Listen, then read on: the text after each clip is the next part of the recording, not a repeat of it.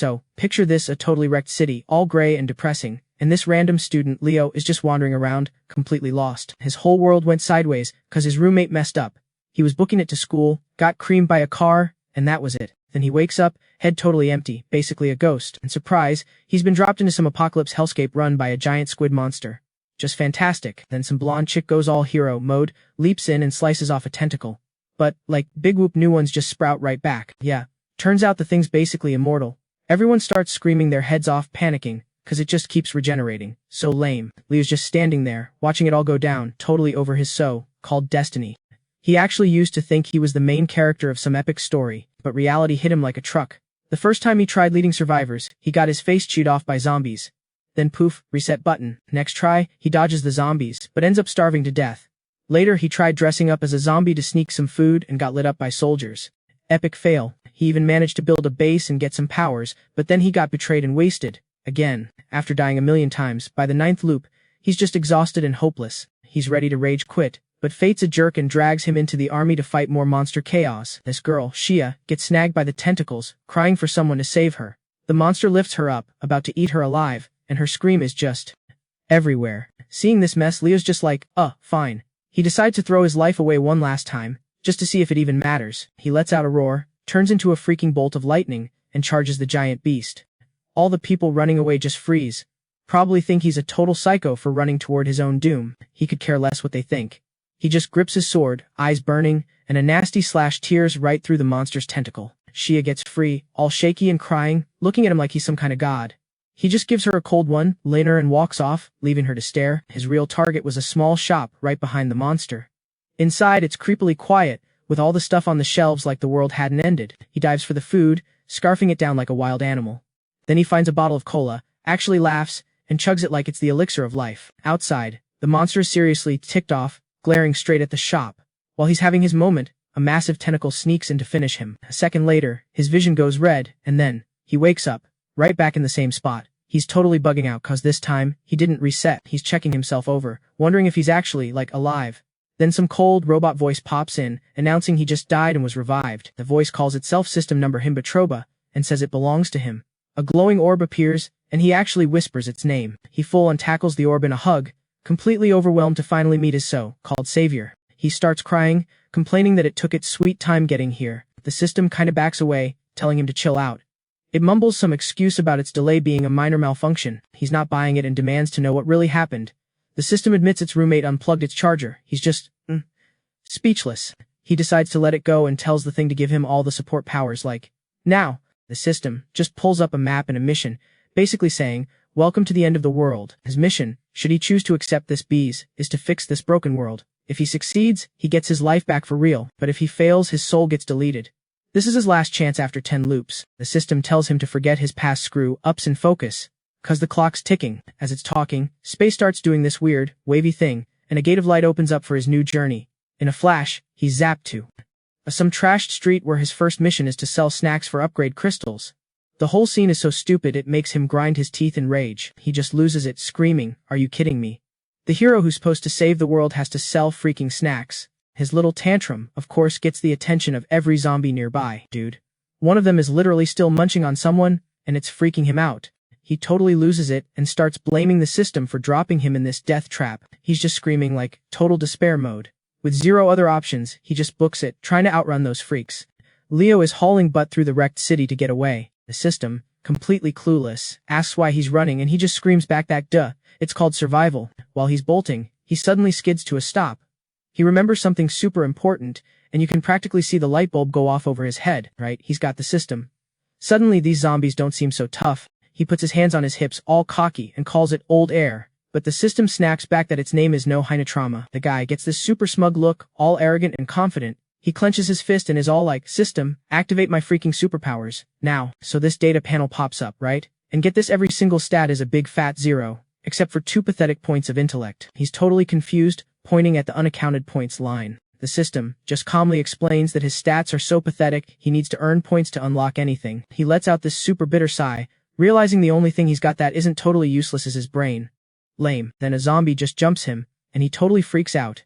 He's running again, screaming and cussing out the system for lying, while it just deadpans that he was already given a tool. It's just cold, man, mocking him for not even appreciating the starter gift. He freezes like, you mean that torn up rag from before? The system snaps it's a rare artifact, which makes him scramble back to find it. He grabs a rusty iron bar for a weapon.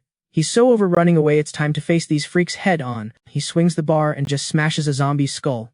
The closer he gets to that piece of cloth, the harder and more on point his swings get. Out of nowhere, one of them sinks its teeth into his thigh, knocking him to the ground. He rolls a couple of times and ends up right on top of the mysterious cloth. The zombies swarm in, completely boxing him in. He just laughs, like great, I'm about to die again in record time. Totally defeated, he just gives up, not even caring about the snacks anymore. But then this blinding light just explodes all around him. The zombies that touch the light just stop dead in their tracks. Then they all turn around and wander off, like he's suddenly invisible or something. He's totally bugging out, completely clueless about what just happened. He actually asks the system if the zombies suddenly went blind. The system lets out a sigh, telling him that's his golden finger, his ultimate cheat, not just some stupid rag. He's clutching the cloth for dear life, calling it his precious treasure. Then he asks the system what the limits are, cause there's always a catch. Basically creates a safe zone as long as he stays in the stall's range. He's so stoked he starts calling himself the immortal merchant, singing and spinning around like a maniac, but the system just kills his vibe, reminding him the defense only works 3 times a day, and it's useless if he doesn't finish his mission by sunset. Tells him to hurry up, warning him that the zombies get, like 10 times worse when it gets dark. He sighs, totally bummed that there's nobody around to even sell stuff to. But then, he hears voices from far away, and they sound pretty psyched. 3 guys appear, loaded down with loot, talking about bringing it all back to their leader. Leo is internally screaming with joy. He figures fate just handed him his first customers. The moment they see him, he scrambles to set up his stall, trying his best to look like a legit vendor. They look over, totally stunned to see packs of fruit candy, which is basically a myth in this screwed up world. He flashes a huge grin, showing off his stash of chips, shrimp cakes, and sodas for them to check out. The trio starts cheering like they just found buried treasure, totally freaking out over chips, beef jerky, and sodas. Leo jumps into his sales pitch. Yo, today it's all about the numbers. Price is the price, no haggling. The 3 dudes just shut up, giving each other these shady looks. Then they totally bust out laughing, like his offer was the dumbest joke they'd ever heard. The guy in the mask cracks open a soda, pulls a gun, and is all like, drop the stuff or eat lead. Leo just scowls, gives them a once-over, and strolls right up to them like he owns the place. He just yanks the soda right back, mumbling something like, great, I was hoping for heroes, not a bunch of pathetic clowns. So the masked dude lifts his piece again, and you can totally see he's ready to end him. A shot cracks the air, but then this invisible shield thing pops up around Leo. The bullet, like, bounces off nothing. And get this, the gun freaking blows up right in the attacker's hand. The explosion sends the guy flying a few yards, and boom, he's out cold. His buddies are just standing there, eyes bugging out, totally freaking over their gun, just self-destructing. They start whispering all freaked out, like, dude, does this kid have powers or something? He just tunes them out, clutching this piece of cloth, completely blown away that it can actually bounce bullets. The 2 goons left are whispering all nasty, trying to figure out who he is and what his deal is. Leo's just like, super cocky, all out of all the powered-up freaks, I'm the one who got picked. Then he goes right back to shilling his Namoi cores.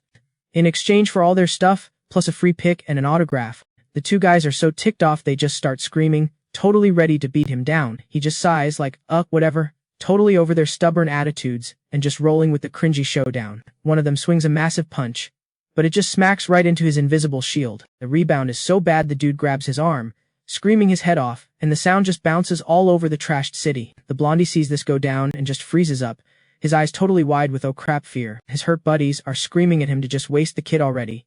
But Leo doesn't say a word, just gives the blonde dude this ice, cold death stare. His glare is so intense it's like a knife, making the guy shake.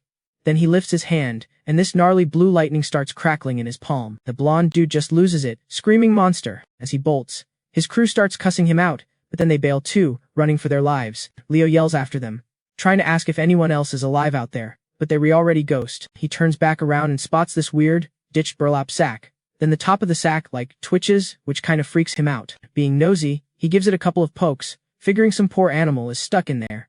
So he carefully starts untying the rope at the top. All of a sudden, a person just explodes out of it, and he totally jumps back. When he gets a good look, he's just floored. It's a girl, and she's alive. Her hair is this insane silver that shines like a waterfall in the sunset.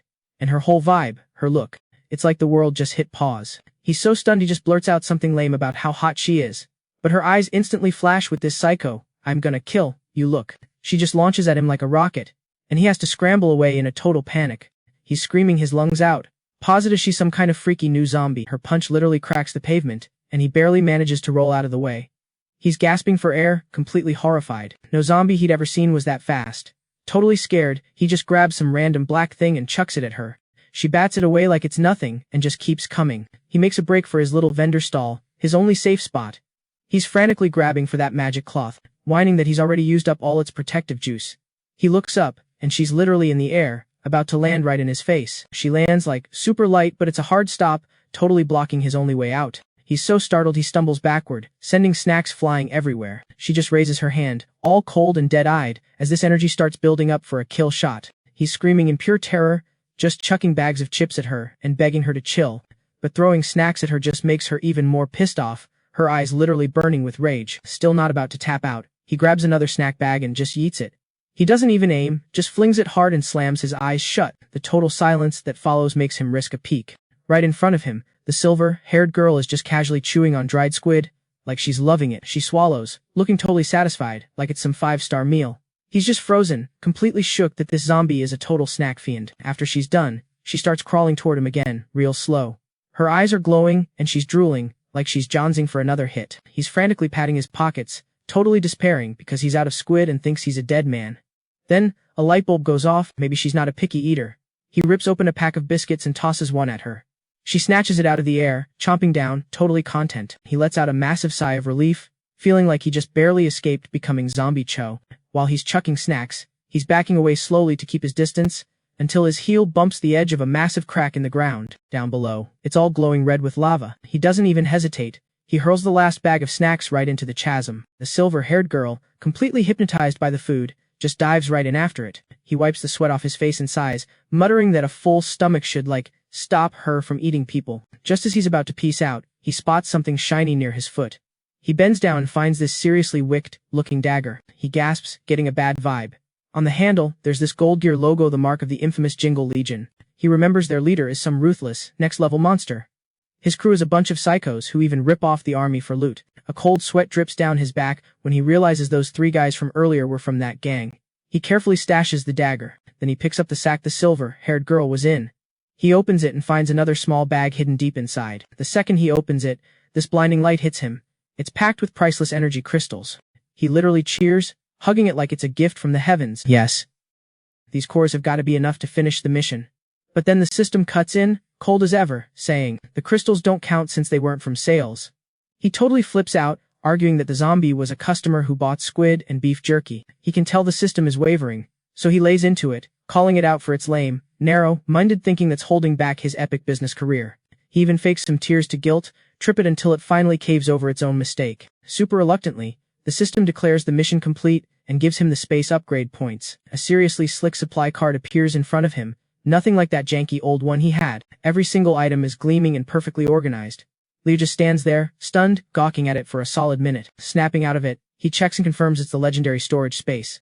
But it only has 4 basic things: water, rice, meat, and vegetables. He's like, are you kidding me? Other people get weapons, medkits, even freaking airplanes. The system sarcastically replies that he's a total noob and shouldn't get greedy. So he just asks about the point exchange. The list pops up, but even with all his Moi points, he can't afford anything cool. He sighs, feeling like this whole thing is still on shaky ground. He realizes his little stall has, 0 defense, and he needs to power himself up. He dumps all his points into stamina, and the system just says it's done. They both wait to see if he's gonna, Hulk out or something, but nothing happens. He's so disappointed. Then the system drops a new mission: earn a ton of cores and hire a servant for a big mob bonus. He starts freaking out at the insane request, totally confused about what hiring someone even means. Then a gust of wind smacks a piece of paper right in his face. It's got this picture of a maid on it, all welcome, or whatever. He figures out it's just a lame ad for the boba shop across the street. Then he remembers the girl who handed him the flyer, asking him to try a drink. The thought hits him, and he wonders if she's even, still around. He starts daydreaming about some blonde maid calling him boss, and, not gonna lie, he's totally hyped. All fired up, he starts pushing his cart again. The scene flips over to this gnarly, glowing red crack in the ground. Some figure just leaps out of the chasm. And guess what? It's the same silver-haired chick he tricked into falling in there earlier. Awkward. She scans the area, then slowly gets to her feet. She looks super bummed for a second before just taking off for who knows what reason. The sun's coming up, and he's been pushing this stupid cart all night, ending up at some wrecked store. Like a total idiot, He calls inside, "Yo, anyone in there?" His brilliant move makes 4 zombies whip their heads around. He slams the door shut, all like, "My bad, sorry to bother you guys." He doesn't waste a second, just bolts, whining about seeing the same deadheads again. The system just roasts him, saying he's the real ghost just wandering aimlessly. The zombies start screeching and chase him like their lives depend on it. One of them gets some serious air and dives straight for the cart. The shield thingy flashes and just eats the zombie into next week. He's so mad, cause the shield only has, like, 3 uses a day and he can't be wasting them. He picks up the pace, trying to ditch them. Behind him, the zombie he launched starts mutating into something seriously gross. It bends over, lets out a psycho roar, then starts crawling at a messed up speed, snapping its jaws at his heels. He dodges just in time, cussing it out for the cheap shot. He pays it back with a solid kick to the head. The creature goes flying and smashes right into a vending machine. Crash is so loud the other zombies just stop in their tracks. The machine tips over, crushing a few of them. He's just standing there, shook, like, no way I just did that. Then he's totally freaking out, yelling about how he's for real getting stronger. The system chimes in to congratulate him on his first ever zombie takedown and gives him a disposable raincoat. He checks it out, totally unimpressed that it looks like a plastic bag. The system explains it's some high-tech gear that's anti-toxin and radiation-proof, but it's a one-and-done deal. He's still thinking, yeah, right? Total cap. He hears a bunch of footsteps coming fast, signaling a whole zombie party. He starts to panic as they close in on him from every side. Hits him that the noise brought them here, and he's feeling pretty hopeless. Then out of nowhere, a soft voice behind him says to run sideways. A girl in a maid outfit peeks out from a doorway, waving him over to hurry up. He can see the zombies under the vending machine are already trying to get back up. More of those freaks are crowding him from the front, about to pounce. So, yeah, no brainer. He grabs his cart and books it toward the girl. The door slams shut right behind him, blocking the zombies out. He lets out a huge sigh of relief, thanking her for saving his skin. Then he realizes who she is and totally loses it. She's just like, have we met before? He's all stoked, reminding her they met in the middle of all this chaos. Saying he went to a high and she gave him a flyer for Boba once. She smiles and says she kinda remembers him, but thinks he's just some regular dude. He gets all defensive, like, I play soccer, I don't dig holes! What a dork. She totally dodges the topic and touches his shoulder. My guy's brain just shuts off because her hand is, like, super soft. After they chat for a bit, he asks her name. She says she's Nina, and he introduces himself as Leo. She says his name back to him, all sweet like Leo. Hearing her say it like that almost makes him cry, 'cause it's the first time a cute girl's ever done that. Dude, get a grip. She just sighs, probably thinking he's a total weirdo. Suddenly, a noise echoes nearby. He goes on high alert, looking around and yelling who's there, so he grabs a soda, but like, the vibe is totally off. Then some noise from a side door makes him jump. What the heck? He creeps over to check it out. Suddenly, this chick Nichin starts screaming about a rat for real. She grabs onto him, whining that she totally just saw one. He's like, where? But she's being super vague, obviously trying to distract him. Meanwhile, behind the door, some creep is peeking out, giving him a death stare. Nichin lets out another fake scream and then just, like, passes out on the floor. So dramatic. He totally freaks and catches her, all like, you good. She just moans about being starved for, like, 5 whole days with no food. Lame. He just chuckles, saying some food will sort her out. Then he bolts to his cart, all stoked to play chef for her, and starts digging through his stash. He's rambling on about what he's gonna cook while Nichin's just watching him with this ice-cold look, like he's total trash. Then her eyes land on the cart, and it's loaded with primo grub. She's low-key shook by how much stuff he has. A nasty little smirk creeps onto her face. Yeah, she thinks this dude is a total pushover. She tries to swipe an egg on the sly, but poof, it just vanishes from her hand. She tries again and again, but nope, total fail. Turns out the system has, like, an anti-theft mode. Nichin's just staring, probably thinking she's tripping or something. She's like, whatever, and decides to just take the guy out and snag the whole cart, but when she reaches for a hidden blade, psych! It's gone. Then Alex, holding her knife, is like, looking for this. She totally freezes, staring at her own weapon in his hand, all shocked and asking how he even got it. Plot twist. He totally yoinked it when she pulled that fake fainting stunt. He gives this little smirk and says he just borrowed it to cook, since he was short on tools.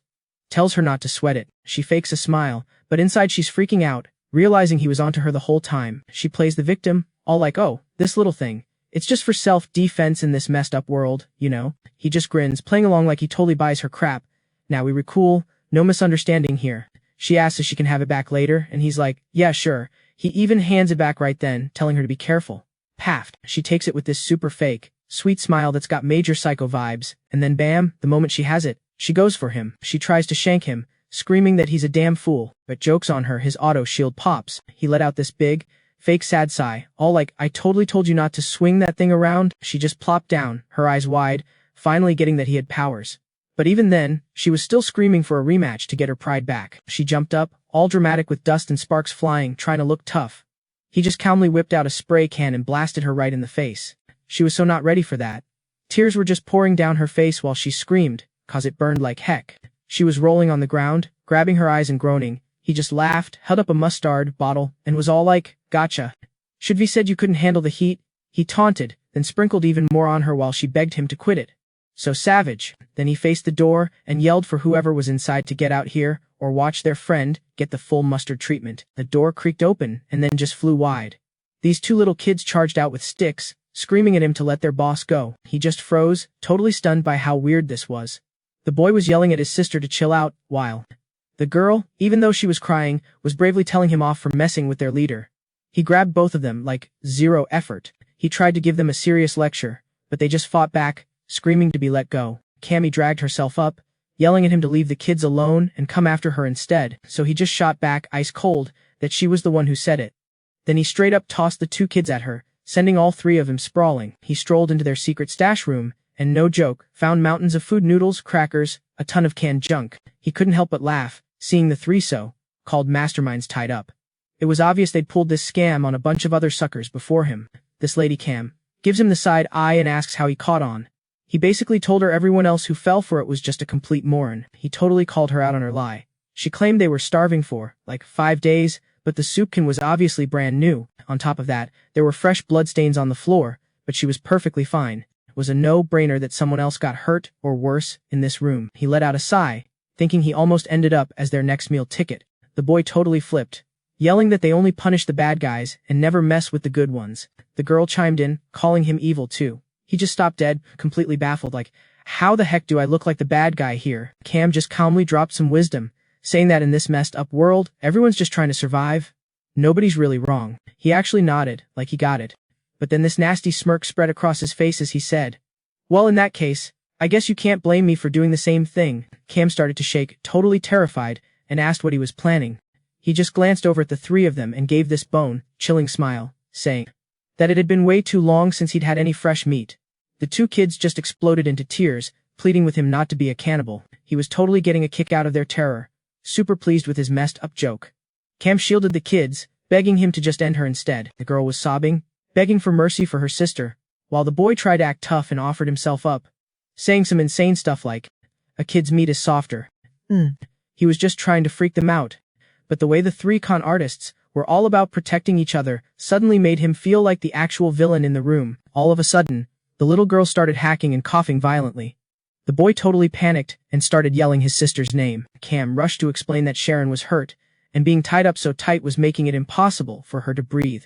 He was still on guard, though, thinking it was just some twisted trick to get him to loosen the ropes so they could try something. But the girl's coughing just kept going, all weak and sounding way too real. He started to hesitate, but on the outside, he was still acting like a jerk, saying her acting skills were even better than her sister's. The boy screamed that they were telling the truth, and Cam pleaded with him, saying the little girl was in serious trouble without help. He could see they were genuinely panicking, but he didn't cut them loose just yet. Instead, he quietly told the system to do a scan. The system scanned her, and what do you know, a light glowed, confirming the girl had a gnarly infection with pus building up inside. Got worse, the system warned that without treatment, she'd only last about 3 days. And right as they were talking, Sharon suddenly caught up a mouthful of blood. He didn't waste a second, whipping out a knife to cut the ropes and help her. As the rope fell away, the girl just collapsed forward, and Cam screamed out her name, "Sharon!" in a total panic. When he pulled away her outer shirt, he saw blood seeping right through the gauze on her chest. The second he saw that, he was seeing red, convinced it was a bullet wound and cursing whoever was messed up enough to do that. Cam said bitterly that it was some military group called the Thunder Corps. She fought back tears as she started to explain at how the kid's mom was one of her regulars, always buying milk tea right when everything started to fall apart. She explained how she'd closed up shop as soon as she saw the chaos and the news about the zombie outbreak, telling everyone to just stay put. For a while, the whole community was working together, hoping for rescue, but once the food ran low, people's nasty side really started to come out. So, this total jerk just walks up and snatches a loaf of bread right out of some mom's hands. Even while she's protesting it's their share, he sneers, like kids don't deserve an equal slice, and takes extra for himself.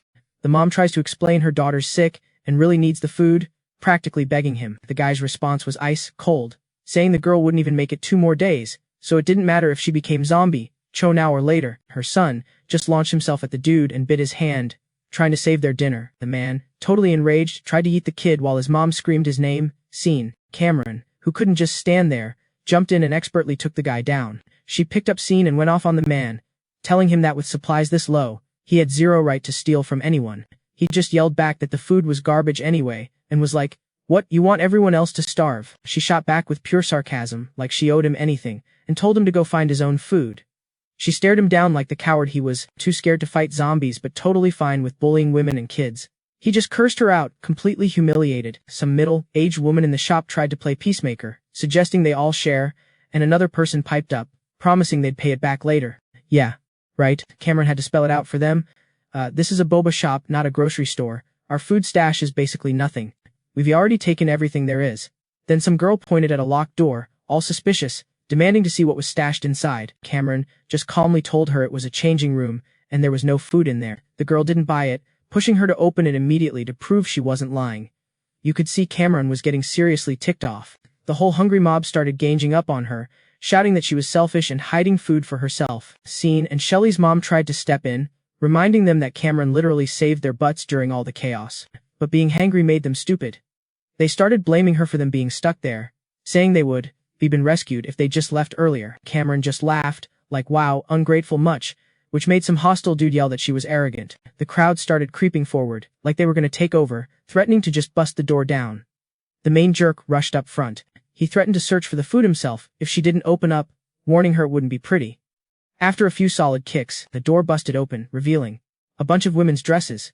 The guy looked so confused, muttering about why a milk tea shop had so many clothes. Some older woman snarked that she wasn't a proper lady, while the nosy girl kept sneering about her fashion sense. Cameron was about to let them have it when a massive explosion outside shook everything. A truck plowed through the front door, smashing the barricade and crashing into the shop. The truck had the symbol on it, a gear, and a lightning bolt marking it as part of some crew. A guy jumped out laughing, announcing, "Well, looky here, we found some survivors." Instantly, everyone in the shop got super tense. They knew this group was just here to rob them.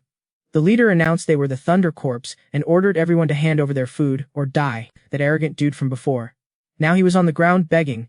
He pointed right at Cameron, ratting her out as the shop owner in charge of everything. One of the Thunder Corps soldiers gave this disgusting smirk, obviously planning to have some fun with the girls and take all their stuff. He even mentioned turning people into a meal. Cameron barely had time to shout a warning before grabbing the two kids and making a run for it. In another corner, a couple of the robbers had a couple cornered. The boyfriend was begging for mercy while his girlfriend was screaming in pure panic. So this blonde scumbag gets all up in Raven's space, running his mouth.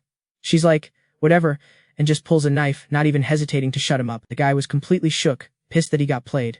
He totally lost his cool and just fired his gun. Then Lily just jumps in front of Raven, taking the bullet for her. She got seriously wrecked. Everyone was just screaming, completely losing it. The gang's leader started chewing out his crew for making a racket that could bring walkers. Then, in a total rage, he just straight up took out the woman who'd been messing with Raven. His genius plan: loot everything in sight and then bail, leaving them with absolutely nothing. Anybody who tried to make a run for it got dropped on the spot. Raven and the two kids were completely boxed in with zero way out. Out of nowhere, the kid's mom rushes forward, tackling one of the thugs and yelling at everyone to get out of there. Leo was just screaming for his mom, completely losing it. The creep slammed her on the head, but she just held on tighter, going all out to buy them some time. A total kamikaze move. With her last breath, the mom begged Raven to watch over her two kids. Raven just held Leo, completely stunned and just broken. Raven just clenched her jaw and bailed through the window. The mom, she pulled the pin, taking those jerks with her in a final blaze of glory. The whole store just blew up, totally vaporized. Now Raven's just sitting there, staring into space, completely wrecked because she feels like she already failed. She just lost it, bawling her eyes out and calling herself useless. Then Lily wakes up, tries to make her feel better, and innocently asks where their mom is. Talk about a gut punch. Raven had to pull herself together to calm the little girl down, while Leo was just desperately pleading with his sister to hang on. Even the system was getting all weepy, and Kai was like, "Seriously, make up your mind." He thought the kids were just extra baggage, but had to admit, her whole savior thing was kinda admirable. He tried to get some medicine from the system to save Lily, but it basically told him nope, you're not important enough. Low clearance, or whatever. He called the system a cold-hearted machine, and it just fired back, outing his attempt to cheat. Kai had to secretly give it props. The thing was annoyingly smart, even though his access was still locked.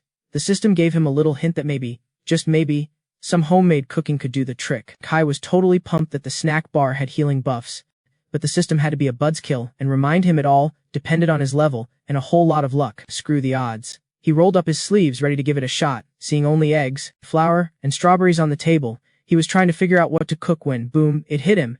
He was like, "Oh yeah!" He started throwing the ingredients together, moving like he actually knew what he was doing. The smell was so good that little Leo couldn't help but gulp. A little later, he served up the finished cake with this proud smirk. Raven looked at it like it might bite her, so he had to promise it wasn't poisoned or anything. He handed the egg cake to Lily, telling her it was his favorite thing to eat as a kid. The girl took it, all happy, and gave him this super bright thank you smile. She took a bite and gushed about how sweet it was.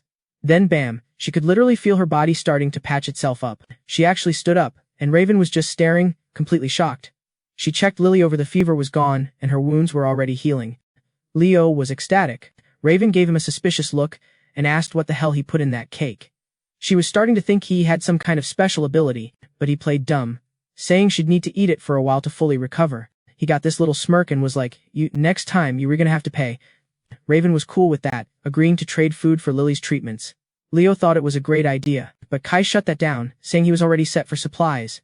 Then he pointed right at Raven and said, "I want you to come with me." Two kids immediately went into attack mode, thinking he was some total creep, trying to pull something with her.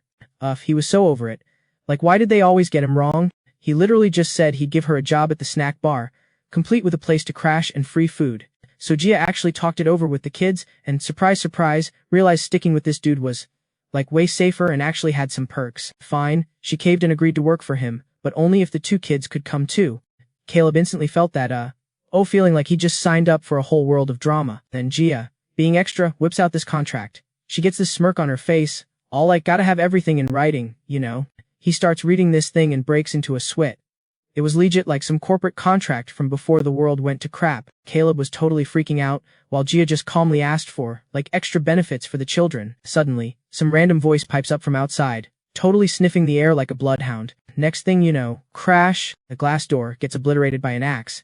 Four beefy dudes storm in, and the leader's like, "Yep, someone's in here." One of them, this guy Dwayne, immediately spots Leo's egg cake and starts losing his mind over how good it smells. Leo goes all protective big bro, hiding his sister and yelling that nobody's touching her cake. Caleb steps up to deal with these clowns. The main dude puts a hand on his weapon, basically daring him to start something. But instead of freaking out, Caleb just grins, super chill, and is all like, "Hey, you guys want to try some of my food?" Wayne turns to his boss, Liam, like a little kid asking for a cookie. Liam just stands there, thinking it over, all silent and dramatic. So Liam asks how much the egg cakes cost. And Caleb's brain is just like, "Chang!" This was his chance to score some crystal cores, and maybe even finish a quest. He shoves the menu in their faces. Liam's jaw totally drops at the prices, but Caleb just shrugs, explaining that, it's the apocalypse and stuff is hard to find. Liam, trying to look like a big shot, just nods and orders 10 of M.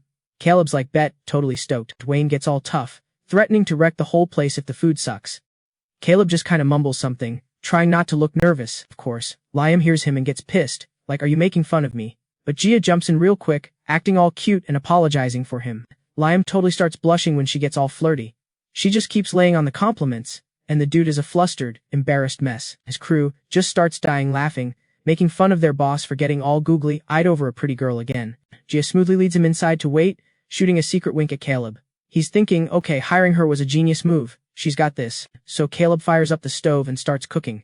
The three goons are just standing there watching, practically drooling all over the floor. Like no time, the cakes are all golden and smell amazing. They grab M and dig in. Caleb and Gia are holding their breath, waiting to see what they think. And Liam's eyes go wide. He's like, "Whoa, this is actually insane." Wayne gets all weepy, saying it tastes just like when he was a kid.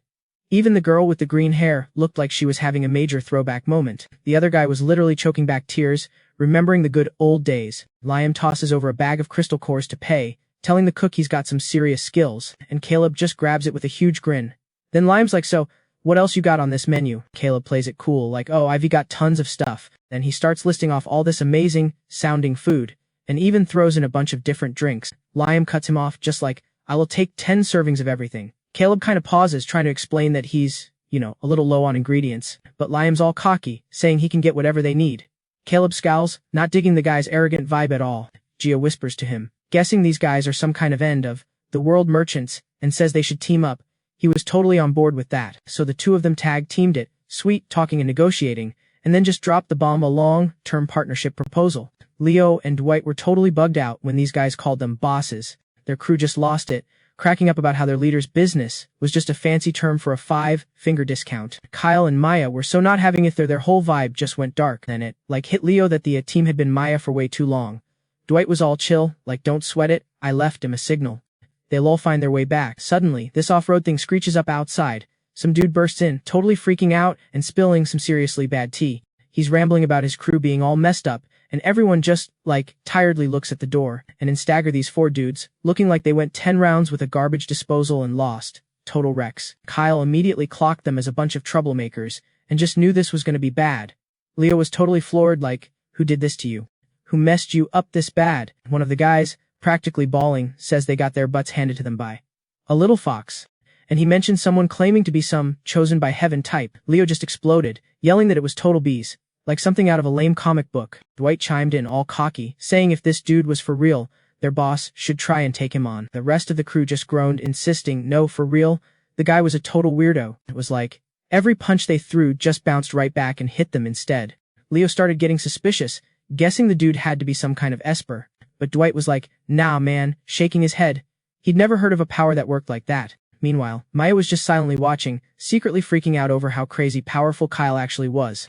Then it clicked, she remembered that weird cloth thing he always had on him. She was imagining it had this insane power, like sound waves that could just, snap someone's neck.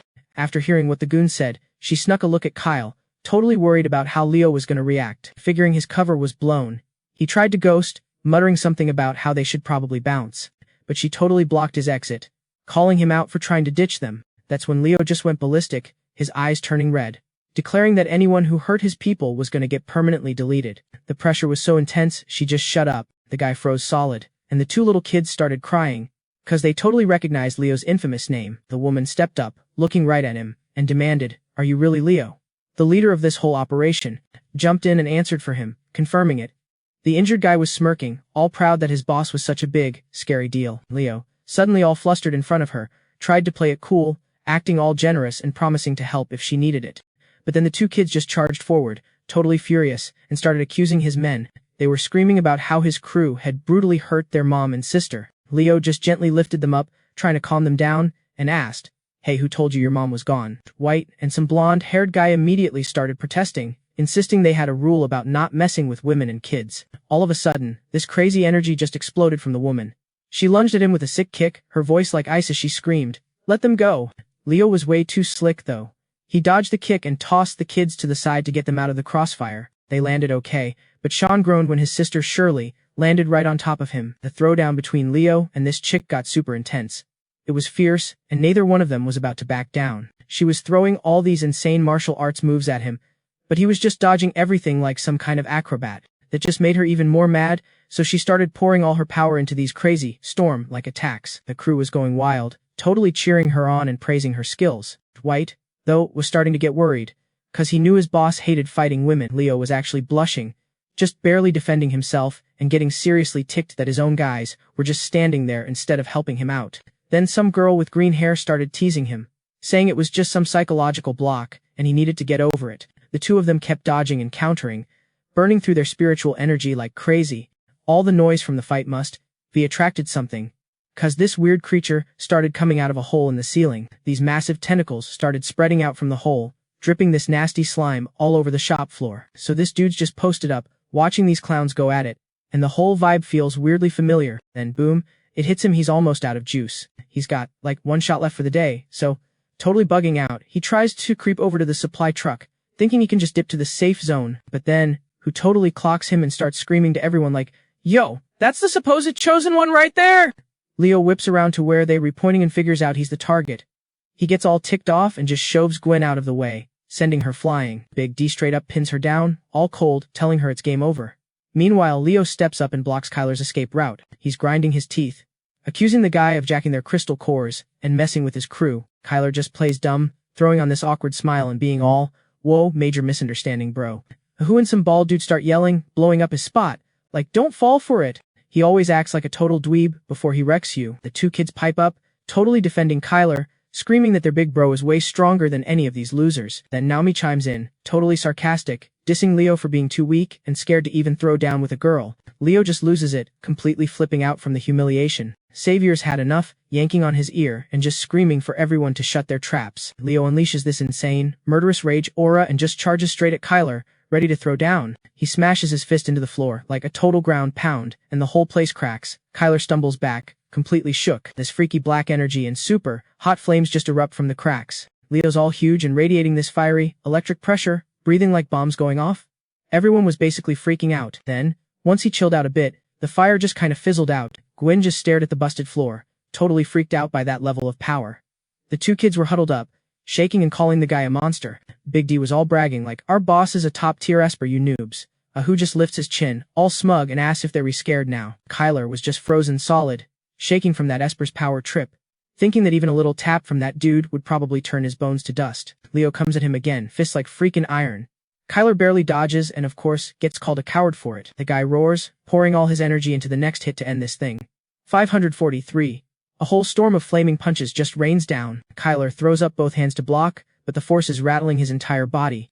The shockwaves were like thunder with every punch, making the air itself shake. Kyler starts hacking up blood. He's alive, but his insides are probably scrambled eggs right now. Leo's totally shocked the guy is still standing after all that. It just makes him more psycho about finishing him off. He keeps attacking, sneering that Kyler is like, so not on his level. The two kids are hiding in a corner, totally shaking. Shirley's crying for him while Scene is just worried about losing all the good snacks. Naomi's just chilling, thinking to herself that if he bites it, all the loot on that truck is hers for the taking. Kyler totally loses his temper and starts yelling back, calling them all scum. Leo just scoffs, blowing him off as some delusional geek who reads too many web novels. A massive punch sends him flying into a wall, and he's just spitting up blood everywhere. He can barely lift his head, his eyes just full of pain. 554. Blood is literally pouring out of this hole in his stomach, soaking his shirt. He drops to his knees, but forces himself back up through the agony, deciding he's gonna fight, not run, even though he's totally getting his butt kicked. His eyes flick over to the food truck, and you can see this little spark of hope. He remembers the rule of the harder you hit, the stronger the blowback. He makes a break for the truck, ready to use the one thing that might save his skin, which totally catches Leo off guard. So Leo, this total jerk, smirks, thinking the other guy wants some honorable duel. What a clown. Then he just roars and goes in for the kill. He starts wailing on him with a bunch of punches, completely clueless that Kevin had a way better plan. Next thing you know, Kevin ducks low, slides right past his legs, yells, and straight up pantses Leo. Leo just, like, freezes solid. He's standing there with everything out, and you can tell the cold breeze is making things super awkward. He's totally humiliated in front of the whole crowd. Cameron was totally speechless, his eyes bugging out. The two little kids were, like, trembling in shock. Meanwhile, the cronies were trying their best not to crack up. Al and Dwayne had to look away, but the blonde and the green-haired girl, they totally lost their minds, just bursting out laughing like maniacs. Kevin was shouting like he just won the lottery, totally showing off how he embarrassed his enemy. But Leo was seeing red. His eyes were practically on fire as he roared like a wild animal. The guy just charged forward like a freaking hurricane, swearing he was gonna crush Kevin right then and there. In the middle of all this chaos, Scene spots a dagger on Dwayne's hip. He totally just went for it, hitting Dwayne right where it hurts and forcing him to let Aiken go. Scene snatched the dagger and made a run straight for Leo. He was screaming in this choked up, vengeful voice, going on about getting payback for his mom. Ivy and Shayla were totally panicking. The girl screamed, terrified her brother was about to do something dumb. Dexter immediately fired at him, shouting a warning to his boss, which kicked off a massive fight between everyone. Kevin shot Dexter a dirty look, totally sensing he was lying through his teeth. Then he shoved the cart with everything he had, sending it flying towards Scene. The cart slid in front of the kid, just before the bullet could hit him. It ricocheted off the metal with this super loud crack that freaked Scene out. But plot twist, now Kevin was the one in major trouble, cause Leo launched some insane fire attack right at him. He was totally whining about his fate, thinking about Shayla and Scene and just being super bitter about how cruel destiny can be. So dramatic. He squeezed his eyes shut, bracing for the end. But the fiery punch just stopped dead in its tracks. Then a massive explosion literally tore the entire house apart. Then Buffy just walks out of all the thick black smoke. Her stare was ice cold, and she was giving off this killer vibe that had everyone totally terrified. She didn't say a single word, just charged straight at Al and Dwayne's group. Her first kick went right for Leo. Leo was panicking, his eyes bugging out as her foot got closer and closer to his face. The look she gave him was sharp as a knife, a clear warning for messing with Kevin. Leo just stared at her, muttering to himself as it dawned on him that he'd just been hit. Took him long enough. He was so embarrassed and pissed off he could barely speak, just stammering something about her being a woman. Then Kevin recognized her and yelled out, "Buffy!" in total shock. She used some kind of freaky spiritual power for a kick, sending Leo flying and screaming in pain. That one kick slammed him into the wall, so hard the whole room basically exploded. After the explosion, she just stood there looking all cool amidst the smoke and flames, her eyes locked on the now burning Leo. The henchmen were freaking out. The girl with the green hair shouted, demanding to know who Buffy was. The blonde dude realized she was that captured Zong sure thing. They all immediately lined up, loaded their guns, and got ready to unload on her. Bullets were flying everywhere, but she was just, like, dancing through them, dodging every single shot. The blonde guy got so scared he dropped his gun, screaming that she wasn't some regular zombie, but a mutant. Buffy hopped up onto Kevin's cart. Dexter saw an opening and swung his blade, trying to attack her. Kevin was ready for a head-on fight, but he was more stressed about his cart, yelling at them not to wreck his stall. He shoved the cart with all his might, helping Buffy dodge the swing. Some opportunist took aim at her and yelled, "Ready to shoot?" Kevin desperately scrambled to stop the guy. The gunshot went off, and it was like you could hear his heart break. The bullet flew right at her, but she acted like it was no big deal. Right before it could hit her, she just casually jumped aside, and the shot nearly blew the whole cart to pieces. She yanked the cart back like a split second before it blew. Alex was all yeah, and gave her a high five or whatever. The bullet slammed into the wall and boom, total chaos. Leo crawls out of the mess, totally ticked off and cussing about the cheap shot. Then this stupid wooden beam just smacks him in the head. He goes down, groaning like a baby. His crew started freaking out. "Oh, Leo! Leo!" Leo totally rips into them. The blonde dude's like, "Wasn't me, man," all awkward. Leo was so mad he just screamed for them to light him up. So this one punk just starts unloading his clip, spraying bullets right at Alex. Leo's squad opens up with everything they've got, forcing Faye to weave through all the crazy gunfire. Alex and his friends just bailed, completely panicking. But he's still trying to save the stupid cart, and everyone's yelling at him for being a stubborn idiot. He got all snippy, yelling back that this was their only shot to get out. Shelley was totally scared, but she was still muttering about how those bandits were gonna get what's coming to them. Faye turns and just watches this disaster of an escape. She puffs out her cheeks, all annoyed, probably thinking, "Could you guys be any slower?" So she just grabs some random iron bar and turns it into a weapon. She whips it so hard it spins like a tornado right through the hail of bullets. The commander dude gets nailed and drops his gun, crying about it. All their guns go flying and bullets start ricocheting all over the place. Total mess. Alex's crew is huddled behind the cart, just glad they were not dead. Meanwhile, Jude and his guys are completely losing it.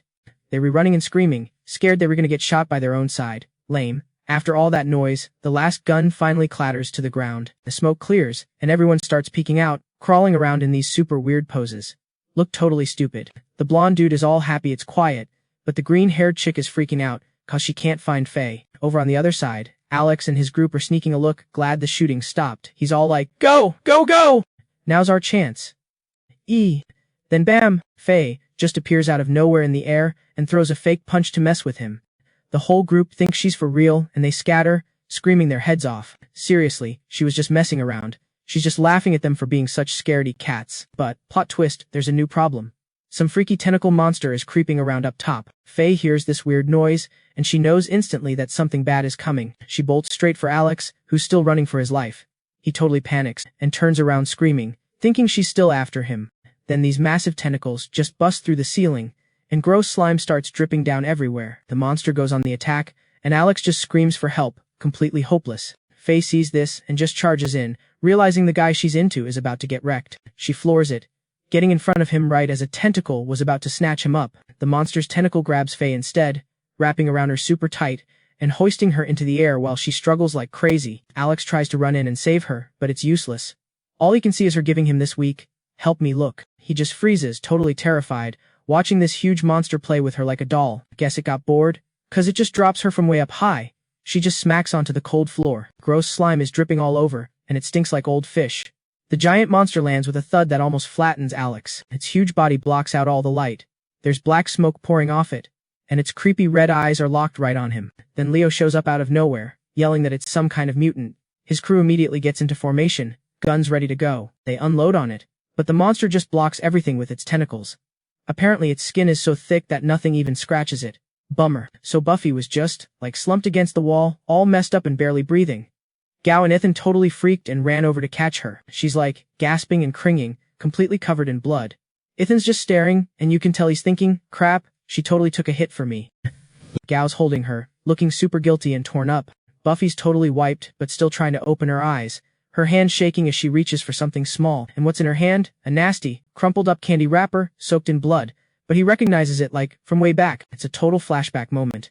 He remembers chucking that exact candy at her when they first ran into each other. He gets all choked up, asking if she seriously kept it all this time just to give back. She just barely nods, makes this little sound, and then boom, she's out cold. Gao's totally bugging out, like, no way she understood me! He immediately jacks into the system. His voice is all shaky, asking how a Jiangshi one of those zombie things could act so human. The system starts scanning Buffy, tracking her weak, spiritual energy. Scan complete. The system's all like beep boop. The zombie virus in her system has a leveled up and rebooted part of her brain. So now she's got the mind of a kid. Meanwhile, Buffy's groaning in pain, coughing her guts out with tears just pouring down her face. Ethan's actually looking worried, totally feeling for her. Gao's like, wait, zombies can feel pain.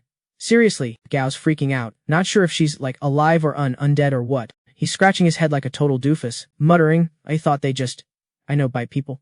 But then Gao's like, no way, she's a good one! She saved her master before. He's basically begging for her not to check out.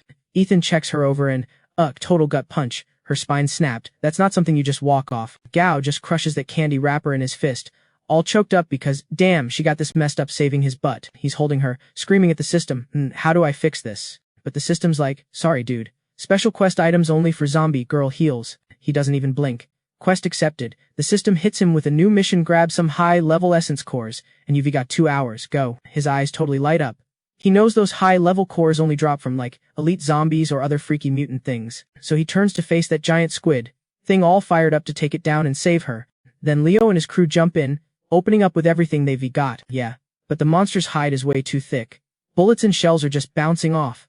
Hudson starts whining that their ammo can't even scratch it. Then this bald dude just charges forward, with a freaking cannon propped on his shoulder.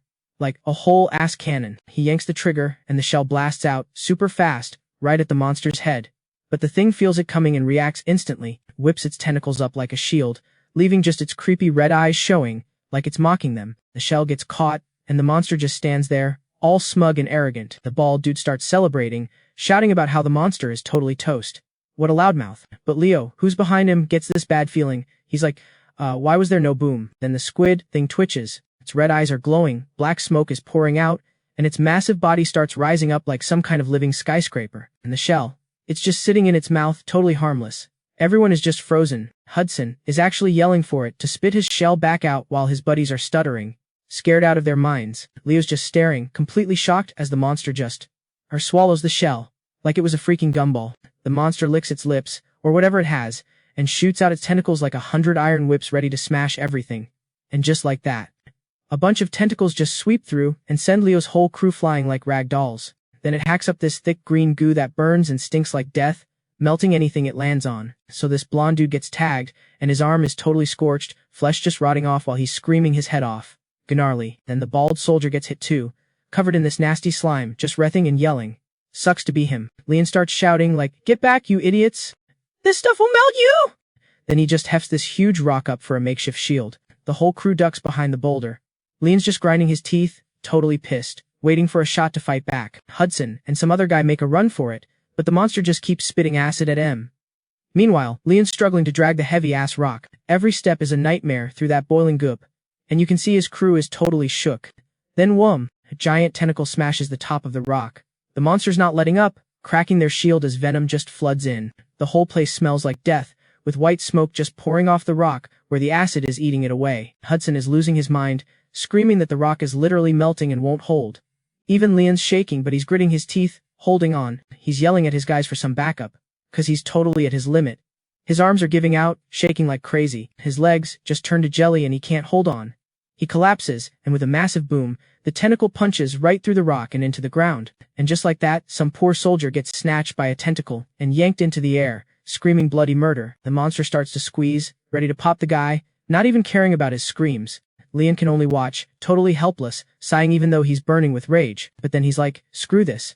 He digs deep for every last bit of strength, and these insane energy flames just erupt around him. He lets out a roar and just hurls the giant boulder at the monster, a total Hail Mary to save his buddy. The thing flies like a freaking meteor. At the same time, he launches himself right at it. Leon blows past the tentacles and lands right on the monster's body. So sick, he grabs a tentacle, screaming that he's gonna rip it clean off, but the skin's too slick. He can't get a grip and just starts cussing. Lame. The squid Thing gets super ticked off and just swats him, sending him flying and screaming in pain. Immediately spews more acid, a whole freaking storm of it. Leon throws up some kind of energy shield, but it's no use. He's totally spent and just collapses. Just when you think it's game over, Grayson shows up out of nowhere in this sick protective armor, his eyes ice, cold as he charges the monster. He spots an opening, and just starts running up a tentacle like it's a ramp, heading for its back. His eyes are glowing this crazy blue. You can feel the power rolling off him as he dodges all the acid spit. The other dudes are just staring like, how is he not melting right now? Leon, who just got wrecked, is watching this totally stunned. Cause he can't sense any kind of power coming from this new guy. Then it clicks, and he shouts, no way, is he? The monster, completely enraged, starts whipping all its tentacles at Grayson, but this dude just dodges everything like he's dancing, making the monster look like a total chump. Grayson then leaps into the air, uses some speed trick, and just vanishes, poof. Gone, and this weirdly cold vibe spreads all over. He reappears gripping a flaming knife, going straight for the creature's weak spot. He's aiming for a shell stuck in its mouth, planning to blow it up from the inside. What a psycho. That's when everyone gets it, this guy is the freaking chosen one. The shell starts to glow, ready to blow. Boom. A massive explosion just rips the monster apart in a ball of fire. The blast shakes the whole damn ground, filling the sky with smoke and flames. Chunks of monster rain down, painting the ground red. All that's left is the stinking, charred, and totally disgusting corpse of the octopus. Epic. So once the smoke cleared, he just rips off his armor, looking all smug about the mess he made. He's all like, shout out to superior tech for not letting me get fried. Then he starts demanding a new suit from the system, which just teases him with some random reward crap. Then he remembers, oh yeah, the mission. He glances over and the monster is like, totally gone. So he starts digging through all the wreckage. Buried in the slime, he finds this sick golden crystal, some high-level essence core. The system's all, congrats, dude, and gives him the core, some recovery candy, and a cookbook. Yeah, a cookbook. He's like, what the heck am I supposed to do with this? And the system just deadpans that it teaches you how to cook mutant creatures without, poisoning yourself. He finally chills, realizing it's actually a pretty decent gift. Then, remembering he has to save someone, he bolts over to help Faye and shoves the essence core in her mouth. She makes a face, barely gets it down, and still looks totally wiped.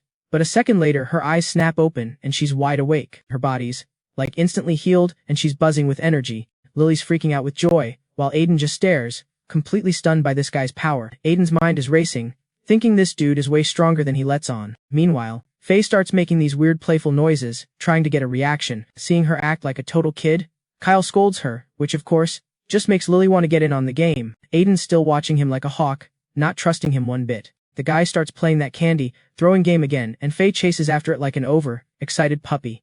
Lily's just clapping and laughing her head off, like it's some kind of show. Seeing this whole scene, Aiden finally eases up a bit, thinking maybe the guy isn't a total psycho, but Aiden's still on edge, telling his sister to stay away from Faye. He's pretty sure the girl is still just a corpse waiting to attack.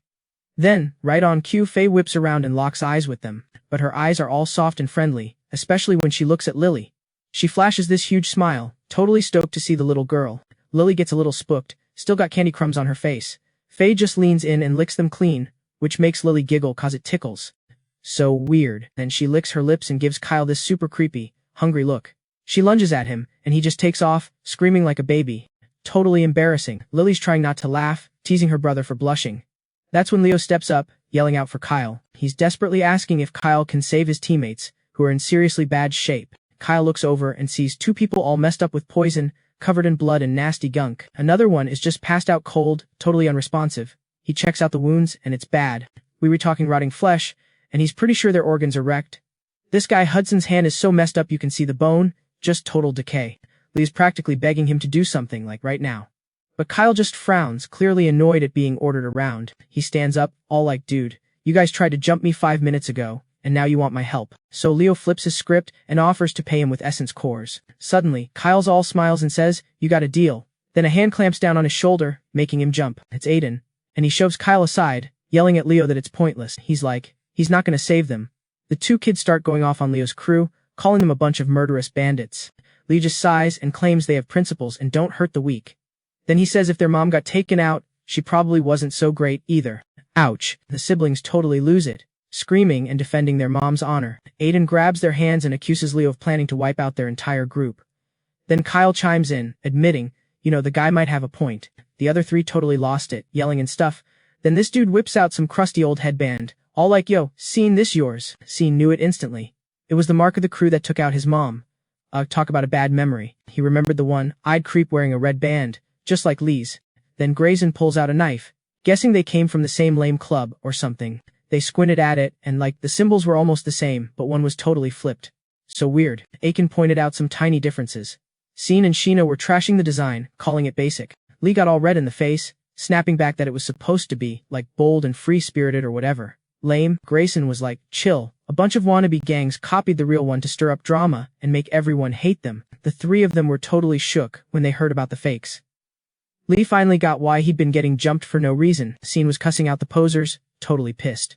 But Sheena just looked bummed out, asking who was going to pay for all this mess. Aiken gently reminded them their mom would, if he wanted them to be happy, not stuck on some dumb revenge trip. Scene and Sheena just stared at her, not saying a word. You could still see they were super sad. Then out of nowhere, this guy Hudson with a white band steps up. He starts screaming about getting payback on anyone who dissed their crew. He got so worked up he started coughing up blood. Guess he made his injury way worse. Idiot. Lee totally freaked out, seeing his guy suffering like that. It was gnarly. He spun around to Grayson, basically begging him to fix his guys before they kicked it. Grayson was like, sure, and then immediately hit him with a price of 10 essence cores ahead. Lee didn't even blink, just forked over the cores. Grayson told everyone to back up so he could work his magic. Meanwhile, on the cart, some eggs got totally smashed, goo everywhere. Grayson looked at the mess like his whole world was ending. So dramatic, he had a total flashback to that run in with the Jingle Army. He got all awkward and offered to give the cores back since it was such a hassle, kinda hinting it was his fault. Lee's eyes went bloodshot. He was so ticked off by that fake, humble crap. Grayson just patted his head like a dog and was like, dude, chill, it was a joke. Then he just pushed the cart and bounced, feeling like a total loser. He started whining about how he couldn't make cookies without eggs now, sighing about how hard life is. Give me a break. But whatever, he wasn't down for long. He cracked open his new cookbook, flipping through it for a new plan. Then his eyes lit up when he found something, a recipe he could actually make with the junk he had. He slammed the book shut, all hyped up, 'cause he figured out a way to save someone's butt. All he had was flour, a little oil, and some random spices, not exactly gourmet. He thought for a sec, then got this look on his face and took off. He ran over to the dead octopus thing, and started picking out the least gross-looking piece of meat. He peeled off the nasty skin, and chopped off the little tentacles, keeping the good stuff. Then he soaked it in something to get rid of the stink, before rinsing it off. He sliced up the white meat, and mixed it with flour to make the filling. He just kept stirring like a maniac until it actually started smelling decent. Then he started plopping blobs of dough onto a hot pan, and each little pancake sizzled up all golden and perfect. Kinda cool, I guess. He flipped until they were crispy, then threw on some tomato and sauce. The octopus pancakes looked surprisingly legit, like actual art. To make up for the dish's missing soul, he just subbed in some mashed potatoes for a key ingredient. And bam, the hot octopus pancakes were done. He was so proud of himself, showing off his creation. He took the plate over to Lee's crew, promising it would, magically heal them or something. The bald dude and the blonde guy looked totally horrified. They were way too sketched out to eat mutant octopus meat. Can't say I blame them, but Leo was totally stuck. The food smelled insane, but he was also freaked out, can I even eat this? He just shook his head, completely torn. The guy explained it with some old school movie logic, saying, yo, where there's poison there's always an antidote nearby, and besides, he was holding onto the essence core and not giving it back. Hudson, even though he was all messed up, couldn't resist and risked it. That smell was just too good, so he took a bite, basically deciding to enjoy it even if it took him out. Then bam. His whole body just locked up, his eyes bugging out at the gnarly reaction. He clutched his stomach, coughing his guts out while his crew started to panic. Leo got right in Alex's face, threatening payback if anything happened to his boy. Right before a full-on brawl could pop off, Faye zipped out and got between them, blocking Leo. He took a weird step back, waving her off like a dork. Meanwhile, Hudson was covering his mouth, making these bizarre noises, before just going all in, totally lost in how amazing the food was. He started getting all poetic, describing how soft the meat was and its perfect, tender chewiness. He said the flavor reminded him of, the power of the ocean, hitting him right in the feels. He swore up and down the dish was seriously incredible. Hudson's rave review totally floored the other two. They couldn't believe some mutant chow could taste that epic. The next second, the whole crew mobbed the stall, yelling for an order, all dying for a taste. They were chowing down in total bliss, cheering like they'd won the lottery. The blonde dude quickly handed a piece to Owen, telling him he had to try it.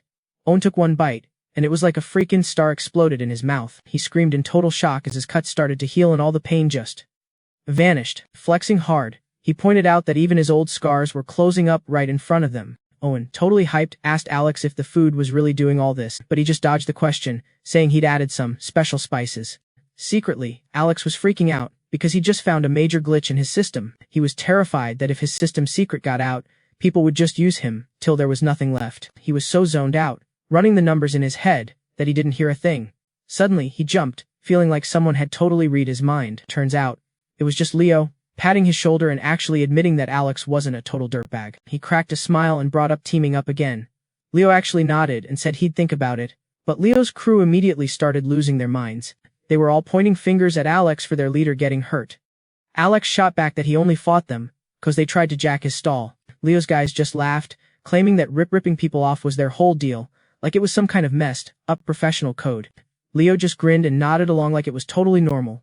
So Alex pointed at Faye and was like, "Then why'd you snatch her?" He called them out on their so-called rule about not messing with women or kids. He defended her, saying even as a zombie, she's still a girl and didn't deserve to be treated like that. Leo's group got super awkward and tried to deny it, making up a lame excuse that they were just distracted by how pretty she was. Alex just smirked, roasting them for their seriously weird taste. Lord Quinn looked horrified and slapped a hand over his mouth while Sean scrambled to cover his sister's ears to block out all the gross talk. Hudson was blushing and started teasing Leo about it, which made everyone bust out laughing and start speculating about their leader's romantic life. Leo screamed that he was innocent, yelling he had nothing to do with it. He gave his men a death stare and demanded they explain what was really going on. The blonde dude hesitated, then finally admitted it was just a dumb prank they made up. Owen, practically in tears, confessed they just wanted to help their boss get over his fear of girls by having him meet a pretty zombie. The bald guy jumped in too, insisting that they totally meant well. Leo totally lost it, started throwing hands and yelling about how they made him look like some creep, which made the blonde girl bawl her eyes out. Then, boom, the system panel pops up, basically screaming that the mission timer's about to run out and the host needs to hire some people, like yesterday. Alex was like totally floored, realizing a whole freaking day had just gone by. He thought just hiring the boss lady was enough to check the box, but the system was like no, saying it didn't count without contracts and uniforms. The dude practically jumped when he heard employee uniforms. His mind instantly flooded with a ton of, let's just say, suggestive outfit ideas. Vision of a super hot nurse floated by, and he was totally lost in a daydream. Then, he imagined two cute but seriously bold bunny girls. The guy's imagination was running so wild he almost short-circuited. The system came in hot, warning him that no way were those kinds of sleazy uniforms happening. When he saw the actual maid outfit, all modest and boring, he looked up, totally crushed, like he could hear sad crows cawing or something. He muttered about how basic the outfit was, all his epic dreams totally shattered. He handed the outfits over to Lord Chin, trying to play it cool like, yo, the staff needs to look professional and have, like, a uniform people recognize. These 3 sets were for them.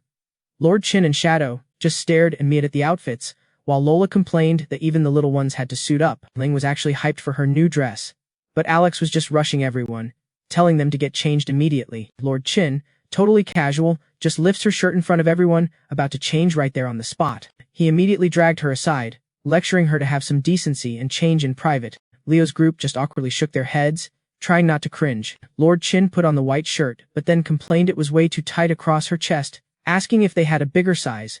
Hearing that pretty much made Leo and his goons short-circuit with excitement. Alex stormed over, all angry, and tried to shield Lord Chin from their creepy stares. He was yelling at her to get a clue when suddenly, something soft landed on his head, making him look up. It looked like some weird mix of a hair bun and a plant root, and it felt soft in his hand. He picked it up, trying to figure out what the heck it was. Then he looked up and his brain just broke.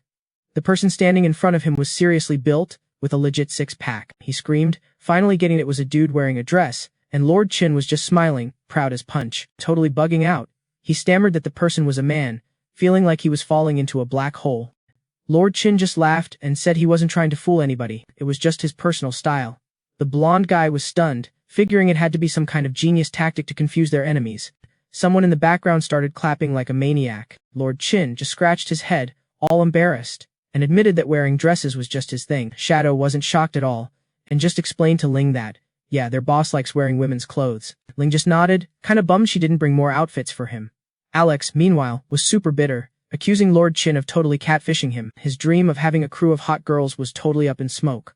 Lord Chin just called him a creep, and then the system kicked in. A countdown started, demanding he lock in the new hires and confirm it. That sobered Alex up real fast, and he desperately asked if there was any other way. After thinking for, like, a second, his eyes landed on the employment contract already drawn up for Lord Chin. Looking like he was about to puke, he signed it. While Fifai cheered next to him, he handed the contract over to Lord Chin, telling him to sign. Alex awkwardly avoided Lord Chin's furious stare, totally hating this job in his head. He looked at the paperwork, moaning about how other guys get harems while he's stuck practically co-parenting with a dude. Lord Chin just signed it quick, figuring things couldn't possibly get any weirder. But then, like, the biggest screw-up ever happens. This Biffei chick just bolts, fast as hell. She straight up chomps on the contract and dips before Lord Chin can even sign. They were just standing there, totally stunned, and Gaiyang is freaking out. Even though she's dazed, the girl keeps booking it with the paper. Gaiyang chases after her, trying to get it back, yelling, "Dude, it's not a snack." So, in the middle of this tug of war, the paper gets ripped to pieces. Biffei gives him this death stare, and then, get this, the system is all like, "Contract signed, fam." Some weirdo energy starts swirling around her. Her eyes are glowing, and she's radiating this insane power. And bam! In a flash, she turns into this super hot maid, like something out of an anime. Goyang's just frozen, his brain is totally fried, and he's basically crying to the sky. He's screaming his head off, like, "No way am I teaming up with a zombie!" And after all that, Lord Chin is still pissed, blaming the whole thing on Gaiyang. She's totally roasting him for his bad choices and for not, like, appreciating her hotness. But then she's all high and mighty, saying she'll forgive him. For a price, of course. Goyang plasters on this fake smile, totally bugging that he didn't even sign the thing, and he's already getting hit with a fine. Lame. He looks around at the trashed house and is like, "So, what now?" Lord Chin's all cheerful, saying she hit up the Jinglele corpse, and they were gonna help out. The two little kids are totally hyped to learn how to fight. He just laughs, glad they'll have someone watching their backs. Then Shaoling yanks on his sleeve, trying to get his attention. She hands him this card that fell, saying it belonged to that other girl. He sees the name Biffei, and just stares at it, probably thinking, what the heck? This dude Lai Hong gives him a map, telling him to call for backup if things get sketchy. Gaoyang is shook when he sees the shelter is in Lin Yu City. He's thinking to himself, karma's a B word, I guess. He just shakes his head, giving props to his enemy for finding such a slick hideout. Lai Hong just laughs, saying jails are basically the safest spots now. Lord Chin gets all happy, hugs Lai Hong, tells him he's awesome, and then asks for her own room. Typical. Lai Hong totally panics and runs off, yelling about finding some guy clothes for him, but Lord Chin is dead set on wearing women's clothes. So much drama, whatever. They all just pile into the ride and bounce from that place. Shaoling and Shal are waving bye to Gaoyang, all cute and stuff. The Jinglele crew is all cheerful, telling him to watch his back, and that they all drop by again. Gaoyang gets all warm and fuzzy inside, smiling as he says his goodbyes. Kinda sweet, I guess. He glances at Biffei's card, feels a little better, and decides it's time to move on. He turns to ask her for help with, future stuff, and surprised, she's gone. He spots her on top of a truck, munching on something, and yells at her to knock it off. So now it's just his shouting and her loud chewing echoing through this dead city. Biffei is going to town on a wooden plank, like she's possessed or something. Gaiyang's ticked off and yanks her away, trying to make her stop, but she just growls and bites down even harder. So stubborn, so Goyang pulls super hard and rips the freaking door handle off. The whole truck just, explodes into pieces from the force. He's just standing there, completely frozen, staring at the mess. Meanwhile, Biffei is sitting there like a cute little kitten, just innocently chewing on the handle. Then it hits him, the truck's damage. Proof mode was never even on. How the heck did it shatter that easily? He reports the glitch to the system, asks for a new one, but it's all, you'll have to wait for the higher-ups to approve. Bureaucracy. Request denied. Classic. He's so mad he could spit. The system explains that the warranty only covers outside attacks, not when an employee wrecks it. Gaiyang just loses it, yelling at the system for not giving him a heads up sooner. Thanks for nothing. Gavin shot Faye a look, why did I team up with this total spaz? He flopped down, staring at the busted truck. Great. Just great. Totally screwed. Then, surprised, the system screen flashed in his face. It was all get 10,000 more points and you can level up. Genius. Now go do a quest or something. Stupid little ding went off. New mission. Snag 10 jin of meat in Himoiban hours. You will get a prize or whatever. He let out a huge sigh. Yeah, right? 10 jin of meat in this zombie-infested wasteland. Good one. But then, a light bulb went off. That old chicken farm nearby. A plan started cooking in his head. He even pulled up some old-school cooking guides. He was cramming all this useless info about mutant chickens, like how to carve out the gross infected bits for some clean meat. He got all hyped and was like, alright, I'm gonna go mess with some chickens. Just then, some freaky mutant chicken went full on beast mode, its eyes glowing red as it let out this insane screech. Gavin ducked behind a rock, peeking out. Okay, so they were just overgrown chickens. But there were a ton of them. He figured he'd have to pick them off one by one. He groaned. Looked like he had to call in Faye for backup.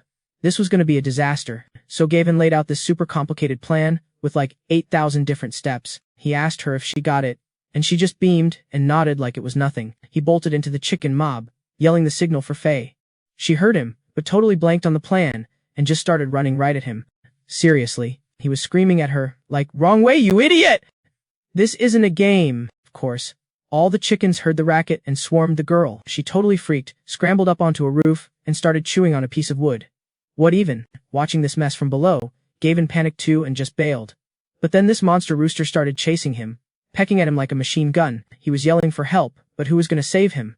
The thing literally bit him on the butt, and he took off, yelping in agony. He hit a dead end at an iron fence. Trapped, he threw himself at it with everything he had, desperate to find a way out. Thank God, he saw this tiny hole in the ground he could just barely fit through. He dove in, escaping that beak by like an inch. He sat there in the dirt, totally winded, his heart trying to beat its way out of his chest. The psycho chickens were all around the hole, pecking at the fence like a bunch of zombies. They were scratching at the metal, staring him down while he hid in the hole. He just held his breath, so glad this stupid pit was here to save his neck. Then, something wet and gross slimed across his hand. He just about jumped out of his skin. He looked down and saw he was surrounded by busted eggshells. A really bad feeling washed over him. Oh, crap. He'd crawled into the mother hen's nest. A massive shadow fell over him, and he froze. Some kind of mega hen with dead, red eyes was bombing him like a missile. Petrified, he just scrambled out of the nest and ran for his life. The chase was on again, and he couldn't help but whine about his garbage luck. He was screaming, "Where's my stupid protection skill when I need it?" The psycho bird just kept jabbing him, making him howl in pain. Finally paused, just staring at him like, "Yeah, I own this place." He was backed into another corner, the way out totally blocked. He was trying to catch his breath, getting super freaked out by the sound of eggs cracking and little chirps all around him. The giant thing moved in, its beak pointed right at his face. He swore under his breath. As it lunged, he twisted out of the way like some action hero. He was telling himself he had one more trick up his sleeve. Then he jumped, wrapping his legs around the monster chicken's neck. Fueled by pure rage, he basically dared it to try him. The fight was insane as he squeezed harder and landed some solid hits. He was so close to winning, already patting himself on the back for being so awesome. But then the beast just whipped its head around, not giving up at all, which completely blew his mind. This thing just yeeted him into the sky. Dude was screaming his lungs out. Total fluke. But he landed right back on the monster's spine while it was still kicking. It went totally psycho, darting everywhere, making him want to puke and cry for his mommy. After like a million crazy turns, the thing just dropped dead. Its neck snapped. He was just hanging onto its tail, shaking like a leaf, totally freaked by the whole scene. Cut to some creepy forest. A bunch of military trucks are crawling along. Then some big shot and one of them starts barking orders for a status report. Turns out, one squad's still talking to the bigwigs at AQ. The radio guy is all stressed, saying they're on their way and almost there. Everyone's mood, like totally skyrockets, cause they scored a massive haul of supplies. But this one dude just scoffs, calling the captain a total wimp for not taking any chances. Some middle-aged new guy sighs, saying that village was a straight-up death trap, but hey, at least they were not dead. So whatever. Then bam, huge log is blocking the road, making the whole convoy slam on the brakes. The wheels drop right into a freaking trap, and the trucks are stuck. The leader yells that they've got trouble. The whole team piles out to check it out and, surprise, surprise, the tire's toast. Some dude with a beard checks it and is like, "Yep, tire's blown." Then this blonde guy tries to chill everyone out, saying he knows this road, and there's usually no dead things around. But some tired-looking kid is like, "Don't get comfy, you guys. The chance of some freaky mutation showing up is getting higher." So Kevin and John get to work changing the tire super fast, while everyone else is on lookout. Kevin's all focused on getting the new wheel on, and it's dead silent and super tense. He's mumbling about how you never see bodies on the main roads. The blonde dude agrees, all cocky like, "Paft, I only need one bullet anyway." Out of nowhere, a loud thud makes everyone jump. Old man Miller walks up and smacks both of them, telling M to shut up and stop jinxing it. Kevin and John are like, "Sorry man," admitting they just noobs and want to learn the ropes. Miller just blows out some smoke, his eyes getting all serious. He starts going on about how awesome Team Bass was, asking why everyone else sucks. The two newbies just stare at him, totally clueless. He gets all proud and says it's all because Captain Hawk is so experienced and careful. He's like, "You guys are lucky to be on his team." The two young dudes just give this super awkward smile, sucking up about how great Captain Hawk is and promising to learn from him. Then the blonde guy awkwardly asks if he can, like, go take a leak or something. Miller scowls, grumbling at him to make it quick, so the guy scurries off. Then, all of a sudden, the bushes start shaking like crazy, like something massive is slithering through. Hawk senses the danger instantly and whips his gun up. He asks the guys if they heard that weird noise. They both shake their heads, like, nope. Meanwhile, Blondie's finished his business and is whistling his way back, totally oblivious. Right behind him, this massive python is waiting to pounce, its creepy red eyes totally locked on its next meal. He gets this weird chill and looks around, but sees nothing.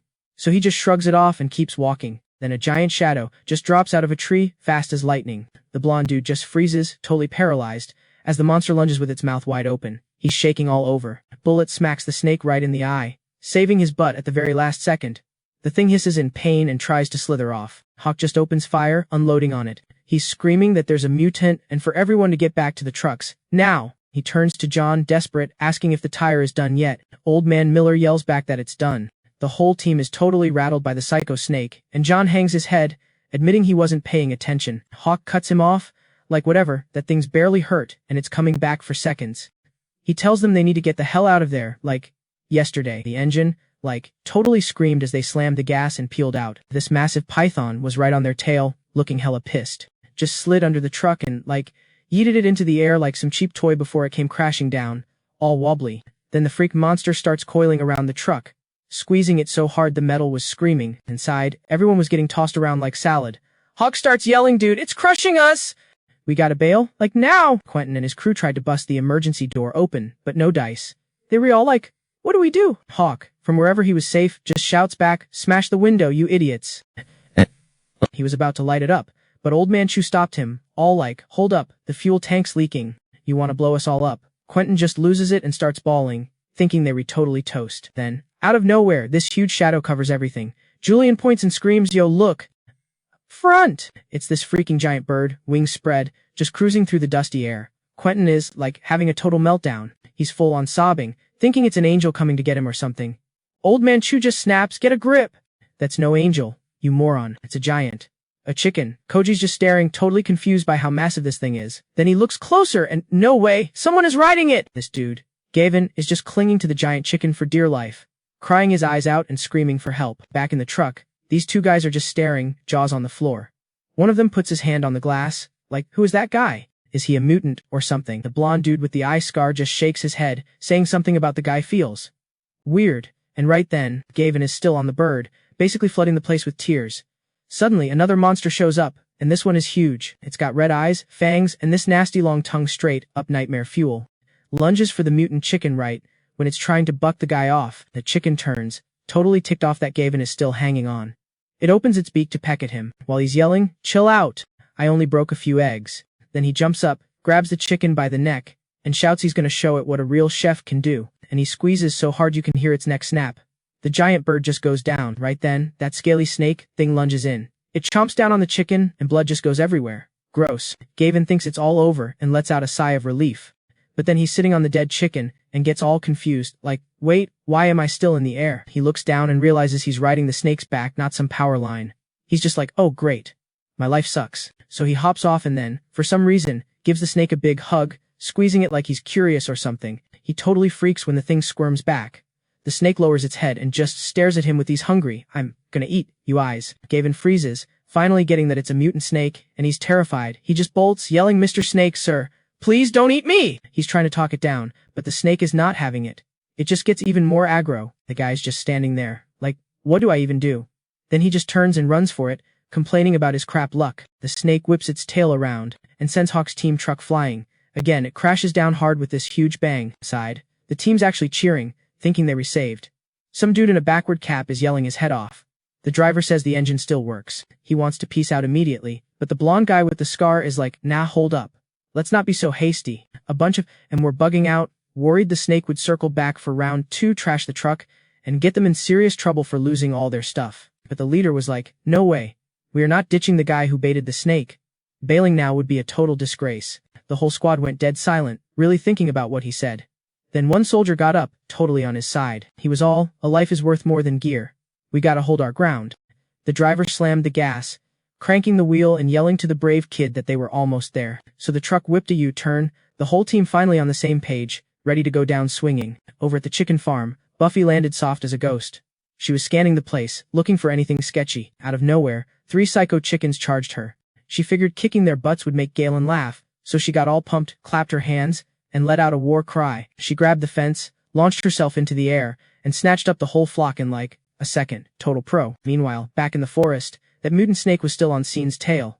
He was booking it, screaming for his second bro to help him out. The system basically shot back a "Can't help, my functions are locked." And of course, the snake heard him yelling. It coiled its tail around him super tight, squeezing all the air out. Then the snake opened its huge mouth, and this gnarly stench just poured out. He started getting dizzy, mumbling some nonsense before he blacked out. The smell got way worse as the snake leaned in, but then, the sound of chickens made him snap out of it, and start cussing a storm. And just like that, Buffy showed up, carrying the chickens all tied up. She jumped high and brought her foot down hard right on the snake's dome. The snake totally wiped out, crashing to the ground and sending chickens flying everywhere. It was knocked out cold, owned. Scene was freaking out with joy, yelling her name. He grabbed her shoulders, all like, "You saved my life." But then he got all serious, telling her not to goof off during a mission. The system popped up, announcing mission complete, and giving their food stall an upgrade. Flash of light, and bam, a freaking luxury car appeared as their reward. They were both floored, and he started cheering that they finally had a ride. He was gawking at the plush interior, totally in awe. The tech inside was next level, and everything was so shiny and bougie. He grabbed her hand, jumping up and down like a maniac, hyping up the system. The system was all smug, bragging about how generous it was and announcing a bonus prize. Cool, a skill card just popped up. Guess it's time for a temporary power-up. So he got all curious and checked his weapon storage. And what's inside? A bunch of lame cooking gear. He was totally stunned. Then the system was all like, yo, each tool has a sick ability. Suddenly, he was totally hyped to go try them out in the forest. He got this wicked grin on his face, planning to test his new toys on that snake. The system was like, dude, cut the creepy smile. He just yelled at the system to shut its trap. Then he turned to Faye and was like, hey, wanna see something awesome? He whipped out a knife, shouting for her to check out his moves. The blade was a total blur, dicing up the snake as he yelled out his attack names like summon I'm hero. The snake meat just fell into these perfect little piles, like it was pre-packaged. Faye just kinda held him steady, her face a total blank. He was totally geeking out over the knife, saying how convenient it was, and the system actually laughed, like it knew all along. Then the system dropped a new quest: cook 3 snacks and get at least 5-star reviews. Fail once, and you lose everything. He totally lost it. He started whining that everyone's taste is different, but the system just calmly told him to give it a shot for a legit reward. It dropped a hint about some secret prize, but he wasn't buying it. He figured since there was no time limit, he could just chill for a bit, so the system was, like, nagging him to get to work. He shot back that chilling was part of the prep, but the system was totally not having it.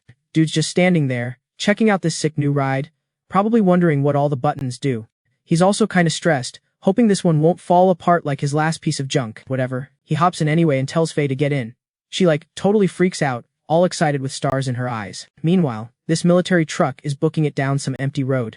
Some blonde dude asks where the snake tracks went, and the driver's just dipped into the woods, bro. Then this guy with a backwards cap spots something messed up and yells. The whole crew bails out, ready for anything, and what do they find? A freaking mountain of bones, still wet with blood. Gross. Some guy kneels down and is like, yup, fresh kill. The dude with pink hair just sighs, all luck, we re too late. Then Cassie checks it out and realizes the bones are way too big to be human. Huge. Someone else radios the captain, you gotta see this. The team finds even more bones and figures free from mutant snakes and birds. The sight gives M all the creeps. One of them is totally shook, asking what kind of monster could chow down on a giant snake that fast. The main guy's just stroking his chin, thinking the thing might still be around. Hedges over there, deep in thought, figuring it was some epic battle and one mega beast just wrecked all the others. Cut to Caleb, cruising in his mobile base thingy. Faye's in the passenger seat, head out the window, just laughing her head off. He's cracking up too, bragging about how he's living his college dream 20 years ahead of schedule. He asks Faye if she's having a blast.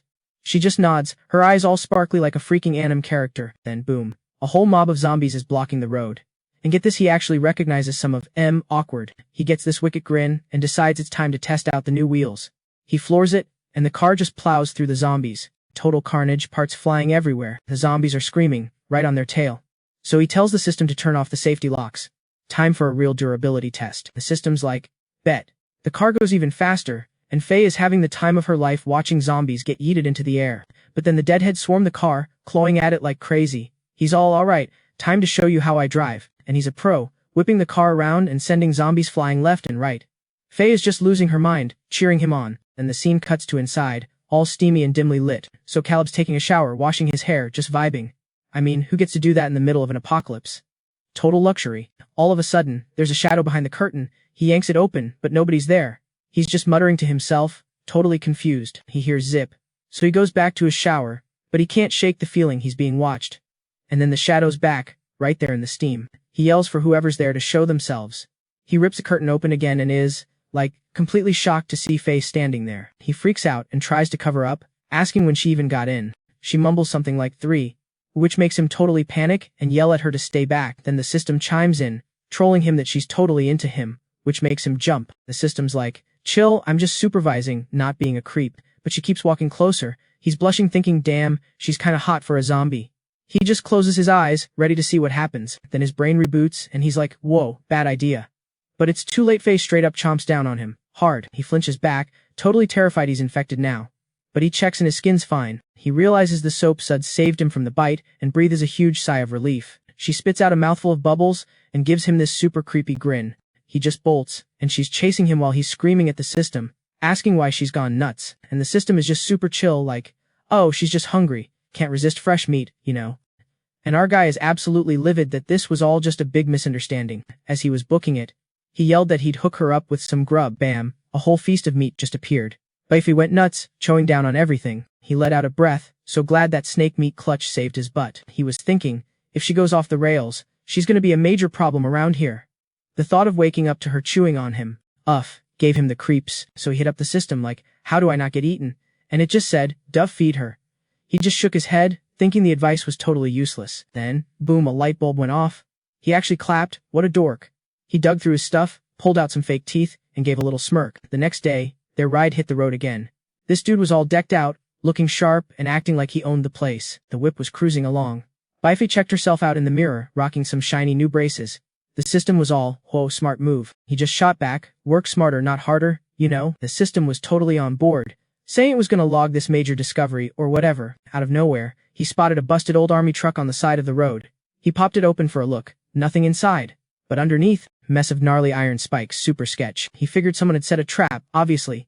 Beefy started copying his every move, which actually made him crack a smile. Then this massive noise erupted from the woods. Birds everywhere were freaking out. He whipped his head around when he heard shots fired. Beefy went into psycho mode, giving off these seriously aggro vibes. He held up a hand, trying to chill her out. He listened close and figured it was just one sniper. Peeking through the scope, he saw some chick taking on a bunch of zombies. Beefy was just staring at the screen, looking totally confused. This girl had these insane, ice-purple eyes. Her aim was dead on, popping them one after another. He was kinda impressed by her skills and okay, she was hot but damn, she was about to run out of bullets. He was already breaking it down in his head. Sniper rifles are a pain to reload, and she was about to get totally mobbed. Then it hit him, he totally bit it once, making that same stupid mistake. Ammo runs out, zombies close in. He was on the fence. Like, should I jump in or what? He literally face-palmed, telling himself not to be a simp, and of course Beefy copied him. The zombies were all over her, tongues hanging out, jaws unhinged. She pulled the trigger, click, it jammed. No more ammo. One of them lunged, and almost got a piece of her. She just tossed the useless gun, and whipped out a short blade from her back. He was floored. Her reflexes and moves were insane. She was a blur, slicing through those things like they were nothing. She ended up standing in a pile of bodies, looking like a total, epic badass. Then she just turned and walked off towards the river. She closed her eyes, shrugged off her coat, and... whoa, she was rocking this tight black outfit that left, like nothing to the imagination, and cue the massive nosebleed from Gaius. Seriously, he slapped a hand over his eyes, mumbling, don't look, don't look. Dude was terrified she'd spot him being a total creep, and just end him. He snapped the binoculars shut, and yelled for Chloe to bounce, but she was, like, totally mesmerized by some purple butterfly. She accidentally clocked him with her elbow, and the dude completely lost his footing, and went tumbling down the freaking cliff. And while she was still off chasing the butterfly, he was just balling down the hill like a total spaz. He landed face first, all twisted up, and just skidded to a stop. He shot up screaming Chloe's name, totally pissed. Then he felt something weird on his head, and reached up. He pulled down, wait for it, a pair of white undies with a little purple bow, and nosebleed 2.0 gushing everywhere. He looked around and saw a bunch of her stuff scattered all over the place. Total panic mode. He tried to ghost before she came back. Too late. A cold blade hit his neck and he froze solid. There she was, her eyes looking sharp and cold as ice, saying, looks like I missed one. The guy went ghost white. He slowly turned around, hands up like, whoa, I'm human. For real? I can prove it. But this idiot is still holding her freaking underwear. The chick was, like, shaking with rage, totally giving him the death stare. He totally freaked, tossed the thing, and was all like, it's not what it looks like. But his lame excuse just made it worse. She was convinced he saw everything, so she starts screaming, swinging her blade at him and calling him a total creep. He's just flailing around like a noob, yelling for Shia to come save his butt. And then, bam! Shia drops in from the sky like a freaking superhero. She throws this insane kick, but the other girl blocks it with her knife. So now they re-in a standoff. The woman's shook that someone else jumped in. They start going at it, like a full-on anime battle, and you can tell she's getting super curious about who this Shia chick even is. Her moves were hella sharp, but Shia was right there with her, countering every single one, like total pro-level stuff.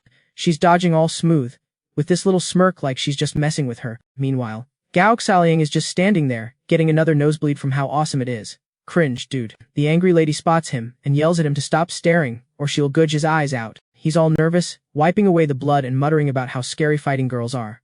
Whatever, so he bails and runs back to the car, shouting for Xiaowei to come back when she's finished wrecking the place. Okay, so the opponent was seriously stacked and it was kinda weird. Xiaowei gets this mischievous look, like she just had the best idea ever. She suddenly lunges forward, all excited like a kid with a new toy. The other chick totally freaks out, yelling at Xiaowei for being just as much of a perv. Right then, a bullet just rips through the air. Both of them dive out of the way, like instantly. And then this dude with crazy hair and a seriously weird outfit just strolls out of the zombie horde. He's just walking all chill while his loser goons are totally gawking at the girl. She's not having it and is like, "He Jin, what the hell are you doing here?" He just smirks and says some of his guys got jumped, and he figured out it was her crew. He Jan's all proud about it, totally rubbing it in her face how she dissed him before. His eyes are glowing red, and he's like, if she had just listened and given up the base, she'd be living the good life. But now, she's gonna see how messed up he can be. He gives the signal, and his whole squad just aims and unloads on her. The girl just freezes, totally terrified as bullets are flying everywhere. She's barely wearing anything, just trying to dodge and defend herself, but it's not looking good. Bullets were coming in hot and fast, like a swarm of angry bees or something. She manages to do some slick flips and dives into the thick woods to hide. One of his girls yells that she's getting away, but Jane just scoffs, saying she's running right into a dead end anyway. He gets this nasty grin and says letting her die that fast is way too nice. He tells his goons to take her alive, and they all split up to hunt her down. Then, one of them spots another girl. It's Xiaowei, just kinda wandering around looking clueless, so they totally think she's an easy target. Some soldier asks what to do with her. The boss gets this creepy smile and is like, "Duh, we share. I go first, then you guys can have your fun." So gross. His crew of losers all cheer, telling him how awesome he is. 3 of them circle around Xiaowei, staring at her like total creeps. 2 of them are making gross jokes about how she's their type. Another one sneaks up behind her, whispering some disgusting line about taking care of her. The second his hand touches her, Xiaowei just spins fast as anything. She snaps his arm in like one move, the dude screams and just drops. The other 2 guys freak out, pull their guns, and start cussing her out, ready to shoot. But then, you hear this engine roaring super close. A freaking truck comes barreling in, and just plows right into them. Bodies and guns go flying everywhere. And it's Gao Xiaoliang, leaning out of the window. He's flipping them the bird and screaming that anyone who messes with Xiaowei is gonna get wrecked. Xiaowei sees him and gives this soft smile. She just hops onto the roof of the truck, looking all confident and holding some weird thing. Gao Xiaoliang has no clue what's up and just yells to see if she's alright. So she's, like, hanging upside down showing him the thing, and he totally loses it, screaming at her to chuck it. Then you hear rustling from, at the end of the path was this massive, gaping chasm with no way to get across. She whispered, totally panicking, realizing she was boxed in. That creep and his goons closed in, all smug because they thought she had nowhere to go. One of his minions, some girl, lunged at her, and she had to fight back. With one slick move, the other girl flipped her onto the ground. Next thing she knew, there was a gun pointed right at her face. She was totally screwed. Kian started mocking her, calling her weak and scared, sneering, cause her clothes were all torn up. She gritted her teeth and yelled back, calling him a total coward. He just let out this nasty laugh, saying she was about to find out he was no amateur. The jerk yanked her back by her hair, super hard.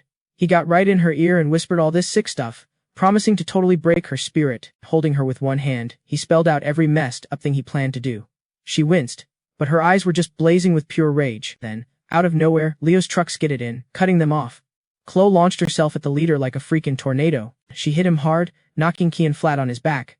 Then, just out of habit, she started ruthlessly patting the loser down for anything useful. Kian started freaking out, screaming that some crazy chick had just attacked him. His 2 buddies saw the whole thing and started shouting for their boss.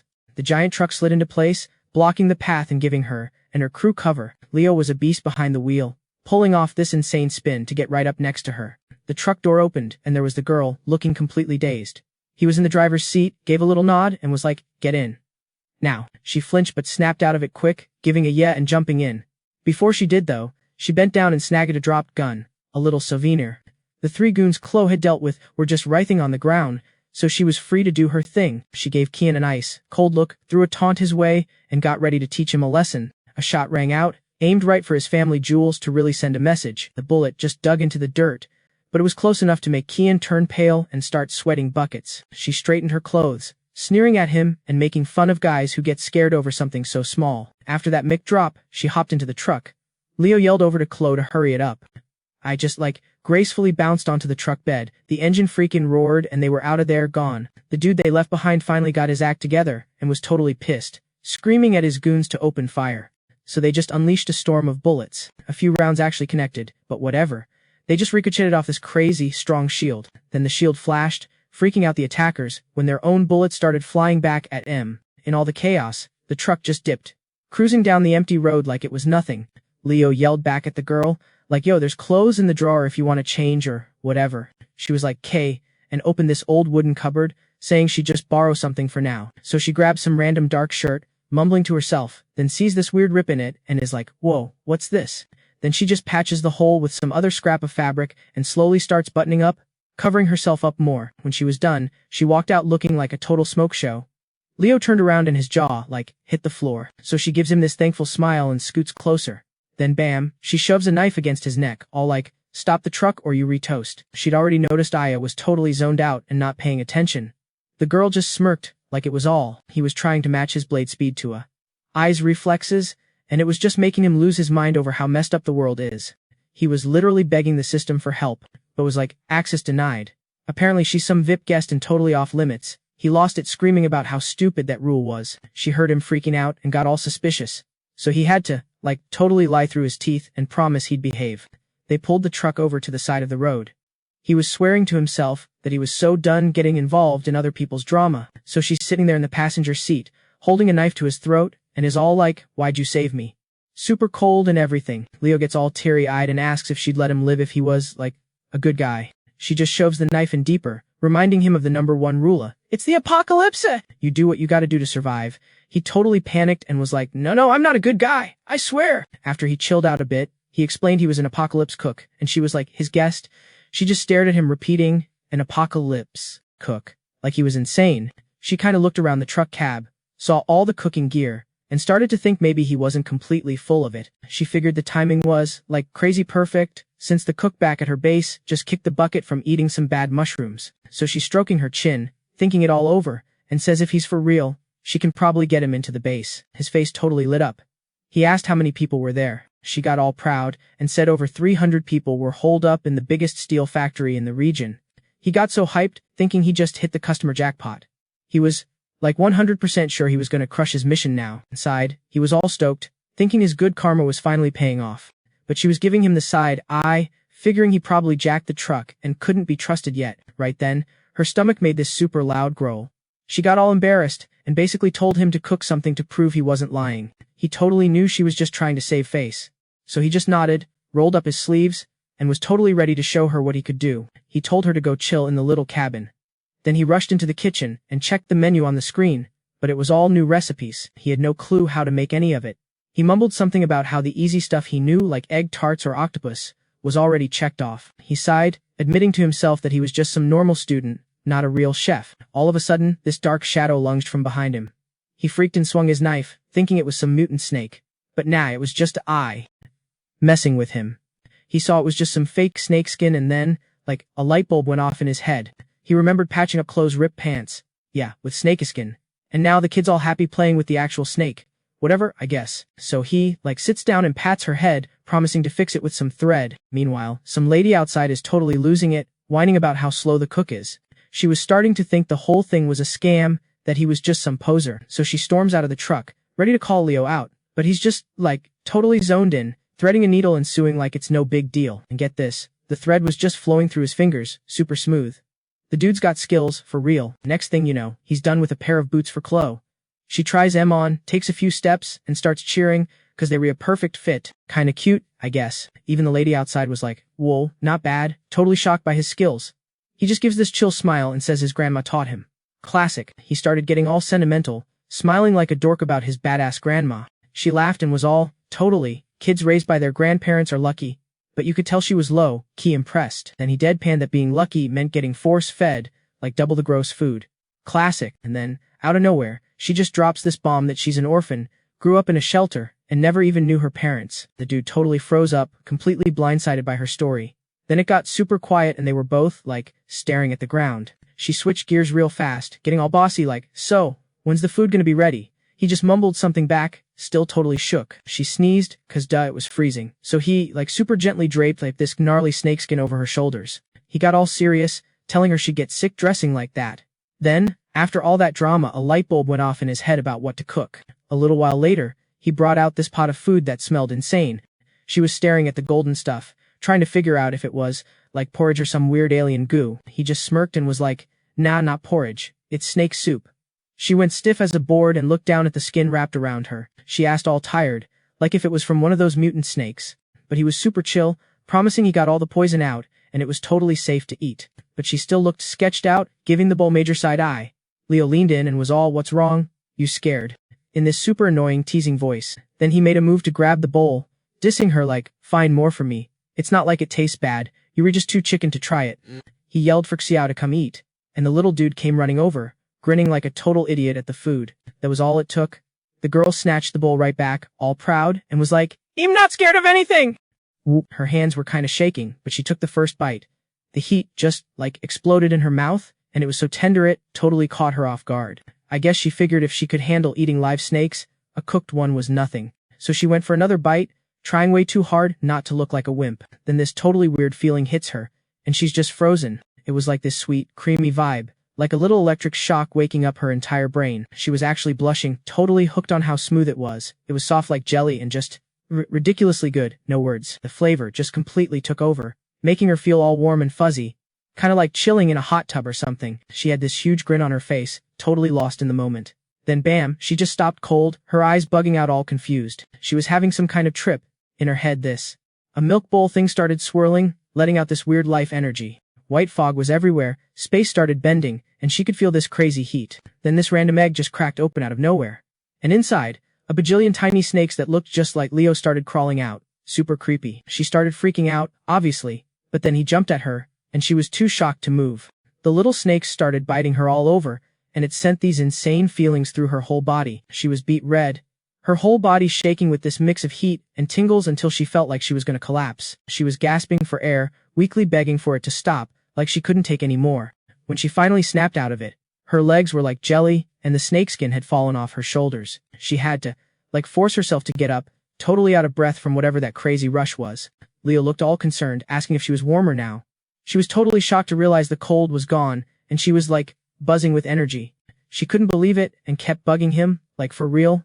Does snake meat actually do this kind of magic? He just grinned and explained it gets your blood pumping and makes you stronger. Then he pulled out this little glass jar, all excited, and said the real secret was in there. She looked where he was pointing, all curious. Then he shook a few little specks from the jar right onto Xiao's head. So, like the spices made Sky sneeze, Leo just laughed, being all like, "Chill, it's just ginger and pepper." The girl was kinda shook, thinking peppercorns for real. He then got all hyped, telling this story about when he was a kid, how his grandma would fix his colds with some crazy spicy pepper soup that worked, instantly. She actually cracked a smile, totally satisfied. She was probably thinking, okay, this dork actually knows some stuff.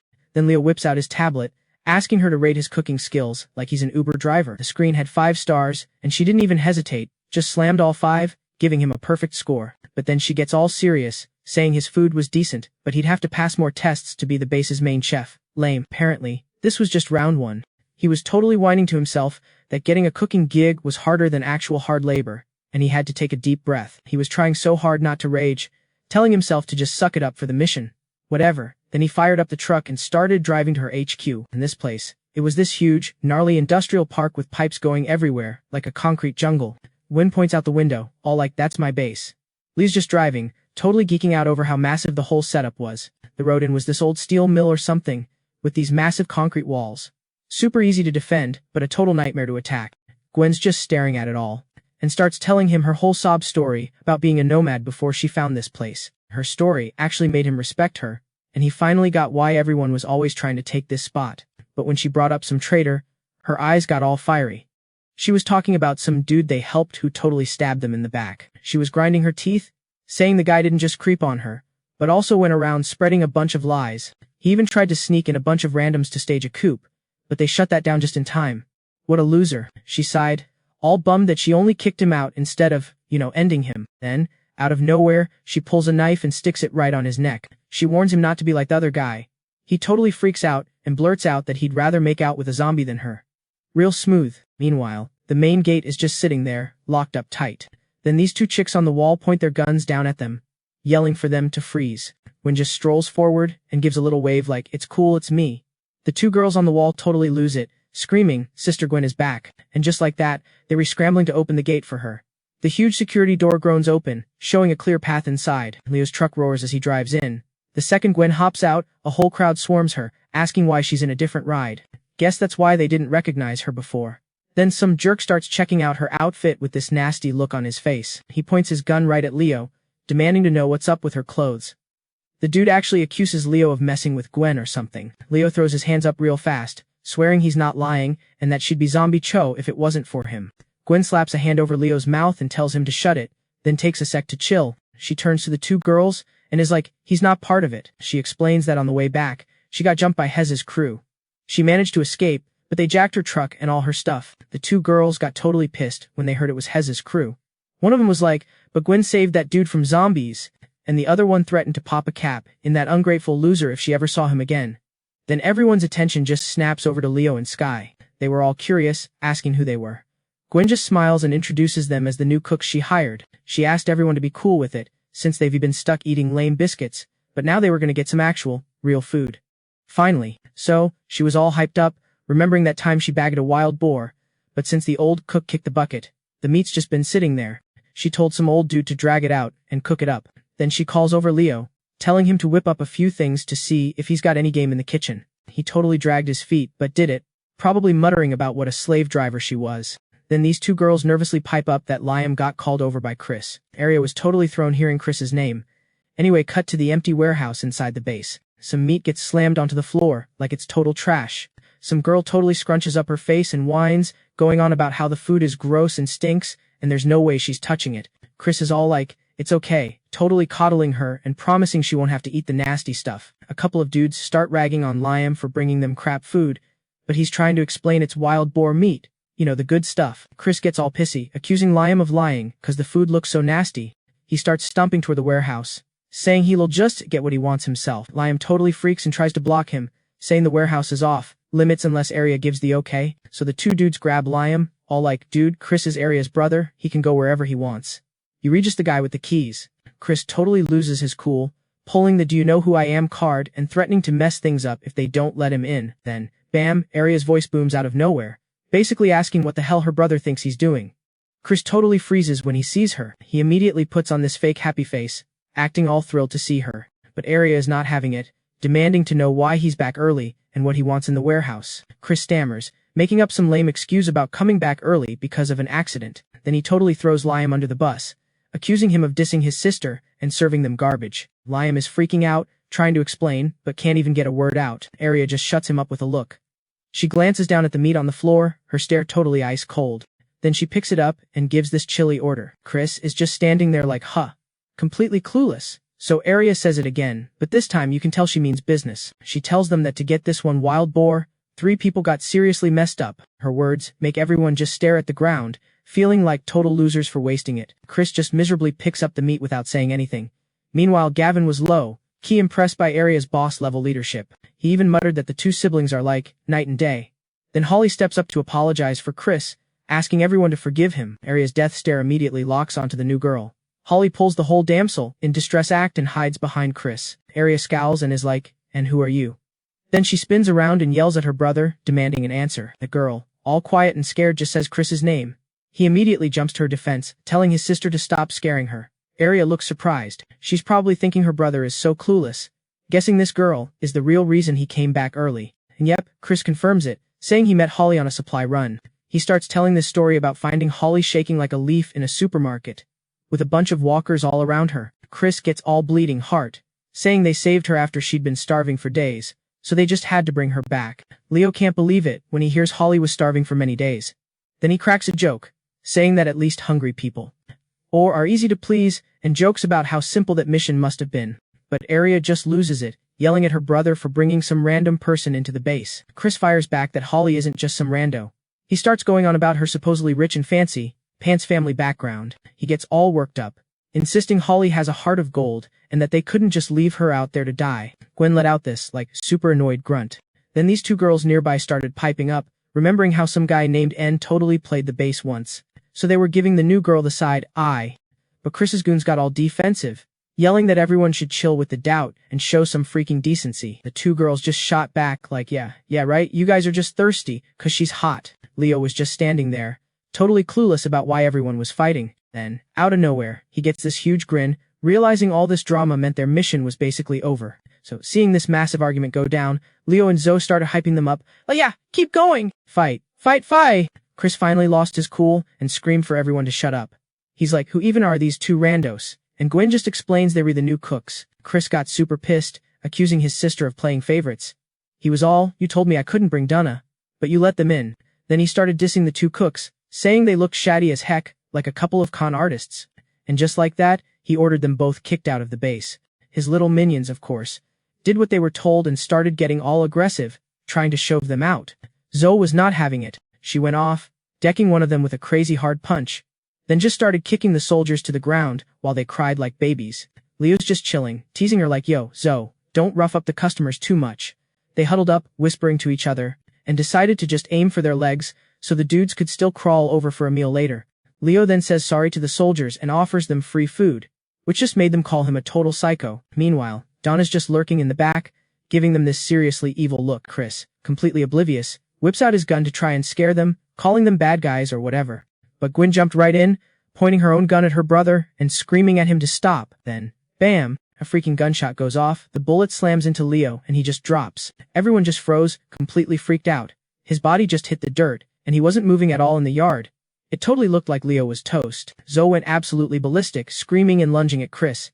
She kicked the gun right out of his hand. He stumbled back, totally scared, and started cussing his head off. Zoe just unloaded on him, hitting him over and over. He was yelping in pain, backing away and begging her to stop. Zoe let out this insane roar. Then she just leaped and bit his arm, like, super hard. Blood was everywhere.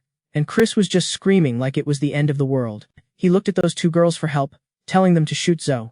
But they just remembered what a jerk he'd always been, and were like, nah, we good. Donna started freaking out, begging the injured soldiers to do something. But they were all like, no way. 'Cause they were terrified and their arms were busted, so she got mad and started calling them useless. All while Zoe was still going feral on the guy, her eyes glowing red like some demon. Chris was desperately begging his sister to save him, convinced he was about to die. But Gwen just gave him the cold shoulder and walked away, totally ignoring him. She walked over to Leo's body, looking super sad. She gently closed his eyes, getting all choked up, and saying she was sorry for getting him into this mess. Then, out of nowhere, Leo's eyes pop open and he's, like, alive again. The sight made Gwen scream her head off. He just casually got up and started stretching like nothing even happened. Everyone was staring, their jaws on the floor. But Zoe just cheered, like this was a totally normal Tuesday for her. She jumped right at him, and Leo just opened his arms and caught her. He gave her this reassuring smile, and told her not to sweat it, 'cause he's not that easy to get rid of. Then he shot this ice, cold glare at Chris, who started shaking, unable to believe the guy was still breathing. Leo completely ignored how scared the dude was, grabbed him by the collar, and started yelling at him for shooting first. Then he just decked Chris right in the face, complaining that his pretty face was almost wrecked. Like, right when the gun went off, Kyle, like, totally hit the button on his system and bought the speed boost. A flash of light zapped him, and suddenly he was way faster. That split-second do-or-die moment, he pulled off this insane dodge. It was like everything went into slow-mo, and he could see every little thing happening, being faster than everyone else. Totally epic, he was buzzing. Then the system just had to chime in. Less than 3 minutes left on the skill. Seriously. He griped about how cheap the system was with its timers. Gwen ran over all worried, asking if he was okay. He was all like, nah, just emotionally scarred, and even cracked a joke about getting hit before he got paid. That's when Chad started screaming to kick them out of the base. The dude was losing it, insisting the two of them were freaks. He kept yelling that the bullet totally hit, but they were just standing there without a scratch. Then he pointed his finger at Chloe, calling her weird. He accused her of being all pale and chomping on people like some kind of monster. Gwen looked super skeptical. She glanced over at Alex and was like, no way. Could it be? Alex started freaking out on the inside, thinking his cover was totally blown. The two girls in the back got all nosy, asking who they even were. He got super tense, worried they were about to figure out what Chloe really was. Then all three of them blurted it out at the same time, ability users.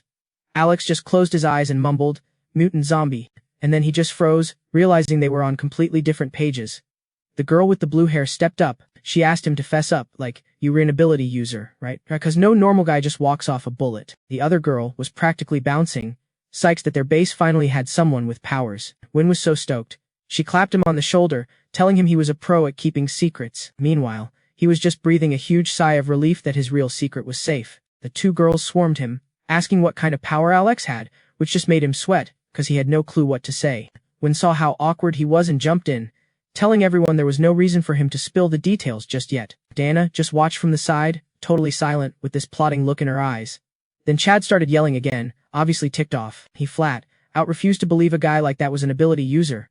He was so smug, saying he'd never seen a powered-up dude working as a freaking cook. Alex just shot back, all proud that cooking was his thing, whether he was some chosen one or not. That shut Chad right up.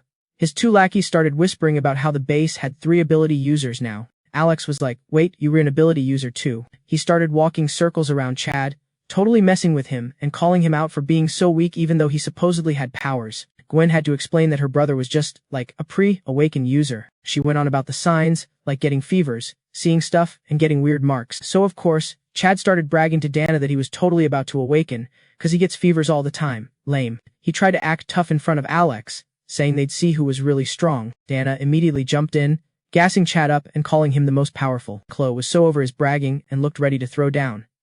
Chad totally panicked, waving his hands and trying to get her to back off.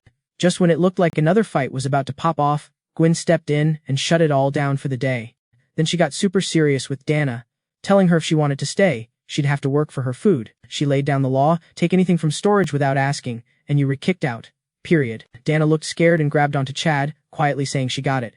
But Chad, of course, had to start arguing. He tried to take the blame, yelling that he was the one who wanted the stuff, not her. Gwen just exploded, screaming back at him with a death stare that shut him up. Chad went quiet, totally spooked. Gwen just ignored him and told Leo to get some fresh food and veggies ready to welcome the new people. The dude just gave a sad little nod. Gwen patted her brother on the shoulder and told him to start acting right since she was the one who vouched for him. So while Leo was whining about basically being forced into kitchen duty, Chris jumped at the chance. He was all like, I'll cook, just to suck up to Gwen. Meanwhile, in the cafeteria, everyone was freaking out because the new cook was some dude with actual powers. They totally couldn't believe a guy with powers was being so chill and was actually going to cook for them himself. Everyone was so stoked, thinking they'd finally get some real food after living off nasty biscuits. But then Leo sees what he's got to work with, a pile of practically garbage ingredients. We were talking wilted veggies, sketchy-looking eggs, and potatoes growing their own little families. He just sighed, like how was he supposed to whip up 8 dishes and 3 soups with this junk? Gwen was shook and asked why their food stash was so completely tragic. Chris gave this whole sob story about how floods wrecked the veggies, so all they had was rice and flour, and that finding those eggs was a super huge deal. Then his little followers jumped in, adding that all the spices were gone, and that Gwen totally failed at finding any salt. Chris, being a total jerk, was all like, well, simple ingredients are a real test of skill, acting like he totally believed Leo could turn that garbage into a gourmet meal. Leo wasn't buying it. He knew this whole thing was a setup, and that everyone was being fake on purpose. He was basically like, whatever, I've got my system. I can just magic up my own ingredients, so I'm not scared of your pathetic little games. And then bam. The system hits him with a new rule, no pulling ingredients from his food truck storage. He was just, like, totally stunned. The losers behind him started whispering, totally bragging that they'd hidden all the good supplies. They stashed it all somewhere in the base, and were just waiting for him to fail so they could make fun of him.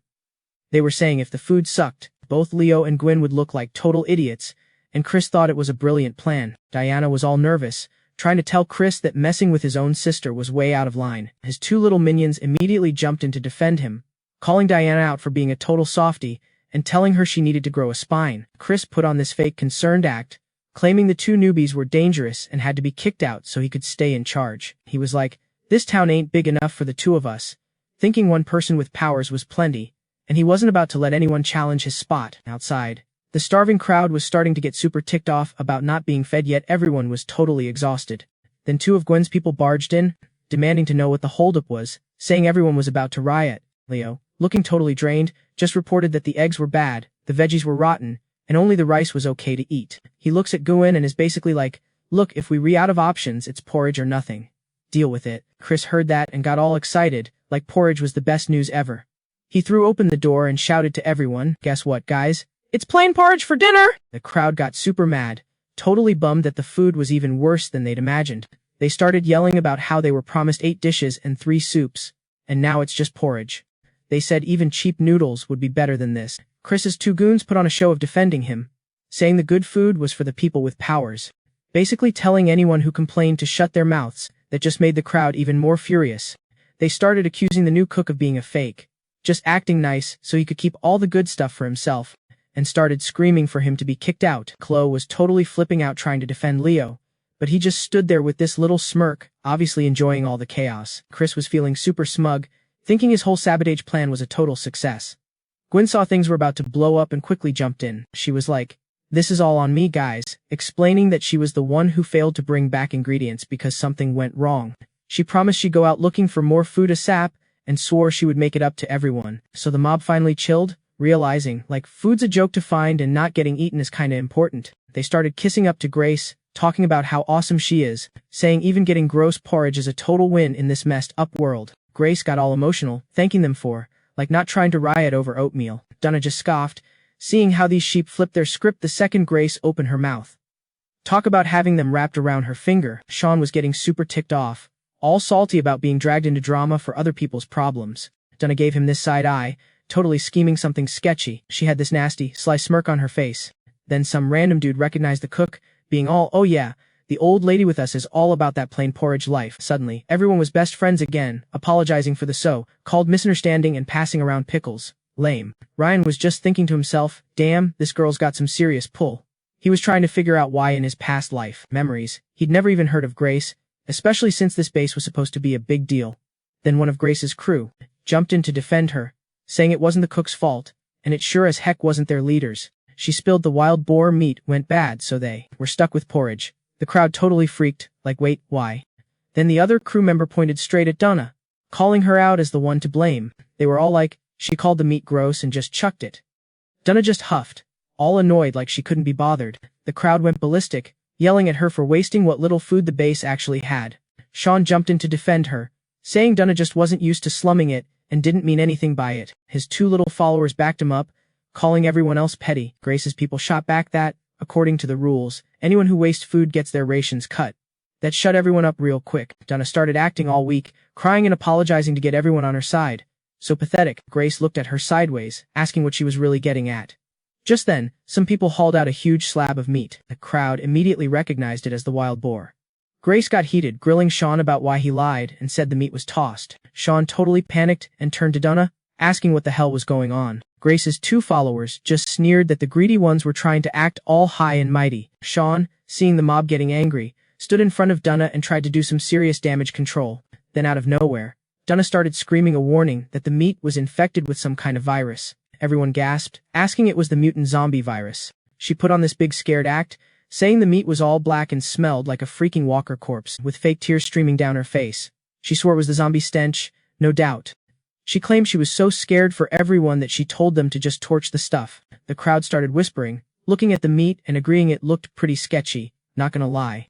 But some people weren't buying it, thinking maybe it was just stored wrong. Liam jumped in, defending himself, saying the meat was already nasty when he got it. Donna kept up her serious face, saying it wasn't moldy, but all dry and shiny like, super unnatural. People started muttering that the skin looked like a zombie's and figured it must be been some kind of mutant boar. Two of Sean's guys, Nate and Ben, started hyping Donna up, saying she basically saved the whole base from a total disaster. People went wild, thanking her like she was some hero, while Donna played all humble, like oh it was nothing. As if, Sean, seeing his chance, totally threw Grace Yui under the bus and demanded she apologize. Grace lost it, screaming that he was straight up lying. The two of them got into this huge fight, and Sean called his own sister a clueless troublemaker who couldn't even see her own screw-ups. He went on, saying she risked all their necks just for some stupid fame. Yui's two lackeys freaked out, defending her like crazy. They were screaming that she was the only one who actually gave a crap. Yui turned on her brother, totally furious, asking if he was that clueless about who she really was. Cole just shut up, pretending to be deep in thought or whatever. Dana stepped in, putting on her whole let's all be friends act. She was all like, Yui just made a little oopsie, which got Cole to ease up and praise Dana for being so kind and easy to manipulate. Yui's crew blew up, saying Dana was low-key blaming Sister Yui for the whole mess. The crowd started muttering, and you could tell they were starting to take their side. The girl next to Yui looked super worried, realizing the crowd was totally falling for it. Everyone else was just relieved no one had chowed down on the mystery meat. They started debating how to get rid of it before it turned them all into walkers. Then, out of nowhere, Kai walks right up to the meat pile, bends down, and sniffs it, freaking everyone out. He then picks up a piece, and the crowd just loses it, screaming at him to drop the contaminated junk. But the guy just calmly puts the meat in his mouth, chews, swallows, and says it tastes exactly how he wanted. The whole place went dead silent. Nobody could believe what they just saw. He just calmly stated that good food shouldn't be thrown out when it's obviously fine to eat. Kai then calls over to Leo and tells him to get all the meat to the kitchen stat. Leo just does it, no questions asked, hauling the tub of meat away. Back in the kitchen, the fire's already going and the pan is screaming hot. The guy was all cheerful, saying it was awesome the rice was already steamed and ready to go. He started flipping his knife around, slicing the meat into these perfect, thin strips. Before you know it, he's dishing up this amazing smelling rice and meat that literally made everyone drool. Cole's crew got seriously ticked off, accusing him of being nuts and trying to poison the whole base. The crowd, totally scared, huddled up asking if they were going to turn into zombies. Kai just coolly explains that you can eat meat from mutated animals, as long as you prep it the right way. Then he adds that the meat isn't even from a mutant boar. Everyone just gawked at him, totally shocked and skeptical. Yui, just as surprised, had to ask again, and he was like, yeah, I'm sure. Dana got all pissed, yelling that he was just being a reckless idiot to stick up for Yui. Nate and Ben chimed in, asking why it smelled and looked so funky if it wasn't infected. Kai basically called them idiots. He said it was wind-dried meat, which left everyone speechless. Then he asked if the cook before him was a guy, which seemed to surprise Yui. Some girl pipes up and says, yeah, the dude had a southern accent. Everyone had a light bulb moment, remembering he said he was from the Gishin region. Kai held up the meat and explained that it's a specialty from the south, from Gishin to be exact. It's wind-dried meat. He touched the piece of meat, explaining that down in the humid south, they slice meat thin, marinate it in wine and sugar, and then hang it up to dry to preserve it. The way he described it, you could practically see the meat hanging up to dry. The outside gets dark, which stops it from getting moist and going bad, so it can last for months. He held up the piece, saying the weird smell was just from that protective crust. But once you heat it up, it releases this awesome aroma. He got back to cooking, all hyped, saying since the meat was already marinated, it was a piece of cake to prep. The steaming rice soaked up all the fat and flavor, turning into these golden, glistening bowls of meat and rice. Before taking the pot off the heat, he tossed in some green onions for extra smell good. The glossy fried rice was almost ready. Every single grain looked perfect and fluffy. The crowd just stared, swallowing hard as they looked at the pink, fragrant meat. Seeing that everyone was totally mesmerized, Cole started to panic, telling them not to trust it and shouting that nobody could prove it was actually wind-dried meat. So this chick plays it all cool, like, oh we good, pretending to forgive the leader, then turns around and blames the chef for being so extra. He shoves the plate in her face, and you can see the white-haired girl is dying for a bite, but she still gotta ask, is this like gourmet or just straight up contaminated? Then out of nowhere he just force feeds her a spoonful, like try it yourself. The guy with her totally freaks out, yelling her name, but all she can do is make weird noises with her mouth full. Everyone just froze, totally shook by how bold he was. She's trying to spit it out, eyes getting all watery, looking completely lost. He just waves his hand to stop her, reminding her not to waste food. Then her little sidekick zips over to make sure she doesn't spit that stuff out. The assistant girl grabs her cheeks, like super tight, showing zero chill. It was all gross, just saliva and meat juice sloshing around in her mouth. Then all of a sudden, she just stops moving, totally floored by the taste. The meat was perfectly firm, and the salt crystals were grinding against the tender flesh. Was this insane mix of pain and pleasure? And the rice soaked up all that greasy meat juice, basically setting her taste buds on fire. That wild flavor felt like she was riding a boar through a jungle or something, a crazy, out-of-control thrill. It was seriously unbelievable. The whole experience was way beyond anything she could have imagined. After she finally swallowed, she got all weak and just dropped to her knees. The dude, who's obsessed with her, rushes over, totally losing his mind with worry. Nathan and Bailey ran over, all worried, asking if she was okay and telling her to snap out of it. Meanwhile, Ruby's just blushing, admitting the meat was freaking amazing. Alex just smirks, totally loving her reaction. The crowd started buzzing when they saw the color come back to her face, figuring she wasn't gonna mutate or anything. Then some old woman went up to Gwen. She started talking about the misunderstanding from before, telling her not to sweat it, while Gary was like, yeah, don't get the wrong idea about us. The crowd totally flipped sides, yelling that only Gwen would be decent enough not to bring back spoiled food, and that the pig catcher was hurt, so he couldn't be the source of some virus. Alex basically invited everyone to try it if they were done doubting him. Then he just casually walked back to the stove. He reminded them to tell him how awesome he was after they ate. People were still kinda sus, holding their plates and hesitating before finally taking a bite. All of a sudden, some dude yells, "This is so good!" while chowing down, the smell of the meat just filling the air. After that, tons of other people started freaking out over how good it was. The rice was soft and fragrant, soaked in all the meat juices. Every single bite was epic. So yeah, everyone had to admit it, people need meat to survive. Duh. The short-haired girl gave a nasty little smile, mocking the other girl for not even knowing. what dried food was and for having such a fake, rich background. The crowd immediately piled on, calling her ignorant and whatever. If it wasn't for Alex, Gary would have been totally screwed over. Then Gwen's friend told the other group they needed to apologize, like, right now. In a second, the whole crowd swarmed Ruby's posse, forcing them to say sorry over and over again. Ruby suddenly looked up, her face going pale. Seeing Gwen and Alex standing there all proud in front of everyone just made her feel sick. She felt totally crushed. Tears started welling up, and she just took off running while the crowd kept yelling at her. Everyone thought she was being a total drama queen. Ruby ran off crying with her face in her hands while Gwen panicked and called out to her. Then Grant spun around and started laying into Alex, accusing him of messing with the meat. Alex immediately shot him down. He insisted he just cooked it and didn't do anything shady. But Grant was furious, challenging him to a fight on the spot. Ivy was just like, at the challenge, totally clueless. Alex glanced over at Ivy, thinking she just loved watching people pick on the weak. Then he just casually asked who wanted to go one-on-one. As he was thinking it over, a system voice popped up congratulating him on getting a new skill. Leo got this skill, called culinary massage, and he was, totally psyched about the surprise. He's just scratching his chin, wonder what the heck this weird skill even does. Then, out of nowhere, these two clowns, Chad and Brad, jump him and pin his arms back. So lame. They start yelling about how he's just hiding behind girls and tell Grant to go for it. He's totally ticked off at their cheap shot, calling them out for being such cowards and not fighting one-on-one. But Grant's not listening, just charges in like a total psycho, screaming that a fraud like Leo doesn't deserve a fair fight. He whips out a knife and points it right at the guy. Grant's all like, "Rawr, die!" and is about to stab him. Gwen totally freaks out, screaming for her brother to stop, while a couple of other girls are yelling at the chef to watch out. Chloe instantly gets ready to throw down, but Leo just looks over his shoulder and is like, "Nah, stay out of this. I got it." So, she just freezes and backs off. He gets this smirk, like, "Hey, time to try out my new toy," and then he just explodes into action. He does this insane jump, totally breaking free from those two losers holding him. While he's at it, he kicks the knife right out of Grant's hand. So sick. Then, mid-air, he unleashes that culinary massage thing, hitting all of Grant's pressure points or whatever. The combo makes the dude totally crumple, like all his strength just vanished. One last kick sends Grant flying. He's screaming and shaking, too mad to even finish his sentence. His body starts twitching like crazy, and then he just collapses, totally freaking out, cause he can't move a muscle. Dude's limbs are completely dead, his whole body is just frozen. He's just lying there on the ground, whining for his sister. Gwen runs over, all worried but also yelling at him for being such a reckless idiot. Grant's putting on a whole drama show, claiming he can't feel anything and thinks he's gonna croak. Gwen's just like, "Chill out, drama queen." She tells him it's just temporary and he will be fine in a bit. Meanwhile, Leo's watching this and it all clicks. He remembers how chefs beat up meat to make it tender, relaxing all the fibers and nerves and stuff. Basically, it's a culinary massage.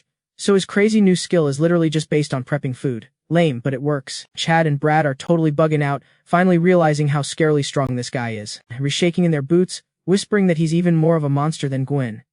Leo just gives them a dead-eyed stare and says, "You next." They just turn and book it. Crying for their mommies the whole way, seeing her brother get totally owned, Gwen steps up to play peacemaker. She asks him to just let it slide, saying it was all Grant's fault anyway. Leo just shrugs all whatever. He's like, "As long as nobody starts with me, we're cool." Some people bring a stretcher to haul Grant away. Even while he's being carried off like a sack of potatoes, he's still swearing he's gonna get his revenge. So while everyone else is chowing down, Leo's just quietly staring at the stats on his tablet. He's getting flooded with good reviews, and the progress bar is shooting up. He's pretty stoked that just one meal got him, 30 positive ratings. He's thinking he's about to clear the mission, and then bam, the progress bar just tanks. He's totally stunned, like what the heck just happened. The system pops up, telling him to chill while it checks it out. Turns out some hater gave him a 0-star rating, which cut his score in half, and get this 3 bad reviews and all his progress gets wiped. Total B's. He totally loses it, grinding his teeth and complaining about how unfair the rules are. He's pretty sure someone's trying to sabotage him. He's raging, demanding to know who the troll is. Cut to another room, where this girl Roxanne is just mashing her screen, teeth clenched and looking super mad. She's just spamming 1-star reviews like there's no tomorrow. She's got this smug look, thinking she's the only one who gets to mess with guys' heads. Remembering that moment from before gives her the shivers. She gets all grossed out and chucks her pen across the room in a fit, and then things get super weird. Chad and Brad suddenly turn into these creepy, obsessed zombies, crawling on all fours toward where her pen landed. These two dudes, Nate and Ben, went crawling to Ruby, calling her master and stuff. So cringe, they were basically begging for head pats. Ruby caught a glimpse of their pathetic shadows, and you could literally see a light bulb go off in her head. Her whole vibe shifted. She was all like, "I only mess with the ones who listen," and then shot them this look, like some kind of invisible mind control wave. The look totally zapped Nate and Ben. They were completely dazed, like she had them on a leash or something. The hypnosis was a done deal. She just casually stretched out her legs, basically telling them to get over there. And they actually licked her feet like a couple of simps while she just sat there, looking all smug. Ruby had this victor's smirk, muttering about how guys are so easy. She swore that anyone who got in her way was going to seriously regret it. Then the scene just, cut out. Super weird. Meanwhile, Leo was just chilling by the water, spacing out. Then he spotted some fish and got all hyped up. Leo was totally geeking out, guessing how big it was. He was already dreaming up ways to cook his massive catch, but then, surprise, the fish sprayed water and flashed these gnarly fangs that freaked him out. It morphed into some monster and lunged right at Leo. He totally panicked and just ran for it, screaming his head off. He was cussing out this mess up Apocalypse and the mutant fish for being so extra. He sprinted for the car, trying to yank the door open to hide. But of course, the thing was locked solid. He's banging on the door, screaming for Chloe to let him in. Then the system pops up to disaster. 3 bad reviews. Score a 0. Host status revoked. Real helpful. He just froze. Locked out, about to be fish food, and now he's been fired by the system. The message vanished, and he just screamed at the sky like a total drama queen. He started yelling about how unfair the system was. But he couldn't even finish before everything went south. The fish lunged and bit him right in the jewels, making him scream like crazy. It just kept smacking him with its tail, knocking him down while he cried. He went ghost, white from the pain, collapsing and barely breathing. When he opened his eyes again, he was kinda shocked to still be alive. A light rain started to fall as he let out a huge sigh, thinking he'd made it. Turns out, Chloe was passed out cold right on top of him. He angrily shot up, yelling at her for just lying there. She just rubbed her sleepy eyes while he started threatening her. He said he'd take all her snacks if she had any more nightmares. Then he heard a noise outside and was like, "Who's making all that racket so early?" He popped the car roof open and peeked out. The whole crew was busy running around, getting ready for something. He had no clue what their deal was. He threw on a coat, then he and Chloe went out to say hey. He forced a smile and was like, "Mornin'." The 2 girls were way too cheerful, asking Chef Leo how he slept. Gwen noticed the huge bags under his eyes and asked if he was okay. He was just thinking to himself, after that nightmare, it'd be weird if I didn't look like a zombie. Seeing everyone hustling, he asked what the big plan was. Gwen explained that Ruby said her dad had a secret stash of supplies at the base of the mountain, so they were gonna go get it. Everyone was gushing about how generous Miss Ruby was. Police. Ruby put on her best fake apology face, saying her dad hoarded tons of stuff in different places but never used any of it. She even admitted it was her screw up yesterday that almost got all their food destroyed. Yeah, sure. So, to make up for it, she was offering up the supplies. Of course, her 2 fanboys jumped in, insisting it wasn't her fault and asking everyone to forgive her. So lame. And Gwen's little sisters totally bought it, getting all teary-eyed and sympathetic. What a bunch of suckers. Gale was, totally skeptical and frowned when he heard them mention Wanda Plaza. He pointed out that the place used to be a resort with a ton of shops, so if there was anything good, it was probably long gone. Chuck and Chad totally lost it, accusing him of dissing Ronan's intel. Gwen got pissed too, calling him a jerk and basically questioning if he even had any guts. Gale shot back with a cold, as ice voice, mocking her for looking so healthy and saying she must be all better now. He even got all creepy, offering to help loosen her muscles. Major cringe. She was fuming and looked like she was about to throw a punch. Seeing the drama about to explode, Ronan stepped in, telling Gale to, chill out. Ronan then dared him to come along if he had so many doubts, which made the guy actually pause and glance over at Gia. Gia, who'd been quiet the whole time, finally spoke up. She laid it out logically, saying their food supply wasn't going to last forever, and the base was already scraping the bottom of the barrel for spices, which was bad news for the weaker folks. So, she argued whether the tip was legit or not, they kinda had to check it out. Gale rubbed his temples like he had a killer headache, thinking the whole plan was beyond stupid, but he finally gave in. He looked down at himself, probably calling himself a total moron for being such a pushover. But in the end, he got all serious and announced he was in, ready to roll before they even had breakfast. Ronan had this smug look, praising him for being so useful while totally planning to use the poor guy. The other 2 girls begged to tag along for safety, saying the zombies get extra psycho on full moon nights. Gia thought that was sweet but told them no way, promising they'd be back before nightfall, and ordering everyone to lock the doors up tight. The girls looked super bummed, so Gale put a hand on Gia's shoulder to calm her down and make the group feel better. He told the people staying behind to watch the old lady and everyone else, promising he had everything under control. The guards just nodded, probably just stoked to have a dude who could both cook and fight watching their backs. Gia got all flustered and waved her hands, reminding him she'd already apologized. He just played it cool and said that back then, bailing was the only way to avoid seeing even worse stuff go down. The 2 girls, being totally nosy, immediately asked what worse stuff he was talking about. While Gia's face turned beet red, Gale just stayed calm, looking like he was about to spill all the tea. Gia freaked and slapped her hand over his mouth, screaming at him to shut up, which only made the other two girls go wild, guessing they had some secret thing going on. Gale was literally choking, begging her to stop shaking him, or he was actually going to die. Ronan just stood there watching their little soap opera, secretly cooking up some messed up revenge plan. Meanwhile, Gia's convoy was tearing it up on some sketchy mountain road. Down below, it was a total gore fest, with zombies ripping people to shreds. Gale watched and was like, see, freaks come out during the full moon. It just so happened to be a full moon. And yeah, the number of undead was freaking insane. He was kinda surprised Shayla wasn't flipping out. But then he saw her pointing out the window, like she spotted something. He slammed on the brakes, and the car swerved like crazy, scaring the crap out of everyone. Gia screamed, having no idea what just happened. Gale jumped out to check and saw that a freaking stream was blocking the road.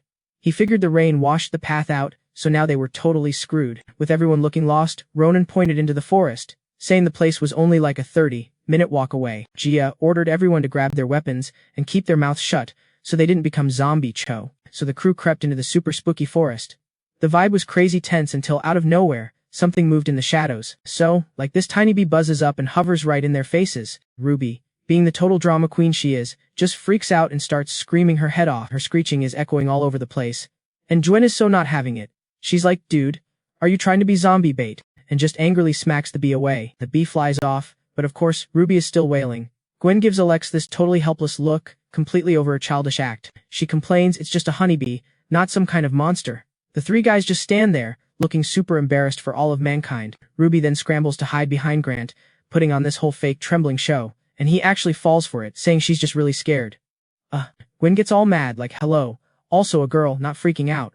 Which makes Charlie and Chase awkwardly admit she's probably tougher than most dudes. Then Grant decides to spill some lame old story about how his sister was always a tomboy and once scared some girls so bad in the bathroom they cried. Gwen's face goes beet red, totally mortified that he brought up that ancient history. Suddenly, someone starts spraying some chemical and this mist goes everywhere, startling everyone. When they ask what the heck, Alex just says it's bug spray.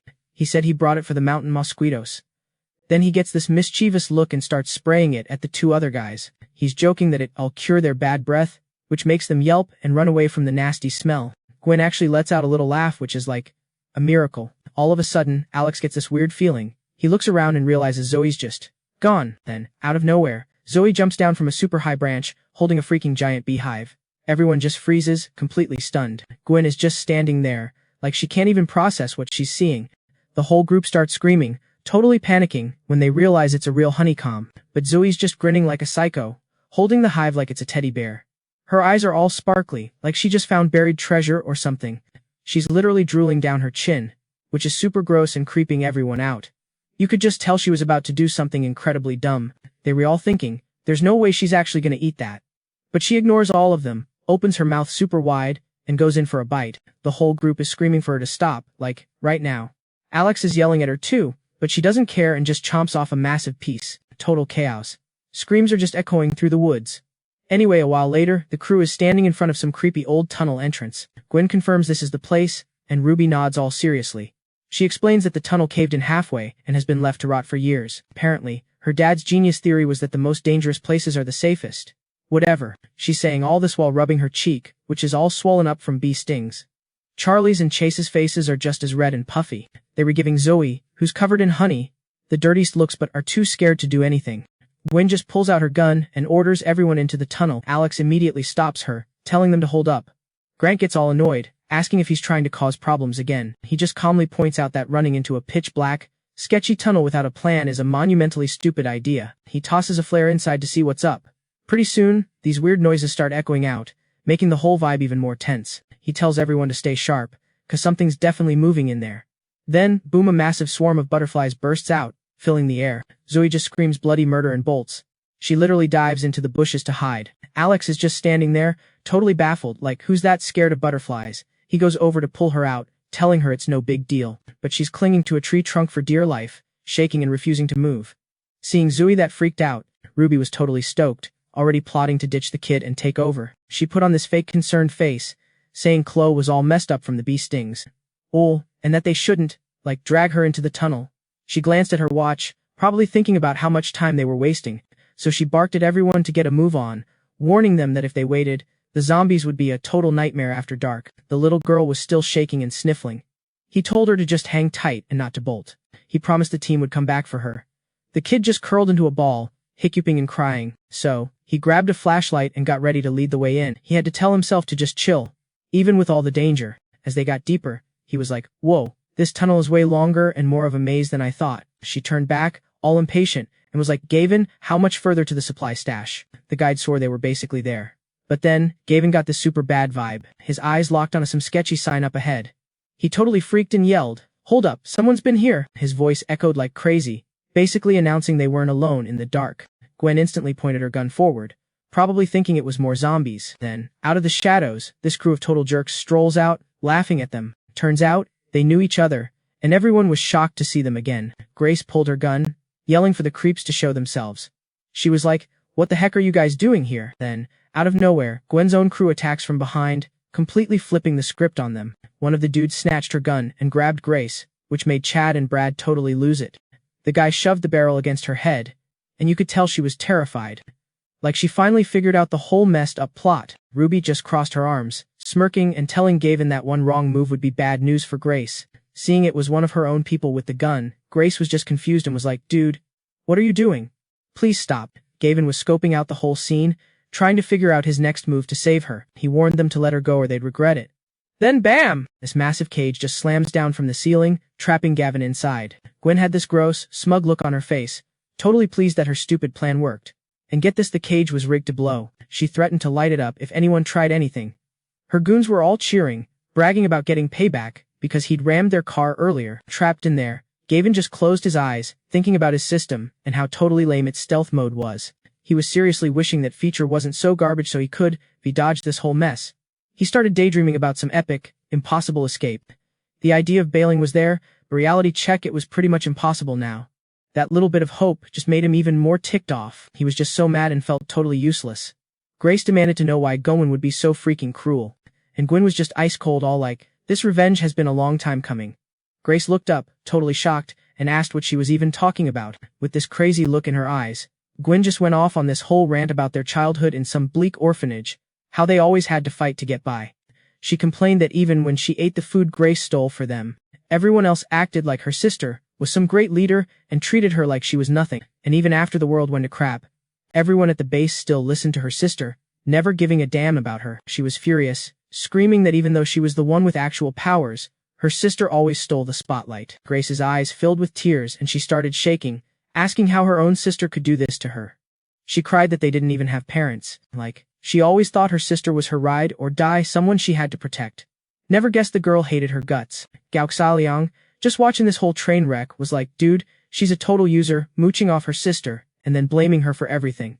So Guang totally loses it, screaming at the chef for having a spine, and Zhao Lian's just smirking, like, yeah, this girl's got major issues.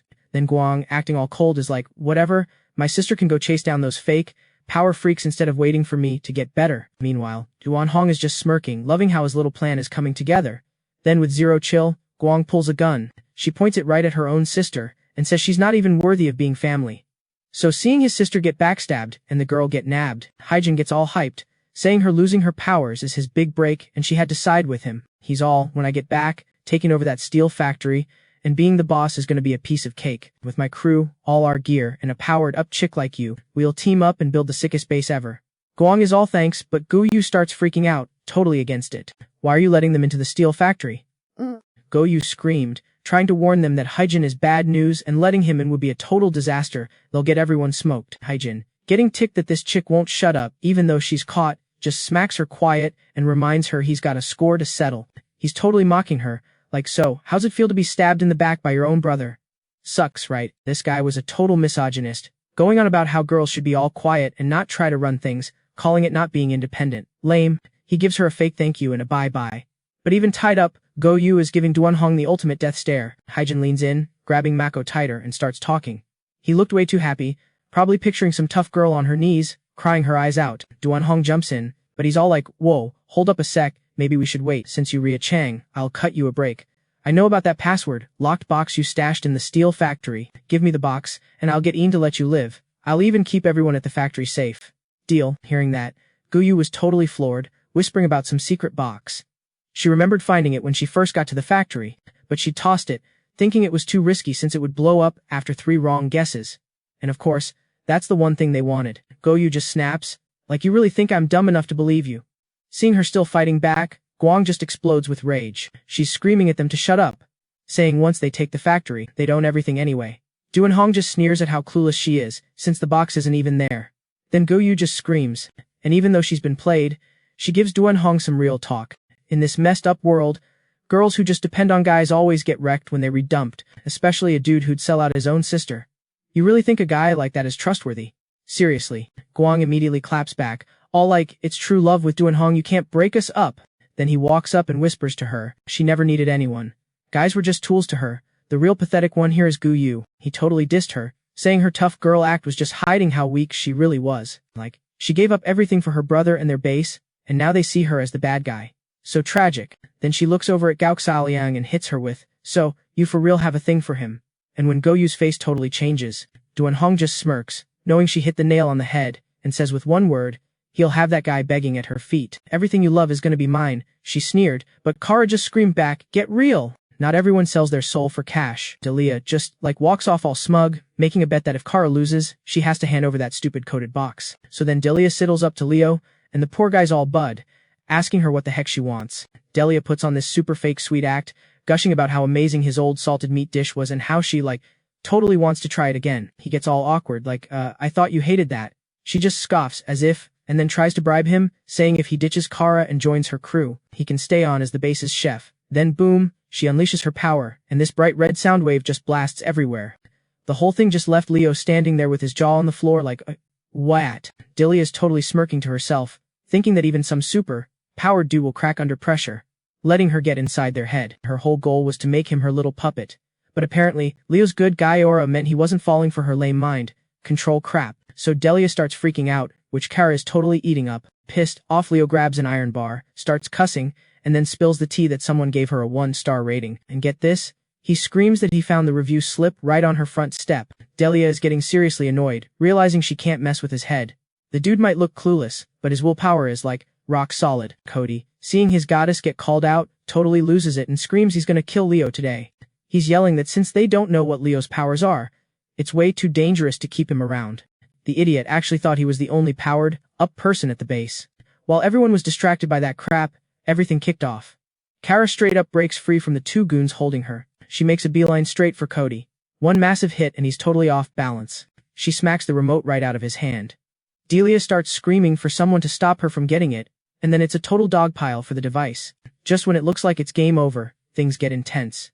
Kara suddenly gets right in his face, pointing a finger at him like she means business. Then she just kicks him to the ground, pins him, and slaps a knife to his throat, threatening to end him if they don't drop their guns.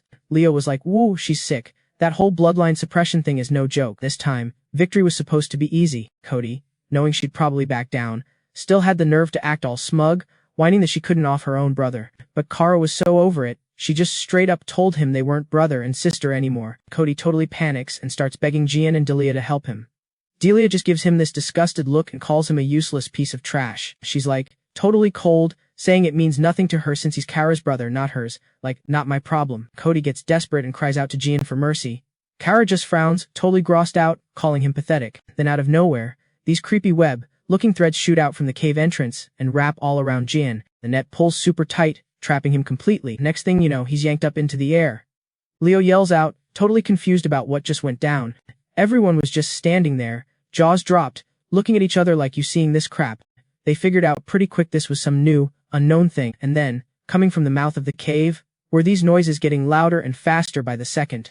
John's crew started getting freaked, asking if there was some massive creature in there. Two of the shooters still stupidly started cocking their guns, like that would help. They were locked and loaded, ready to unload on whatever, not even knowing the target. They were all screaming lie him up! We ain't backing down. So then Hayden gives the word, and his whole squad just starts blasting away like maniacs. They just kept unloading clip after clip, like they had unlimited ammo or something. But after a while, crickets. They were all looking at each other like idiots, thinking they actually got the thing. And that's when, surprise, something totally messed up ambushes them. A ton of them got wrecked instantly. It was a total bloodbath. As they got a closer look, the shape of the creature finally came into view, and it was gnarly. Heidi started bugging out, realizing this was no normal creature. It was straight up some kind of mutated freak show. The goons were completely shook, staring at this massive mutant spider, too terrified to even scream. Gavin yells out that this thing isn't just some regular mutant. He's like, it's a freaking predator. He remembered that these things literally chow down on mutants and humans, absorbing their powers to level up. It totally shouldn't have shown up this early in the game. Like, what gives? Why pop up now? He's thinking, crap, did my connection to the system, like, set off this whole chain reaction? Meanwhile, the poor saps getting torn apart are just screaming in pure horror. They were screaming for help, but no one was coming. The sight of that monster rushing them made everyone's blood run cold. Tons of people were freaking out, screaming for their lives. The panic and despair spread like wildfire. The only option was to run and hope to find a way out. Then they spotted Julie getting cornered by the spider. And what does her brother Chuck do? He uses the chaos to totally shove his own sister out of the way. He just coldly tells her to go get wrecked.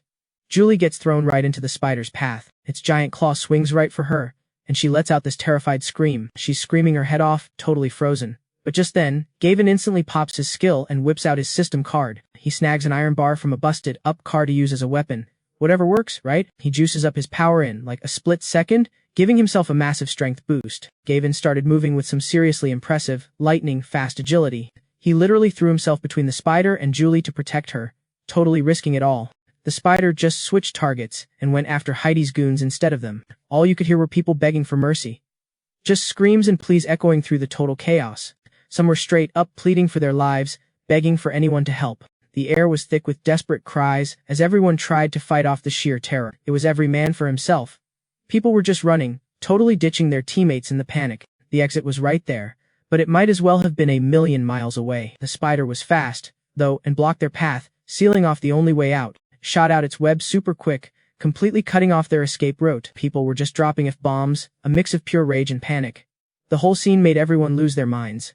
They were just trembling in front of the monster, with absolutely no idea what to do. With no way out, they started to panic, trying to figure out a plan B. Donna starts scheming, telling Old Man Gong to lead the getaway, but adds that someone needs to stay behind and stall the spider. Trent and Trey were whining that going up against the spider was basically a suicide mission.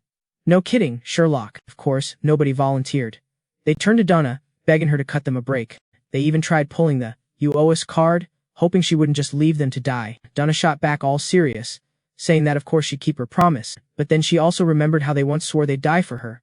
So, she decided it was time to cash in on that little promise. She started using her hypnosis power to totally mind control them. Under her influence, Trent and Trey just started walking toward the spider like total zombies, not even fighting it. They were just obeying this brain-dead command that for Donna, they would sacrifice literally everything. And then, boom, the two of them got snatched by the spider. It yanked them back and just ripped them to shreds. Blood went flying everywhere while the spider let out this messed up shriek, ready to chow down on the last few people. Seeing this, Gene totally freaked and started yelling orders. He was screaming his head off, like, "Get back now!" Then in all that mess, a light bulb went off in his head. He remembered they had some leftover C4 from digging the tunnel. He gave Yuri this ice-cold look and was like, "You started this, so don't blame me for what happens next."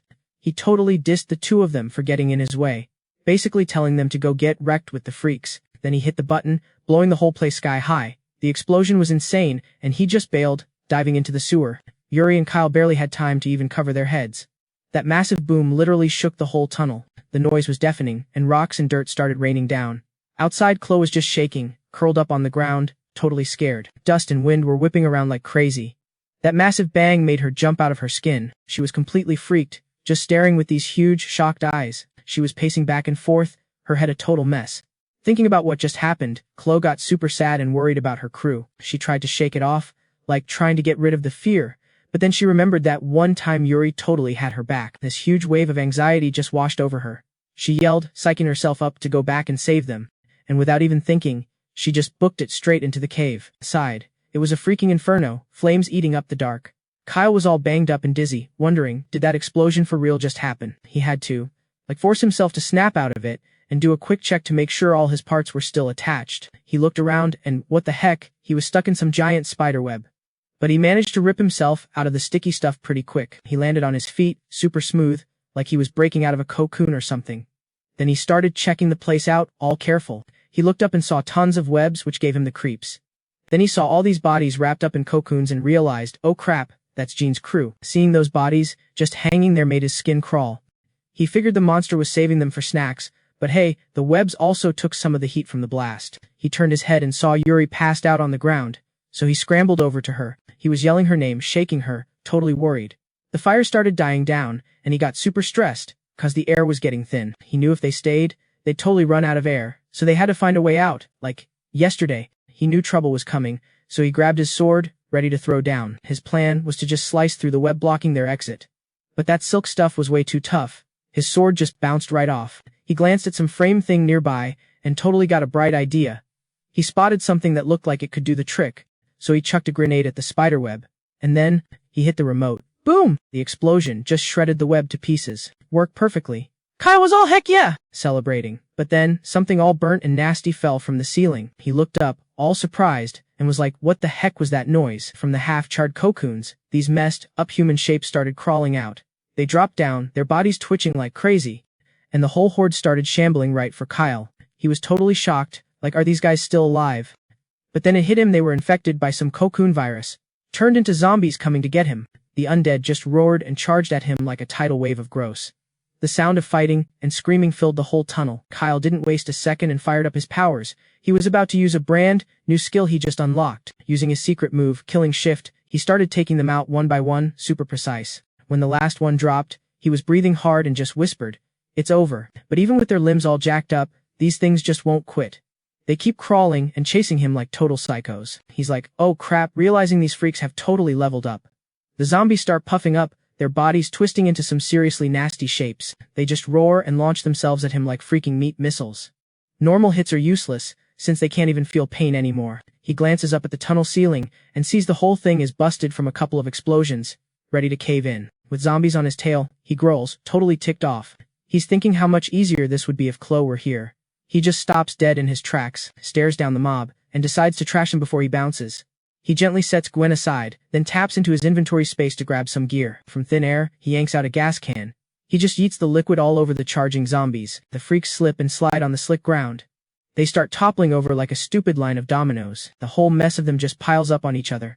Kyle sees his chance, leaps up, and lands a massive kick. The impact shatters the tunnel wall, burying the zombies in rubble. He breathes out and smirks, consider that a free funeral. I'm such a great guy. But suddenly, water starts pouring from the cracks above. He yells, panicking, crap, it's really coming down now. All of a sudden, a person falls right through the hole. They crash right on top of him, taking them both to the ground. Chloe dusts herself off, panting after the drop. Kyle staggers up, totally beat, shouting, who the heck just ambushed me? Then he gets a good look and gasps, Chloe. The sunset is pouring into the tunnel, lighting up the whole chaotic scene. Next thing you know, the three of them, Kyle, Chloe, and Gwen, are speeding away in a car.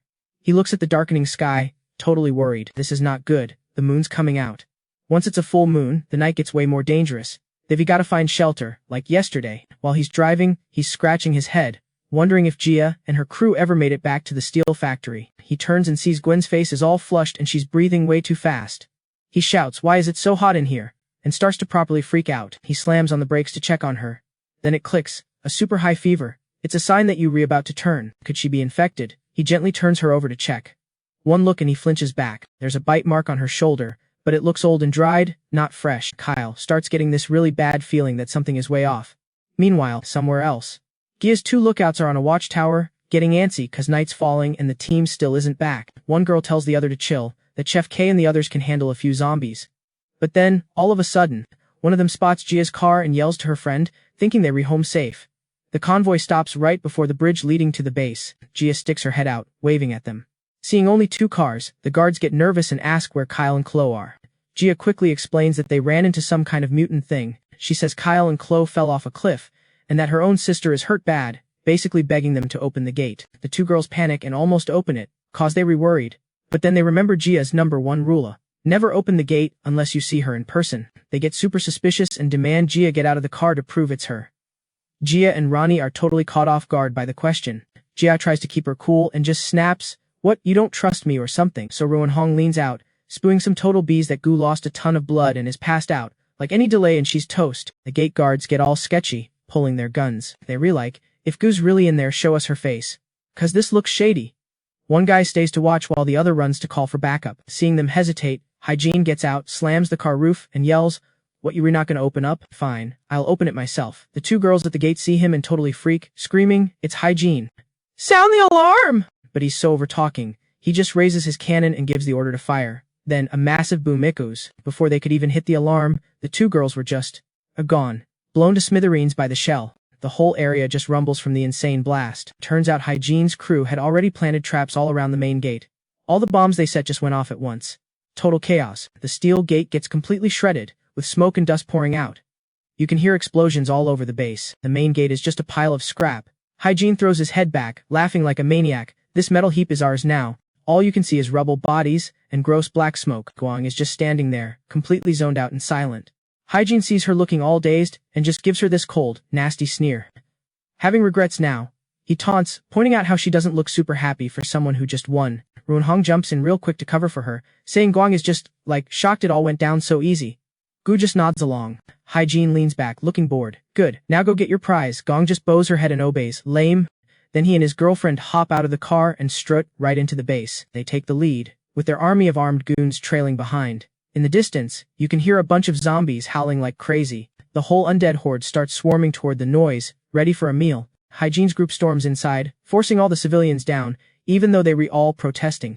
Once all the people are rounded up, Hygiene turns to ask his right-hand man what's up. His minion reports that they got everyone, no one's missing. The villagers are totally ticked off, calling Guang a traitor, and swearing Gu will make her pay when she gets back. Hygiene just busts out laughing at them. Guh, you really think she's coming back? What a jerk. Everyone is completely stunned, freaking out that something bad happened to Gu. They can't believe Guang would sell out her own sister to these creeps. Seriously messed up. Hygiene's goons just rush forward and start beating up the civilians who are talking back. It's a total mess. Guang actually sides with them, announcing that Gu is dead and she's the boss now. She gives this cold smirk and says that anyone who gets on their knees and calls her boss can stay. Her little power trip causes a massive uproar in the crowd. Then this old lady with a cane pushes through the crowd. She walks straight for Guang, looking her dead in the eye. Hygiene thinks she's gonna bow down or something, and is all like, yeah, you show him how it's done! Her grandkids are panicking, though. They're screaming for her to stop, but the old woman just keeps walking. Then she gets right up in Guang's face and spits on her. Savage. Hygiene totally loses it, cussing her out. But the old lady is super calm and says she'd rather die with some honor than live in shame with a bunch of villains. Guang just stares, completely shocked, as the old woman walks away. The other villagers, totally inspired, start cussing them out and decide to ditch this messed up place. Guang is just frozen, watching them all leave. She starts screaming in a panic, calling them idiots who won't last a day out there, but they don't even care. They were dead set on leaving that factory. She gets desperate and starts begging, even bragging about her special powers, promising to protect them if they stay. Totally losing it, she just screams, nobody is allowed to leave, so this chick just declares herself the boss of this whole dump. Raven's like, whatever, just telling people they can't take any supplies if they decide to bail. Then she gets all up in Leo's face, demanding the keys that Gus used to have. The old guy is totally shaking, asking if he can stick around if he just hands them over. Everyone else just starts laying into him, calling him a spineless loser for betraying Gus's trust like that. Leo tries to defend himself, all like, I just held on to stuff, I had no real power, whining about how he's scared of the zombies outside. He starts begging Raven for his life. He's literally offering the keys to save his own skin. Meanwhile, Gun is clenching his fists, looking absolutely furious. He just launches himself at Raven, screaming insults and swearing he's gonna end her to get revenge for Angie. But as he gets close, Raven just whips out her blade and hacks him up a few times. The slashes send him crashing to the ground. Seeing the old man all messed up makes everyone else totally lose it. Total panic mode. Someone's screaming for Uncle Lou and their cousin to help. Lou sees the wound and freaks, yelling that it's gotta be demons or some crazy stuff like that. Raven just uses her freaky long claw to pick up the key. She sneers, totally unimpressed, claiming she was only being cautious, cause the old dude was plotting something. She grips the key tight in her hand.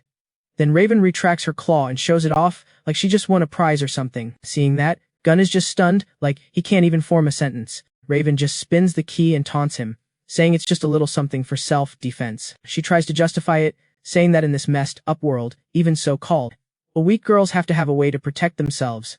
Then out of nowhere, Kane grabs Gun from behind, totally startles him. Kane reminds him they already gave them a chance and got nothing but attitude in return. He says some creepy crap like, useless toys that don't obey should be kept, then asks Gabe if he agrees. And just like that, Kane's goons open fire on the crowd, over and over. Bullets are flying everywhere, and it's total chaos. People are screaming and running, crying that they were all getting taken out. The whole scene is a nightmare, with everyone desperately looking for an escape. Red stains are everywhere, turning the place into a disgusting puddle. Gun rushes in, desperately trying to stop it, begging them to knock it off. He warns them that if they ice everyone, the base is toast, cause they'll have no one left. Kane, seeing his master plan is out in the open, just retorts that he's still got his own crew, so who cares? He even hints that Gabe was planning to ditch them for the outsiders.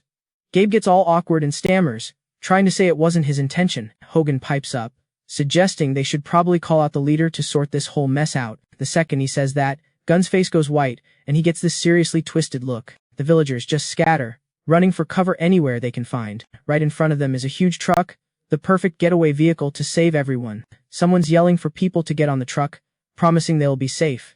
They even remind Leo about some promise he made to go fishing after the world ended. People are literally begging him not to die. Suddenly, a girl gets grabbed by one of Kane's thugs, who just yanks her back by the hair. She lets out this scream that terrifies everyone, especially this girl named Shayla. Shayla, seeing that people are about to be captured, yells for everyone to run and says she'll stay behind. But she just gets thrown toward the thugs, and they grab her tight. The creeps don't even try to be subtle, saying gross stuff like, "Looks like we can do whatever we want now." And Shayla starts panicking, pleading with them to stop whatever sick thing they have planned. The thugs are practically drooling. This guy Skylar just smirks, threatening to do the same messed up stuff as last time and not let her get away. Shayla backs away, shaking, saying she can't handle it again, so she tries to make a run for it, but they grab her and she's just, like, bawling her eyes out, begging them to let her go. Then, out of nowhere, someone just clocks Saxon hard in the head. The dude goes down for the count, totally unconscious. The thud makes the rest of the goons look back. They see the villagers are actually fighting back, all like, "We'll go down together!" Or some dramatic junk. Some guy yells to take the thugs down. He's totally losing it, calling them animals and swearing he's gonna teach Em a lesson. Shallow's over there crying, all touched that everyone's rushing in to save her. In a flash, the whole village just charges. It's total chaos. They were probably thinking, why do we gotta fight so hard? One of them just snatches a gun, cusses, and takes the weapon for himself. They were all remembering what Anne did, vowing to protect her legacy even if they get wrecked. With that new resolve, everyone just dives into the fight. Thugs are freaking out, cursing and yelling to open fire. But then plot twist, a zombie just pops up and chomps one of them to death. The whole scene just leaves everyone speechless. They realize, oh crap, it's a real deal zombie. No doubt about it. Jen's crew instantly starts panicking. The whole situation just spirals when the undead crash the party. The terrified dudes are just shooting wildly, trying to escape. Then this villager even steps up, telling everyone to bail while he holds them off. Everyone's just staring, totally shocked, not even getting what's happening. But yeah, Ivan's for real risking his neck. He's standing right between the crowd and the enemy. Right then, this dude Sean just appears, gives a quick nod, and then dips. So random. After that quick goodbye, the villagers are all patting each other on the back and giving props to the people who saved them. Taylor rushes in to help out, but they all just stunned by the insane number of zombies that are showing up. The villagers are screaming in terror, like, why are there so many of these things? Then they get all happy seeing their rescuer, shouting out for their favorite chef. Hayden shows his true, cowardly colors, telling his guys to retreat because his patients are wiped. Lame. Gwen starts panicking, denying it's her fault and insisting she's the one with the real powers. So Hayden just kicks her, hard, sending her to the ground in pain. She totally collapses, her face all pale from the hit. Hayden just mocks her, saying someone who hasn't even powered up is useless compared to him. He calls Gwen a parasite who's just mooching off her sister.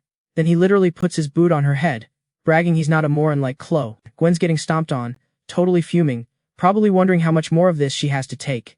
And that's when all hell breaks loose. Hayden's goons scatter, terrified of the zombies. The whole place is just noise and screaming. Hayden, totally shocked, is like, why are there so many of them? His guys explain they blocked the gate, but the lame wooden fence didn't hold up. Hayden goes ballistic, cussing them out for being stupid enough to use wood before a full moon. He starts screaming for the explosives. His guys, scared out of their minds, hurry to get him. But what happens next is a total shocker. One by one, his men get taken out, brutally. He just freezes, staring at the body that just dropped. The killer went right through the heart, an instant lights out. Then Hayden collapses in some insane pain. He looks up in horror, sees the one who stabbed him is Ruby, and just screams her name in a rage. He's shaking, asking why she'd betray him. Ruby just calmly pulls her claws back, saying she was just helping him see who really deserves to be in charge. Hayden loses it, calling her a treacherous snake. Gwen, completely misreading the room, rushes in and starts praising Ruby for a job well done, making Ruby secretly smirk at how clueless she is. So Grant just boots Jaden like super hard, calls him a backstabbing loser, and is all, guess who's in charge now, moron. Then the dude turns to grab Ruby, thinking they were gonna bail and come back for the base later. Paffed. She just grabs his hand, ice cold. And bam! She just twists and yeets him across the room. Then she's like, did you seriously think I was into you? As if. She straight up tells him they were both just pawns in her game. Then she's all disgusted like, we're both so useless. The base is toast. So whatever, she'll just fix it herself. Ruby pats Grant's face, all condescending, and tells him to go be useful and stop the zombies or something. Grant's just frozen, totally wrecked. He starts screaming, like, why is my life such a dumpster fire? He's bawling his eyes out, whining about how everyone ditches him, and why Kyle gets to be the golden boy. His pathetic screaming just gets lost in the wind. And right on cue, the zombie horde rolls in like a freaking tidal wave. Suddenly, Jaden is freaking out, begging Grant to save his sorry butt. He's promising more boom sticks outside, saying he'll give him all up, even call him boss. Grant just stares at him, dead silent. You can just see all that bottled up rage about to go nuclear. He's like, oh, is this another one of your lies? Jaden totally panics, swearing he'll be loyal, even says he'll call him daddy if they make it out. So cringe. Grant gets this nasty smirk and is like, fine. You get one shot. Then he just snatches Jaden by the throat and hoists him into the air. The dude's choking and cursing, totally losing it. Grant's just like, what's wrong? Didn't you just call me daddy? Don't fight it. He squeezes harder, demanding to know where the explosives are. But Jaden's still trying to play games, gasping that he'll only show him. So Grant just cranks up the pressure, his eyes glowing red. And then boom, some crazy power just explodes inside him. His whole arm gets super hot. Jaden starts screaming his head off as he literally catches on fire. Grant's just staring at his own hand like, whoa, fire powers. He's totally stoked, yelling about how he finally unlocked his powers. Meanwhile, Jaden's doing the, crispy dance. The guy's begging for his life, promising to spill all the tea. But Grant just laughs in his face, like, sorry dude. You're worthless to me now. And with that, he sends him on a one-way trip to the underworld. But the party's just getting started. Grant and the crew are about to go ham. Massive fireball just erupts out of nowhere. It totally incinerates Jaden, like poof, nothing left. Then Grant just charges in, zero fear. Flames are shooting from his hands, torching everything in his path. The zombies just get fried. Everyone around is just like, whoa, this insane power is just pouring out of him. Grant's all proud, yelling, this is what real power looks like. He's just laughing his head off, totally loving it. His psycho laugh echoes everywhere, and people actually stop being scared. With Jaden toast, he's like, I'm the captain now. After offing the old boss, Grant doesn't even pause. He makes a beeline for the grunts who are busy looting the factory, and they were all celebrating, like, sweet, look at all this stuff. We can totally start over. They were trashing Jaden for being a greedy jerk who starved them, thinking this is their big chance. Then, a freaking flaming thing drops out of the sky and scares the crap out of them. They look closer and realize the crispy critter is their old boss. And up on the roof, Grant is just standing there, looking all cold and edgy. He's like, Jaden's dead, I'm in charge, got a problem with that. Total power move. The grunts are basically peeing their pants, terrified of this new psycho. Meanwhile, over with Sean. He's rushing to get everyone on the truck to get the hell out of there. People are scrambling onto that truck like their lives depend on it, which, they do. They look back and see a whole sea of zombies charging right for them. Sucks to be them. Kyle figures their odds of making it out are, like, 0. Inside the truck, it's a total zoo of yelling and complaining. People are literally fighting for a spot to stand, even asking if they can just climb on the roof. Get real. Kyle, getting totally crushed, snaps that he's gonna throw hands.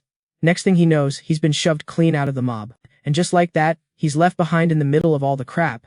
He lands smack in the middle of a freaking zombie horde. He's panicking, running like a maniac, cursing his garbage luck. Then, out of nowhere, the system dings, all like, congrats, you finished a hidden quest and got a new weapon, asks if he wants to use it. Kyle, feeling like he just won the lottery, instantly screams yes. Gwen looks back, totally ticked off, demanding to know who that person is.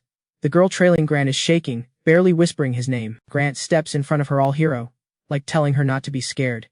Gwen's just confused, wondering if she did something to spook the girl.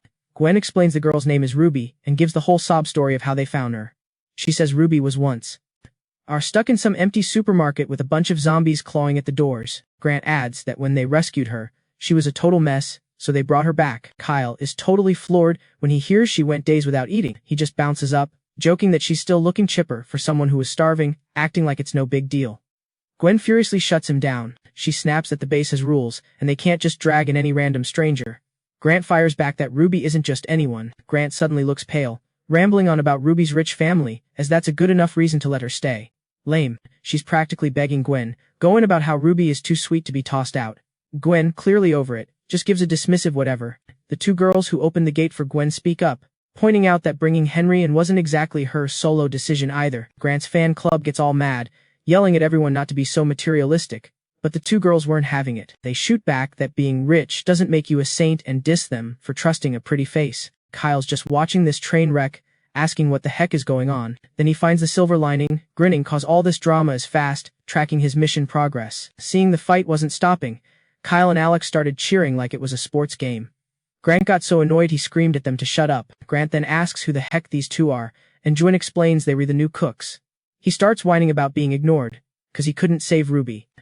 While Mason is apparently letting in every stray he finds, Grant totally loses it, points at Kyle, and accuses them of being phonies. He orders his goons to toss them out. The goons get all aggressive, yelling at them to get lost. But Alex wasn't about to get pushed around. One punch and a kick later, a guard is on the ground whining. The two goons went down hard, and Alex's moves were slick. Kyle jokes that they can't be treating guests so rough.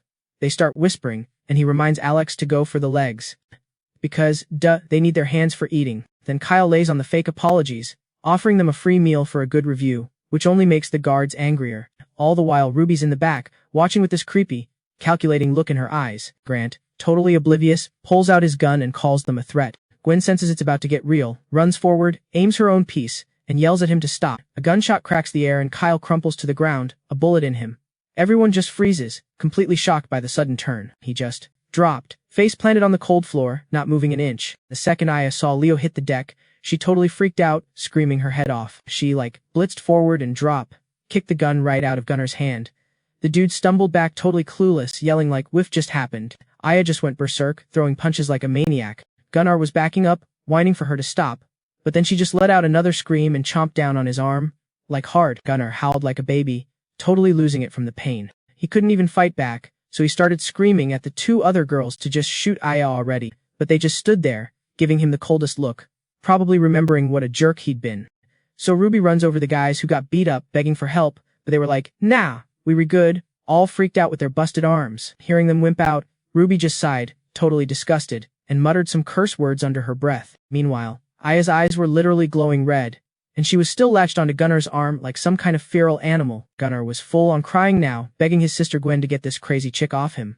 But Gwen, she just gave him the cold shoulder, completely ignoring him while he was freaking out. She just walked over to Leo's body, all sad and stuff. She gently closed his eyes and whispered something, her voice all low and full of regret. She was mumbling about how if she knew this was gonna happen, she never would be brought him back here, just to get taken out like that. So messed up, and right as she said that, Leo's eyes snapped open, for real. Gwen saw it and just screamed, totally losing her mind. Then Leo just gets up, all chill, and stretches like he just woke up from a nap. Everyone was just staring, their jaws on the floor. When Aya saw he was okay, she let out this happy cry, like she'd found her long-lost brother or something. She booked it straight for Leo. He just opened his arms for a hug, telling her it takes more than that to get rid of him. Then he shot this death glare at Gunnar, who looked like he was about to pee his pants. The dude literally couldn't believe he was still breathing. Ignoring everyone's tiff faces, he just walked up, grabbed Gunnar by the collar, and started chewing him out for being so trigger-happy. Then bam, he decked him right in the face. He was thinking how lucky he was to react that fast. See, before the bullet even left the barrel, he'd already hit up the system to pop a disguise skill card. Some crazy light show started happening around him, and suddenly his speed was, cranked up to the max. So, at the last second, he totally matrix dodged the bullet. He could feel this insane rush of speed, and it was like everything else was in slow-mo. He could see what everyone was gonna do before they did it. He was totally vibing with this god mode feeling. But then the system had to be a buzzkill and warn him the skill would only last for, less than 3 minutes. So lame and cheap. Gwen ran up, all worried, asking if he was okay. He just brushed it off, saying it was just a little mental overload. No biggie. Then he started complaining about how he almost cashed out before he even got paid.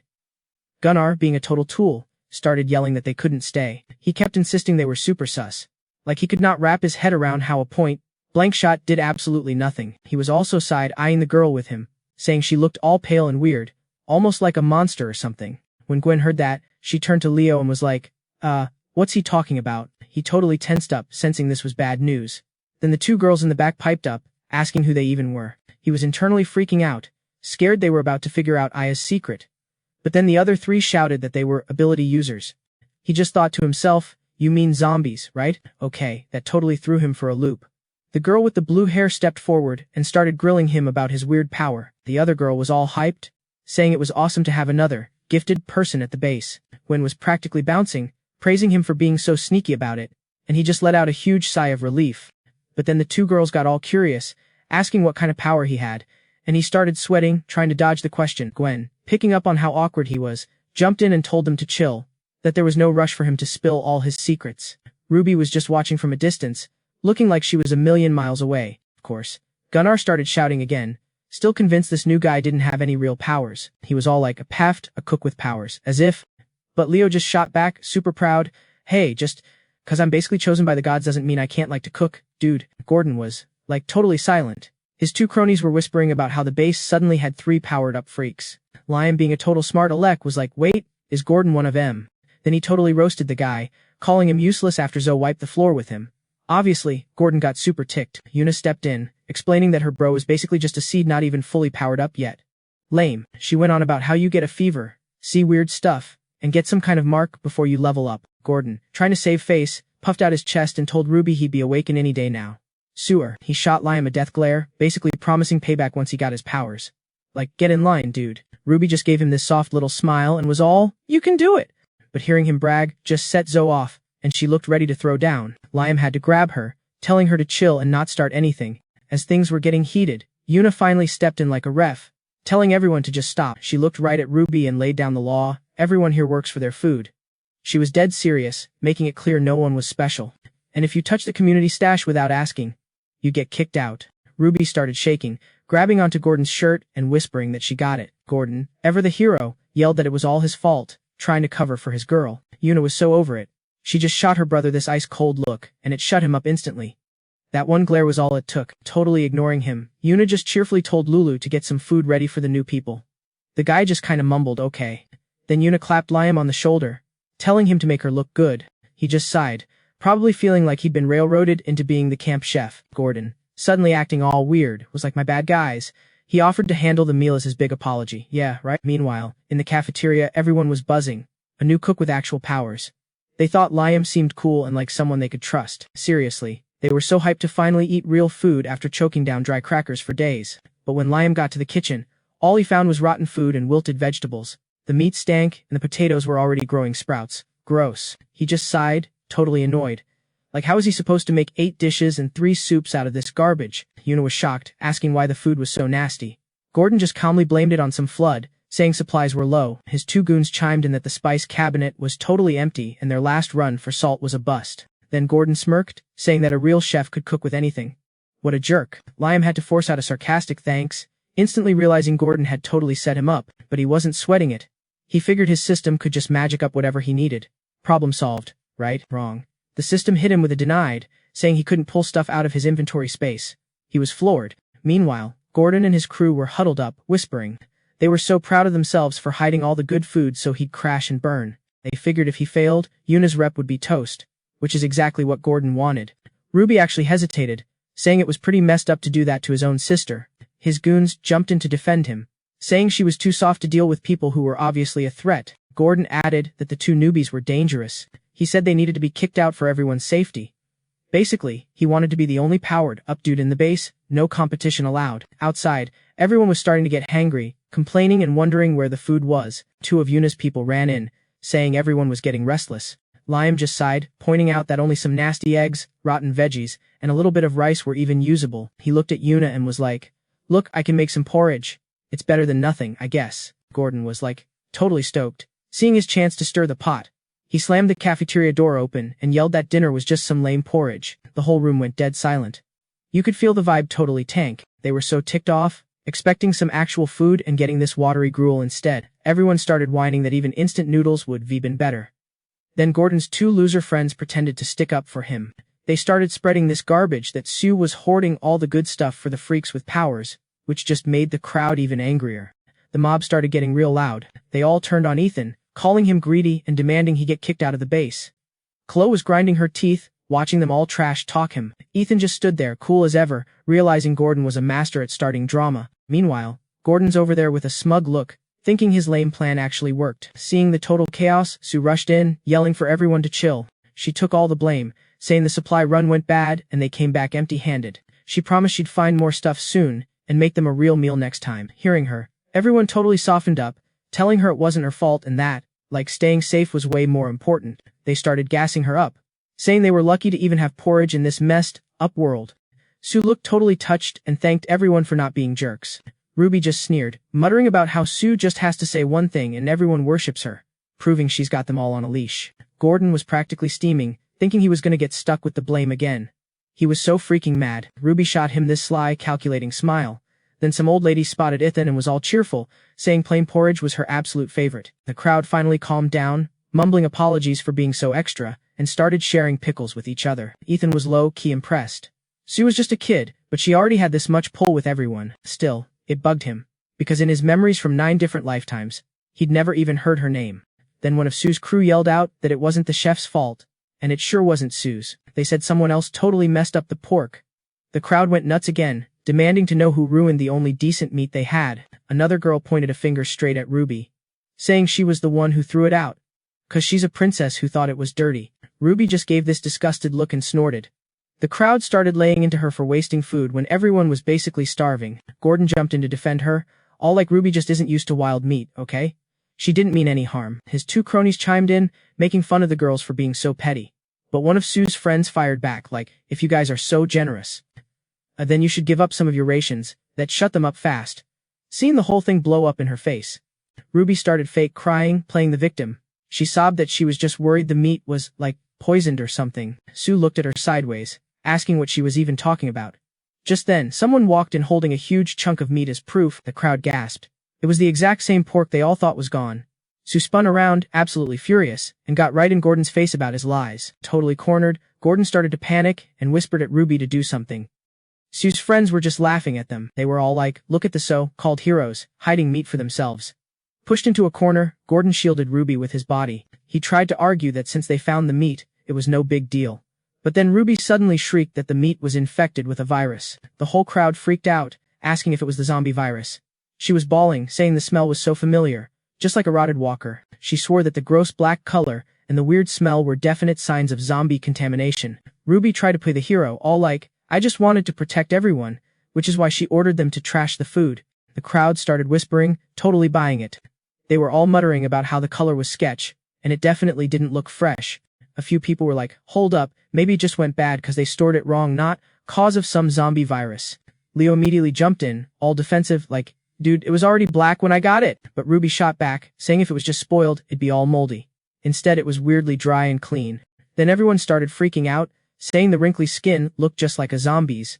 They were convinced it had to be from some mutant freak.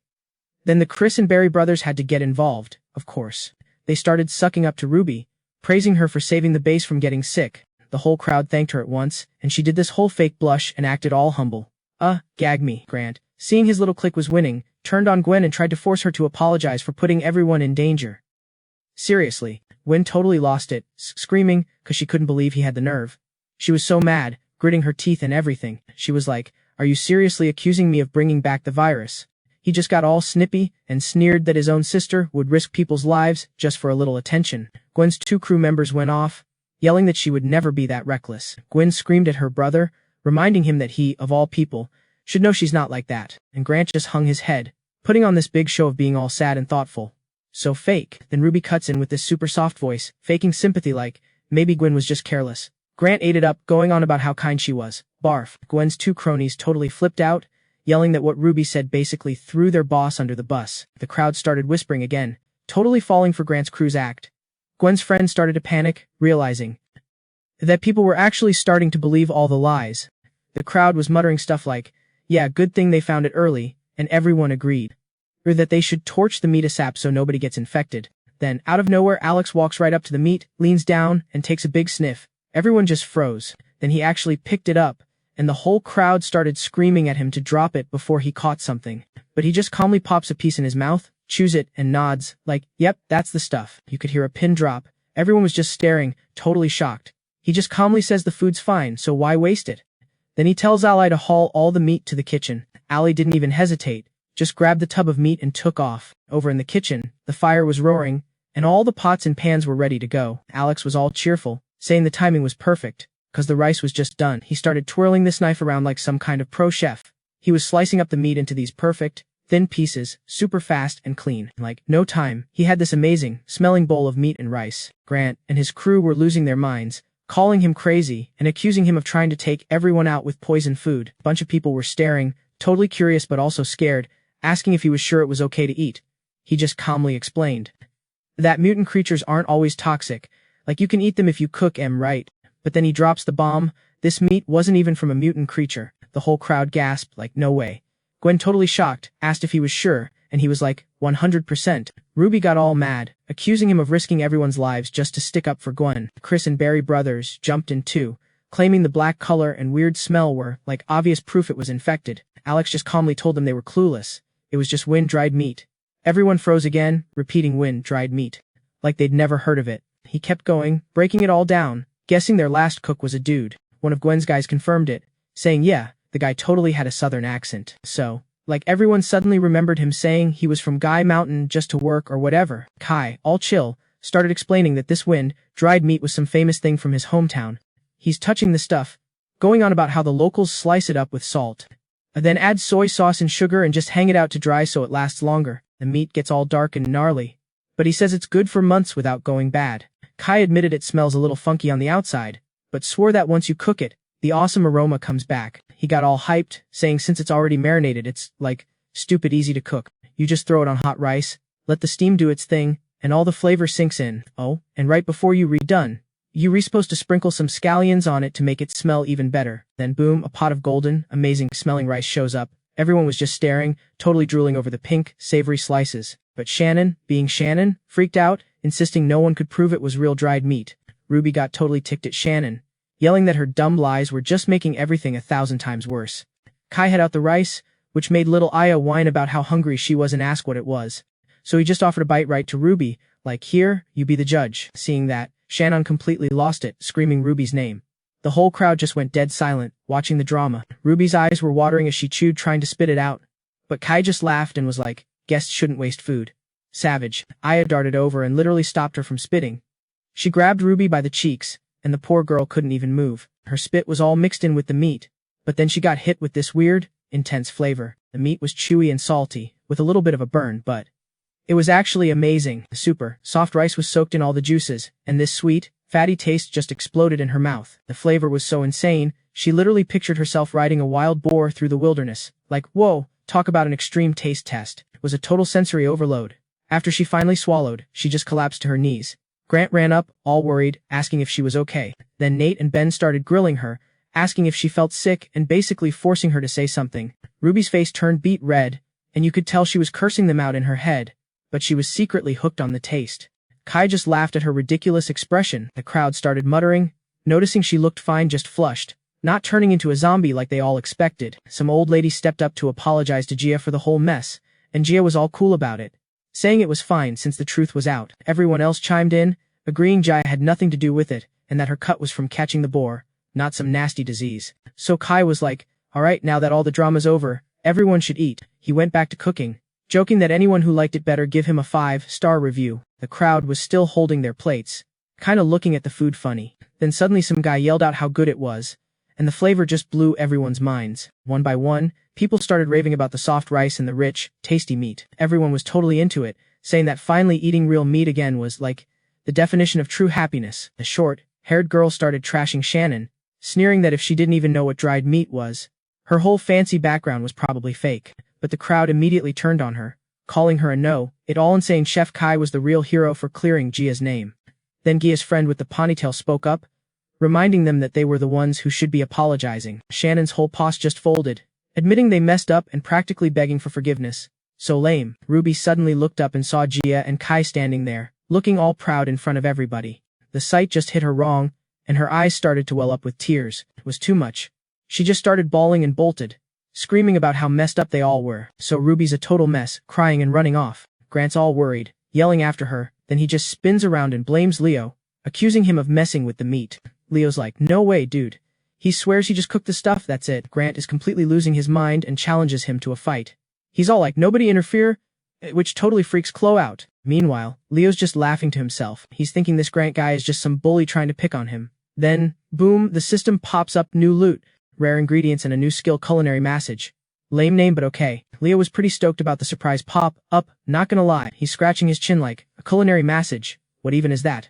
And then out of nowhere, these two clowns, Nate and Ben, rush in and grab his arms. They start dissing him, calling him a dude who hides behind girls, and tell Grant to just go for it. Leo's pissed, shouting at them for pulling such a cheap move and breaking their own rule. Grant just growls back that cheaters don't get to talk about honor. Lame excuse. Then the guy just swings a knife right at Leo. Leo roars, calling him a total moron. Gwen sees it and screams for Grant to stop, like, right now. The two girls with her start shouting at the chef too.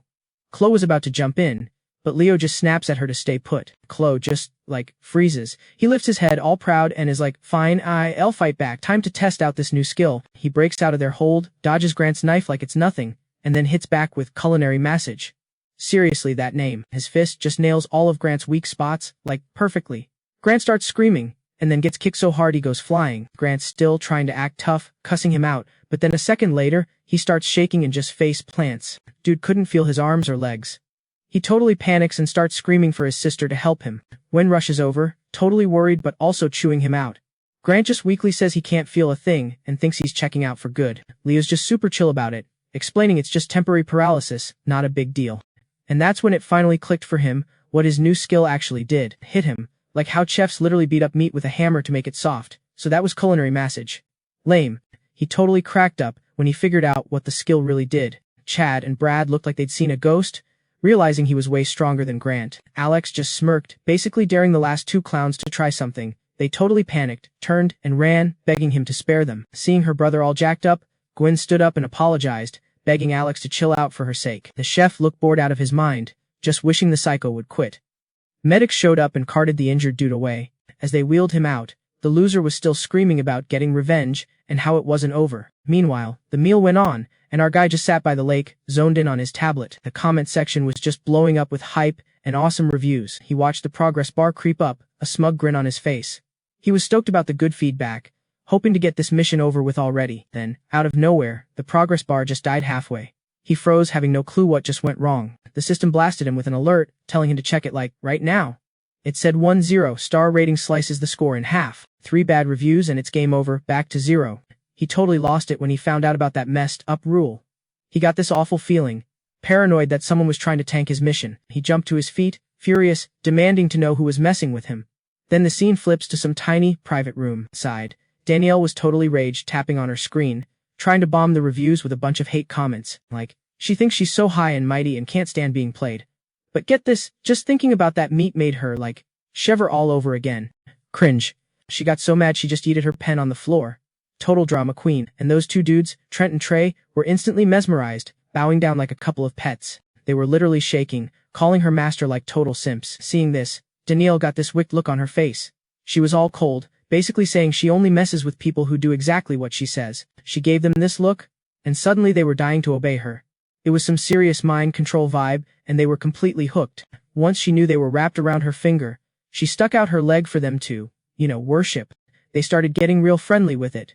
Completely under her spell, she just sat there all smug, dissing guys for being so predictable. Then, she got super pissed, ripped up some stupid certificate, and swore she'd get back at whoever messed with her. Cut to our main guy Kyle, totally hyped and fishing by the lake. All of a sudden, his line goes wild. He hooked something huge. He sees how massive this fish is and starts freaking out, already planning whether to grill it or steam it. But then the fish spits out the hook, and it's got, metal freaking teeth. It launches out of the water like a torpedo, and Kyle just bolts in terror. He's running for his life, screaming about how this apocalypse is total BS, where even the fish are trying to kill you. He sprints to the car and yanks on the handle to get inside, but the stupid door is locked, and he starts panicking even more. He's banging on the window, screaming at Chloe to open up, right now. Then the system just coldly goes, you got 3 bad reviews. User privileges revoked. So, with a monster fish chasing him, he gets kicked out of the system and is about to get, totally deleted. He's screaming at the sky about how unfair the system is, calling out the admin for being a total jerk. And that's when the mutant fish jumps up and chomps him right in the family jewels. Then it just starts slapping him in the face with its tail, over and over, while he's screaming his head off. The dude is so stunned he just collapses, totally wrecked. A little later, he wakes up screaming in the rain.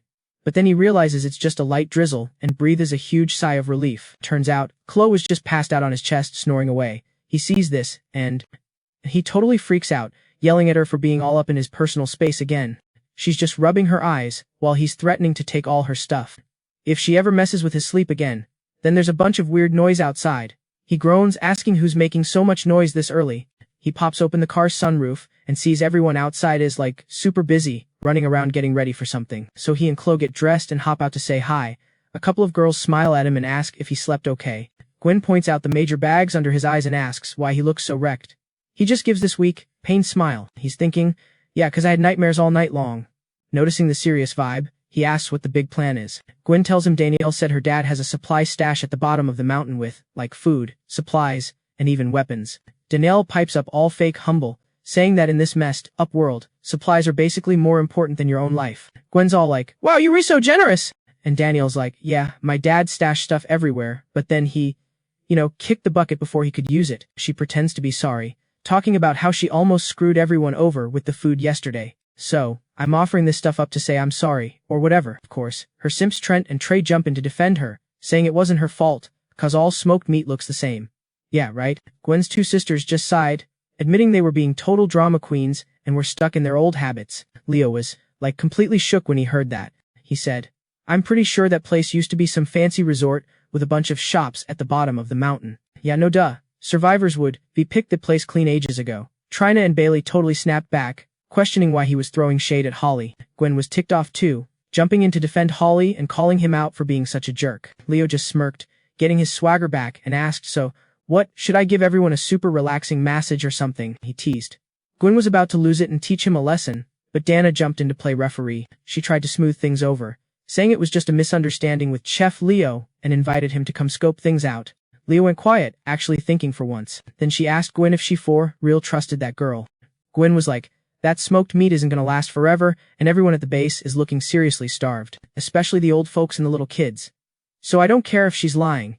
If there's even a sliver of hope, I'm gonna take it. Leo sarcastically rubbed his temples, calling her knave. He gave Gwen a serious look, and said since it wasn't dinner time yet, he'd roll with her.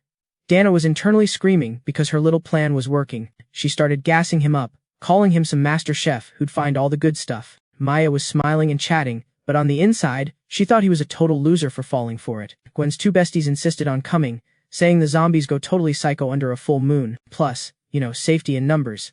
Gwen thought it was sweet but shut them down, telling them to stay home, lock the doors, and wait for them. The two girls whined, totally bummed and worried. Then Leo put a hand on Gwen's shoulder. He gave her a little smirk like, I got this. He told them to stay and look after everyone, and that he'd be Gwen's personal bodyguard. The girls finally chilled out, saying she'd be fine with Chef Leo around. Gwen got all shy and brought up that awkward moment from before, and Leo, playing it cool, said he only ducked his head to avoid seeing something he wasn't supposed to. The girls were immediately like, ooh, what did you almost see? Even though Gwen was blushing like crazy, Leo just casually started to spill the tea, making the whole vibe kinda spicy. Gwen totally panicked and slapped a hand over his mouth while the others teased them about their secrets. Leo was practically getting choked out, begging her to stop shaking him. Dana watched them from a distance with a fake smile, secretly thinking, yeah, enjoy it while it lasts, idiots. The two cars from Gwen's crew were cruising along the mountain. At the bottom, a bunch of zombies were brutally tearing apart dead bodies. So gross. From their spot up high, Leo mentioned that zombies are most active during a full moon. And since it was a full moon, the place was crawling with them. He noticed something weird though. The little creature didn't seem fazed at all, then it suddenly started pointing out the window like crazy. It looked like it spotted something messed up. Leo slammed on the brakes, his whole face changing. Gwen yelled from the back, what the heck? Why'd you stop? He jumped out, looked at the water flooding the path ahead, and said, the road's totally washed out. This is as far as the cars go. Dana pointed to a forest nearby, saying their destination was super close, like a 30-minute walk. Gwen ordered everyone to get their weapons out and to shut up so they wouldn't attract a zombie horde. The group started creeping through the super dense woods. Then some little bee flew over and landed right on Dana's cheek. Being the total princess she is, she let out a massive scream. Gwen shot her a look and whispered, are you trying to ring the dinner bell for every zombie around here? Gwen, totally swatted the bee away, but Dawn just kept on screaming. The bug got yeeted into the next county. Then she turns and lays into Leo, all like, chill, it's just a freaking honeybee, get a grip. The three dudes in skirts went pale, looking like they were gonna hurl. Grant just had to hug Dawn. He's all, it's okay, girls are supposed to be scared, but Gwen, so over it, shot back, hello, I'm a girl, and I'm not whimpering over a bug. Trent and Trey were like, yeah, but you Gwen, you're tougher than any dude, so fear doesn't even apply to you. Gwen remembered being a total tomboy, and that one time she made some girls cry in the bathroom. She got all red, super embarrassed. They brought that ancient history up. Out of nowhere, someone starts blasting bug spray at them, and everyone freaked. Leo, of course, explained himself. He was all, it's bug spray, duh. This mountain is crawling with bees this season. Then he aimed it right at the two guys. He's bragging that it repels bugs and bad smells, which made them run from the stench. Gwen just smirked, totally digging the chaos. Suddenly, he got this weird vibe, like something was missing. He spun around and asked, yo, where the heck did Chloe go? And just like that, Chloe jumps down from a tree holding this giant beehive. Gwen was just stunned, watching the thing fall. Everyone started panicking, realizing it was a legit honeycomb. Chloe was just holding it, laughing like a maniac, her face all lit up with this creepy excited look. Someone pointed out she was literally drooling like she wanted to eat it. The crew got seriously creeped out by her expression, with no clue what she was planning. They were pretty sure she was about to chow down on the hive.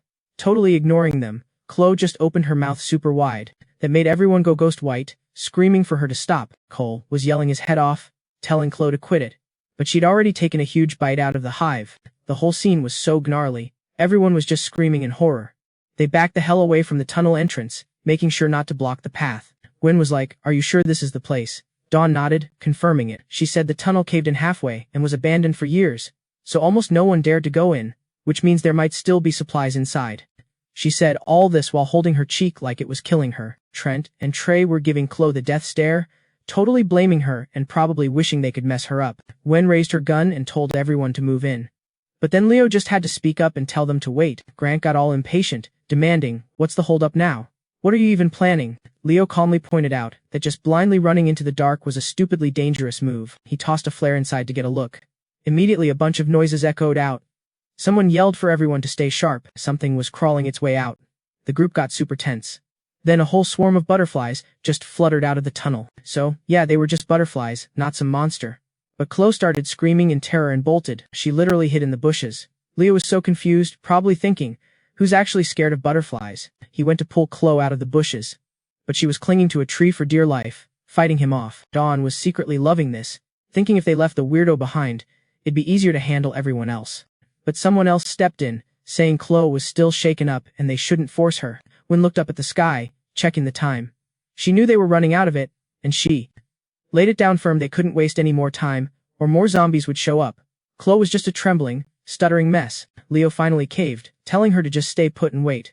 Chloe just curled into a little ball, still crying her eyes out in fear. Kyle, flicks on his flashlight and creeps into this tunnel, and whoa, it's way deeper than it looks. Gidgey's already whining, "Are we there yet?" About the supply stash. Dawn's all, "Chill, we almost there," or whatever. Then, out of nowhere, Kyle spots something sketchy. He yells like, "Yo, we not alone in here!" He's dead serious. Like, "I'm telling you, someone's in here."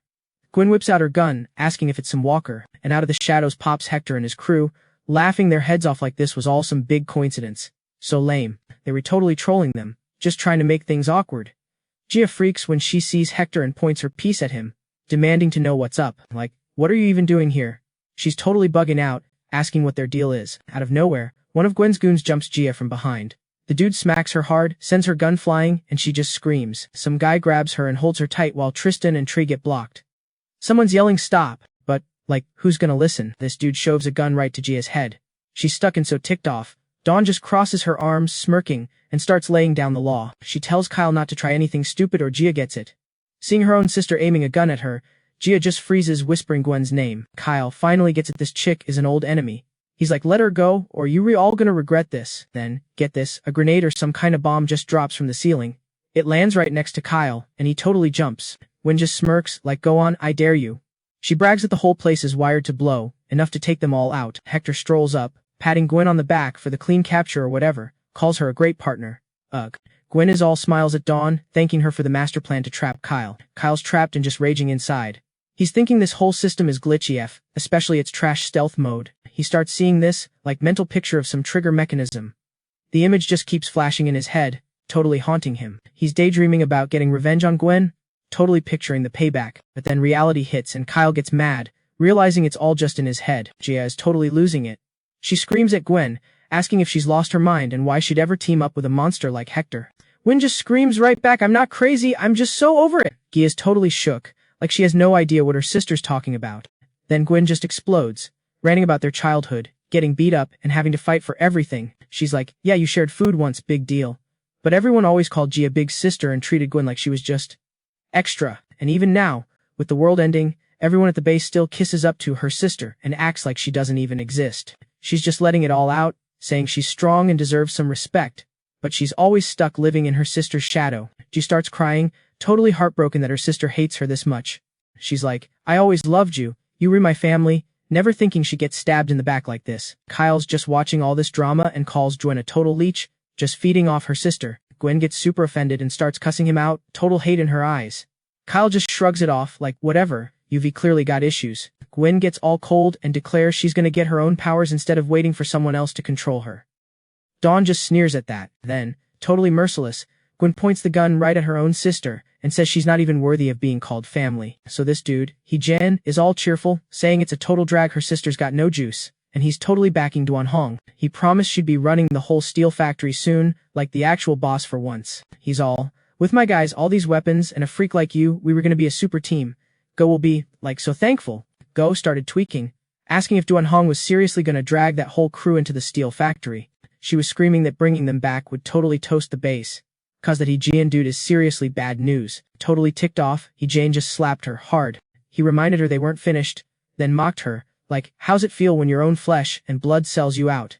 Even tied up, Go was shooting daggers at Duan Hong for calling her some weak little girl. Then some random gunman grabs her face, muttering how breaking a tough chick like her would be a real trip.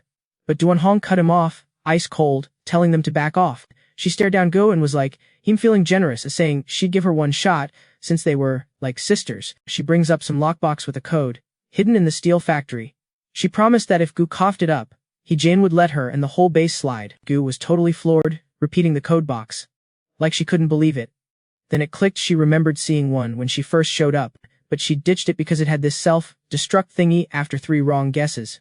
It hit her like a truck. Duan Hong's whole game was about getting that stupid box. Totally raging, she just stared her down and asked if that snake really thought she was dumb enough to fall for such obvious lies. Duan Hong just snapped, screaming that she was done talking. Once they owned the factory, they'd find it anyway. Duan Hong was getting so annoyed, thinking what a total moron he was. Like, if the box was still there, she wouldn't have needed this whole elaborate trap to lure them here. Gu just got louder, saying even if she got played, she had some real talk for her. She warned her that girls who lean on guys just end up getting ghosted and looking pathetic. She added that anyone who'd backstab their own sister is, like, a total snake you can never trust. Duan Hong got all defensive, yelling that she was for real in love with Jian and, like, nobody could ever tear them apart. Then Duan Hong leaned in, whispering that she didn't need anyone. Guys, they were just tools to be used. She sneered that Gu just pretends to be strong, but was actually a total softie on the inside, always getting burned for being nice. Her eyes slid over to Gao Xiaoliang as she asked, all fake sweet, if Go had a little crush on him. The second Go got all flustered, Duan Hong knew she'd totally hit the jackpot on that one. She got this nasty smirk, bragging that with just one look, even that Gao Xiaoliang guy would be on his knees for her. Everything Gu ever cared about was going to be hers in the end. Gu totally lost it, screaming that not everyone was willing to sell their soul just to get ahead. Duan Hong just laughed all high and mighty and was like, bet, if you lose this, you rehanding over that coded box. As she started walking over to Gao Xiaoliang, Gu got all nervous, asking what she thought she was doing, while the guy just looked totally lost. Duan Hong put on this super sweet voice, going on about some salted meat he made once that she, like, totally couldn't forget and just had to taste again. Gao Xiaoliang just scratched his head, super confused, cause he was pretty sure she always hated him. But she just got all flirty and said, hate you. How could I ever? So, like, if you ditch that chick, go and roll with us, she offered. He'll totally let you be our main chef back at HQ. Then she just went for it and activated her power. This crazy pink sound wave thing just blasted out. The whole thing made Gao Xiaoliang's head spin, and he felt super sketchy. Duan Hong was totally smirking on the inside, thinking that even a powered up dude will show his weak side when you back him into a corner. The second you doubted yourself, she'd worm her way into your brain. Her whole shtick was to turn you into, like, a puppet in your own head. But Paf dude's got that main character energy. No way she was gonna break him that easy. She couldn't even touch him. Danny totally freaked, her face went ghost, white when she was, like, ecstatic, and right then, Kai just loses it, grabs this metal pipe, and starts screaming that she was the one who left that lame 1-star review. He's all like, I found the stupid rating slip right at your door. Gwen was pissed, totally confused why her powers flopped on him. Yeah, the guy looks like a total dork, but his mental game is insane. Gus, being her #1 simp, flipped out over the diss to his goddess, and swore he was gonna end Kai right there. She got all serious, ordering them to take him out, saying nobody knew what he could really do, and leaving him breathing was just asking for trouble later. Target got all red and annoyed when he heard he was the only one in the whole base with actual powers. While Gus was spacing out, Gwen busted free from Trin's hold. Then some random dude charged at Gus and totally clocked him. The hit sent the remote flying out of his hand. Danny saw it and freaked, screaming at everyone not to let Gwen get her hands on it, so it was a total scramble for the remote. Gwen, thinking she was gonna lose, just pointed her hand at Gus like, don't even try it. Then, bam, she kicked him to the ground, pinned him, and stuck a blade to his throat, yelling for everyone to drop their gear, or she'd slice him. Kai was actually impressed, like nice. Her whole blood vein restraint technique was flawless. This time, all she had to do was nothing and she'd win. But Gus knew his sister had a soft spot. He started begging for his life, all like, you can't do this to your own brother. but Gwen was ice cold, calling him a coward and straight up telling him he wasn't family anymore. Gus totally panicked and started screaming for his crew Jen. Danny! A little help here! Danny just gave him this look of pure disgust, biting her lip and thinking what a useless piece of trash he was. Someone else just shot back that his threat meant nothing, like, he's her brother, not ours. If she wants to off him, that's her business. Gus, totally desperate, screamed out Hayden's name. Gwen was shocked like, you are the worst. Then, out of nowhere, some freaky spider web thing shot out of the cave. The thread thing hit one of Hayden's lackeys and just, like, zapped him. It pulled tight and just ripped the guy right off his feet. Kai was bugging out, yelling, what the hell is that thing? Everyone was just frozen, totally shook. They were all trying to process what just went down while these crazy noises from the cave got, like, way louder. Hayden's crew was freaking out. They saw this massive shape, look kinda like a dead monk or something, but Hayden, not even scared, he just tells them to reload. He was dead set on taking out whatever it was, just screamed, light it up. So his crew just went nuts, spraying bullets everywhere. Then it went quiet so they figured, yeah, we got it, wrong. Suddenly, this thing bursts out and just starts wrecking them. Then you could finally see what it was. Hayden screamed his head off. It was a giant, messed up spider. His goons were shaking, realizing this thing was huge and not just some regular mutant. This was a legit predator. Kai remembered this thing. It eats people and, like, absorbs their powers to level up. He was trippin'. Because this monster showed up way earlier than it was supposed to. He figured it had to be some butterfly effect crap from him being plugged into the system. The poor saps were screaming for their lives, just watching in total horror as this thing charged right at them. Hector's crew totally bailed, scrambling like roaches. Meanwhile, Gwen was just frozen, freaking out over the spider. So her own brother, Grant, shoves her straight at the thing, yelling die, or whatever. Gwen just screams cause duh, she's about to be spider food. But then, Kale whips out his force card and goes full on hero mode. He snags this metal pipe from some junk nearby. He juices it up, unleashing some insane power, and dives in front of Gwen to save her. The spider, like, gets bored and decides to munch on Hector's flunkies instead. The whole place is just a mess of screaming and weird, panicked laughter. Everyone's yelling for help, begging not to get got while running for their lives. Hector, what a champ, ditches his own guys and makes a break for the exit. Too bad the spider already webbed up the only way out. Sucks to be him. So they're all trapped, cussing up a storm, cause it's a dead end. Then they see the monster coming for them, and just lose their minds completely. They all like, what now? With all the exits blocked. Then Rona pipes up about some drainage tunnel, but, plot twist, someone's gotta be bait for the spider. Chad and Brad start whining immediately, totally terrified and begging not to be sent on that suicide mission. So pathetic. Rona's just like, oh, I wouldn't make you go alone. Then she totally calls them out, like, didn't you losers promise you'd die for me? What's the hold up? Next thing you know, she pulls out her freaky mind control powers. Thanks to Rona, the two idiots just go zombie mode and charge straight at the spider. The spider snatched him up and, well, it wasn't pretty. Then it was ready for round 2. Hector is freaking out, yelling at everyone to get out of his way so he can escape. Then, suddenly, he spots something important. He figures it's some old explosives from when they dug the tunnel. Then he gets all cold and says since Gwen doesn't care, he's gonna get nasty. He starts screaming at the people in his way, promising they'll all go down with the monster. Then he orders his guys to light up the truck cabin, and just like that, he bolts into the tunnel. A massive explosion goes off, shaking the whole place like crazy. Outside, Chloe hears the boom and starts shaking. She's totally bugging out, just jumping around all scared. Remembering what just happened gets her all emo, and she whispers Ethan's name. But, like, she snaps out of it real quick. She starts flashing back to all the times he looked out for her. That's all it took. Chloe just yells and runs right back into the chaos. Inside, it's a total inferno. Kale's head is spinning and everything hurts for a sec. He thinks he's toast. He scrambles up, shaking his head to clear it. Then he realizes he's stuck, pinned in a giant spider web, but he plays it cool and slips out like a pro. Dude lands on his feet, super smooth, like a ninja shedding his skin or something. Kale looks around and it's just webs everywhere, totally insane. Then he sees the bodies, all wrapped up like gross little snacks, and gets the chills. He figures they were the spider's leftovers.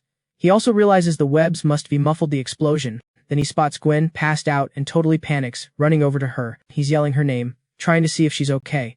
The fire starts dying down, but then he notices it's getting hard to breathe. Great, now he's stressing, looking for a way out before they run out of air.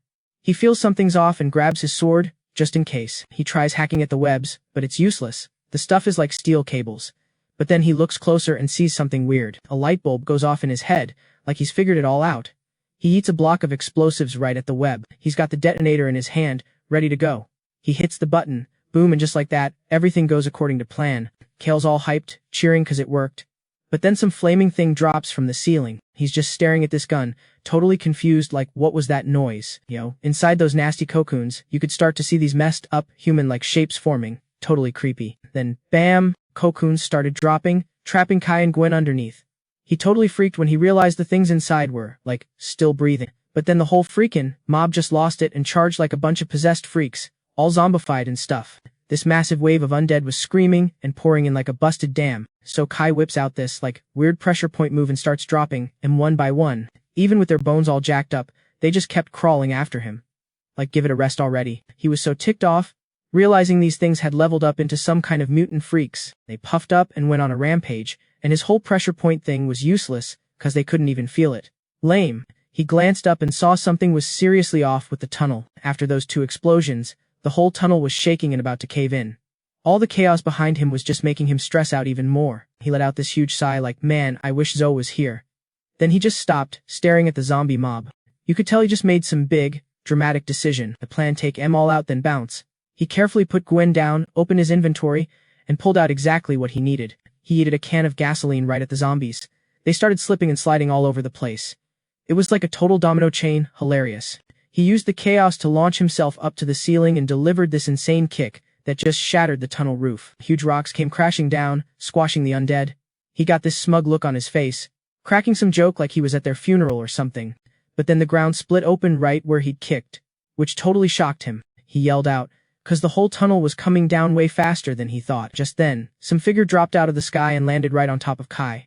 Oh, it was Zoe! She just dusted herself off, totally fine. Kai leaped up, screaming at whoever just ambushed him. When he saw it was her, he was like, Zoe!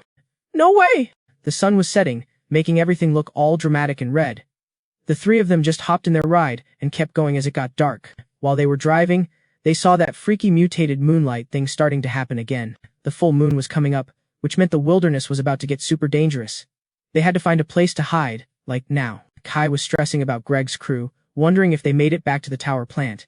Then he glanced over and saw Gwen's face was, like, crazy red. He put his hand on her forehead and totally freaked out. She was burning up, like, she was literally radiating this insane heat. He knew this was bad, so he slammed on the brakes, scared she was turning or got infected or something. He rolled her over, and was horrified when he saw these weird marks. He gasped, not believing his eyes. They were zombie bites, but the wound looked old, not fresh. And then this totally terrifying thought hit him. Meanwhile, Gwen's two sisters were on the watchtower, totally losing it that she wasn't back by night. One of them was all like, what if something happened? But the other one shut her down, saying she'd be fine with Kai protecting her. Then, they spotted the car coming in the distance and started cheering. The ride pulled up right in front of the gate. Gabe stuck his head out, waving all happy, but the two girls got a bad feeling when they didn't see the other car with the chef and the lady. Gabe started rambling about how they ran into monsters. He said the others went over a cliff and his sister was hurt bad, begging them to open the gate. When they heard that, the girls totally panicked. They were so worried about Gwen that they just rushed to get the gate open, but then they were like, hold up, and remembered was one big rule, don't open for anyone unless you see her with your own two eyes. They were all like, we need to see right now, to check if she was even okay. That's when Guang and Ruan Hong totally started to freak. Guang got all pissy, accusing them of not trusting him or whatever. Ruan Hong jumped in, spinning some story about O being passed out. She said it was from blood loss and to just hurry up.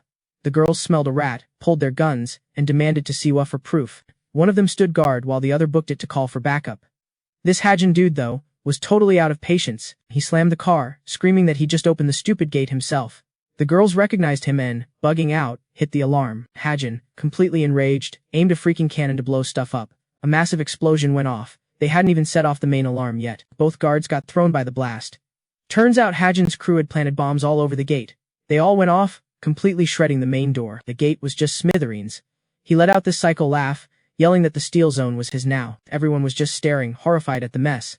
Gong was frozen like an idiot. Hajin started dissing him, totally making fun of the guy. He sneered that Guang didn't exactly look thrilled. Ruan Hong quickly tried to cover for him, saying he was just, like, in shock. Guang just awkwardly nodded, playing along like a good little lapdog. Hajin then ordered his crew to move in and take over the base, so Guang immediately floored it and drove right in. All that racket was basically a dinner bell for a whole horde of zombies looking for a bite. Hajin's goons rolled in, shutting down anyone who tried to fight. Some guy did a head count and confirmed they'd nabbed everyone. He asked his dudes, who were like, yep, everyone on the list is here. The villagers were losing it, screaming at Guang for being a traitor and warning him or would make him pay. Hajin just smirked, saying something like, yeah, about that. Who's not coming back ever. Everyone was shook, guessing Wo was dead. They went off on Guang, screaming that he'd sold out his own sister and had no soul. His thugs rushed in, kicked some villager out of the way, and yelled for everyone to shut up. Then Guang piled on, spreading the news that Wu was gone. Then he declared himself the new boss of the factory. He laid down as one condition anyone who kneeled and called him boss could stick around. His lame offer got everyone buzzing, totally unsure of what to do. Then, out of nowhere, this old grandma with a cane walked right up to him. Guang got this stupid grin on his face, thinking she was going to be the first to bow down and get the ball rolling for everyone else. Her family was freaking out, begging her not to pull any stunts, but nope, the old lady just spat right in Guang's face. Total savage, he was so offended he went nuts, screaming all sorts of nasty stuff at her. But she was ice cold, basically saying she'd rather be hated than live in shame with some evil loser. She just turned and walked away, leaving Guang totally stunned. Seeing that, the villagers got even more fired up and decided they were just gonna leave and find somewhere better. Guang panicked, yelling that they'd all die some horrible death if they left the area, but whatever. Despite his little tantrum, everyone was 100% set on leaving. He started desperately pleading, claiming he was the only one who could protect them. In a total meltdown, he started screaming orders for everyone to stay and obey him. Ruan Hong was super chill about it, letting them go but telling them they couldn't take any of the base's supplies. Then she turned to the manager. She told him to hand over the key, like he always did when Wu was out. This guy Laos started stammering, basically begging to stay if he gave her the key. The villagers were disgusted, totally roasting Laos for being a spineless coward and trashing Wu for ever trusting him in the first place. So this law dude starts whining that he's just the key guy, totally powerless and scared of getting wrecked outside during the full moon. Lame. He tries to be all slick, offering up the key and saying he knows where the stash is, just wanting a place to crash. But while he's talking, his hand slips into his pocket, and he gets this cycle look. Then some guy named Hang charges in, pointing a weapon at Duan Hong, screaming about getting revenge for Aoi. The old guy lunged, but Duan Hong just clocked him one, sending him straight to the floor. A nasty hit and he was out cold. The whole crowd freaks out, crying about him getting hurt. Seeing the gash, even Liu got the creeps, probably thinking it was some bad juju. Duan Hong popped her long claws and snatched the key. She just sneered at the old man, totally not buying his pathetic excuses. With the key in her hand, she pulled her claws back in, looking like she owned the whole freaking place. The whole thing left Guang totally freaked and clueless. Duan Hong was just spinning the key, but Thao Mei was looking at it like it was a shiv. Thao Mei was like, duh, it's the apocalypse. A girl's gotta have something to defend herself. Then Hatch Jin grabs Guang's shoulder from behind, making him jump out of his skin. He mocked him, saying a tool is useless if you don't know how to use it. Then Hatch Jin's goons just start shooting all over the place, and everyone panics. The gunfire sent the villagers into total chaos, just screaming and scattering like rats. Blood was everywhere, turning the place into a real horror show. Guang lost it and ran into the mess, yelling at them to knock it off. He warned them that killing everybody meant no one would be left to do the grunt work for the base. Hatch Jin just shot back that he had his own crew, so who cares? Then he accused Guang of being on the villagers' side. Guang awkwardly denied it, but Hatch Jin totally got a kick out of his reaction. He ordered him to call the boss down as some kind of messed up loyalty test. Guang's face went ghost white as he just froze up. In all the chaos, the villagers were desperately trying to find a place to hide. Some beat up truck up ahead looked like their only ticket out. Someone was begging their friend to hang on, telling them it was going to be okay. Some dude named Lilia was spacing out, thinking about a promise he made to go fishing after the world ended. As if people were pleading not to be left behind. Then, suddenly, one of Hatch Jin's thugs grabbed a girl by the hair and just dragged her off. The villagers started screaming in terror, yelling out the girl's name, Shia. Shia was trying to tell them to just run and forget her, but they just chucked her towards the thugs like she was a sack of potatoes. They were acting like total savages, treating her like a game. They bragged it was payback for two other girls who managed to escape them last time. Shia was backing away, terrified, begging them to stop. She tried to make a run for it, but they grabbed her, and she was just screaming for help. Out of nowhere, someone slammed the thug hard in the head, dropping him instantly. The creep just collapsed done. The sound made the rest of his buddies whip around, looking all tense and spooked. In that second, the villagers just snapped. They were ready to fight to the death.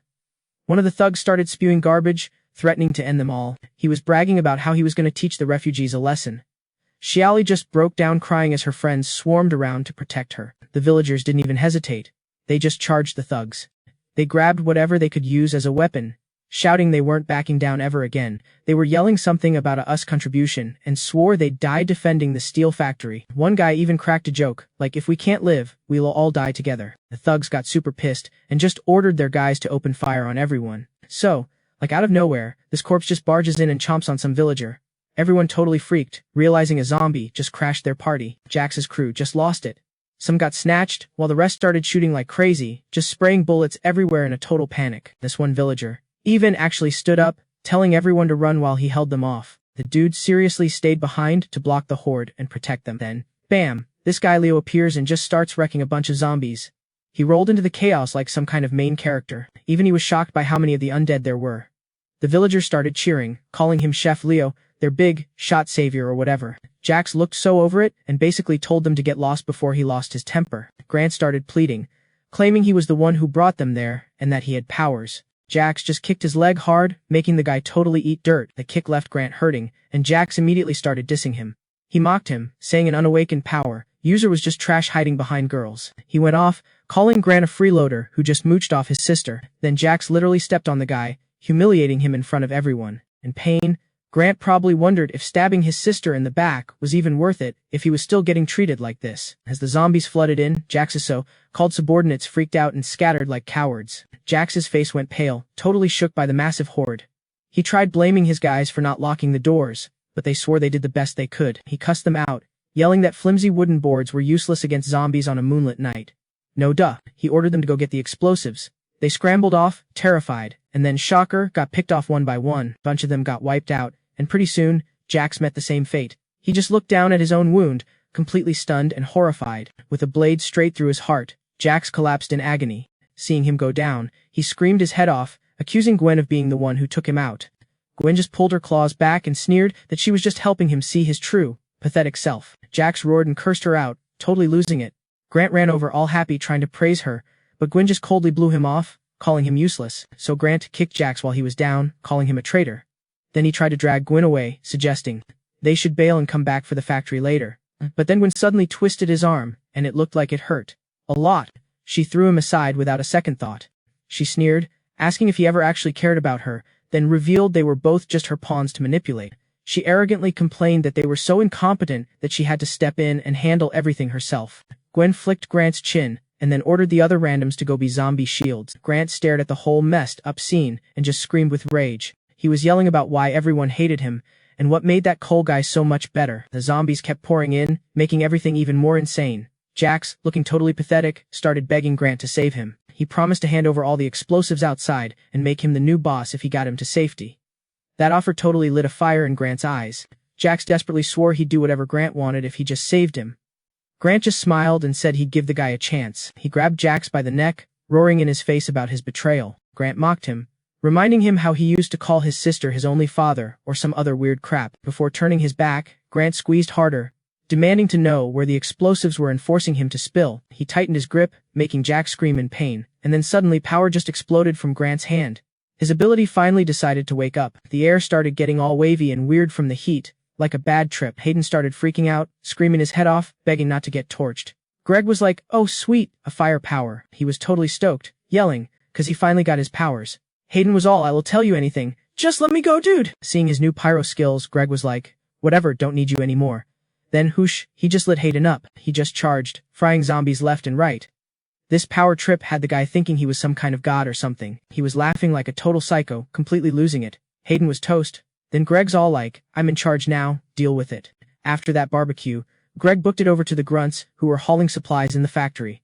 They were all hyped, talking about the score, and telling each other to grab as much loot as they could before the dead heads showed up. That psycho boss was hoarding all the food, not caring if anyone else starved.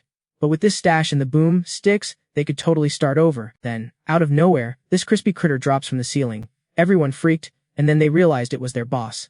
Yikes. Greg stumps in, all intense like, "Hayden's gone. I'm the new shot caller. Anyone got a problem with that, you'll all regret it." The crew was shaking in their boots when they recognized him. Leo, thinking fast, just yelled for everyone to pile into the truck and bail. Second he yelled, it was total chaos. Everyone was tripping over each other, trying to climb onto the truck to get away. He saw the zombie mob getting way too close. Tyler was already giving up, like, "We so screwed, there's no way we can fight this." People were crammed in, shoving and yelling, "Get off me!" The truck was so packed, dudes were screaming to just climb on the roof.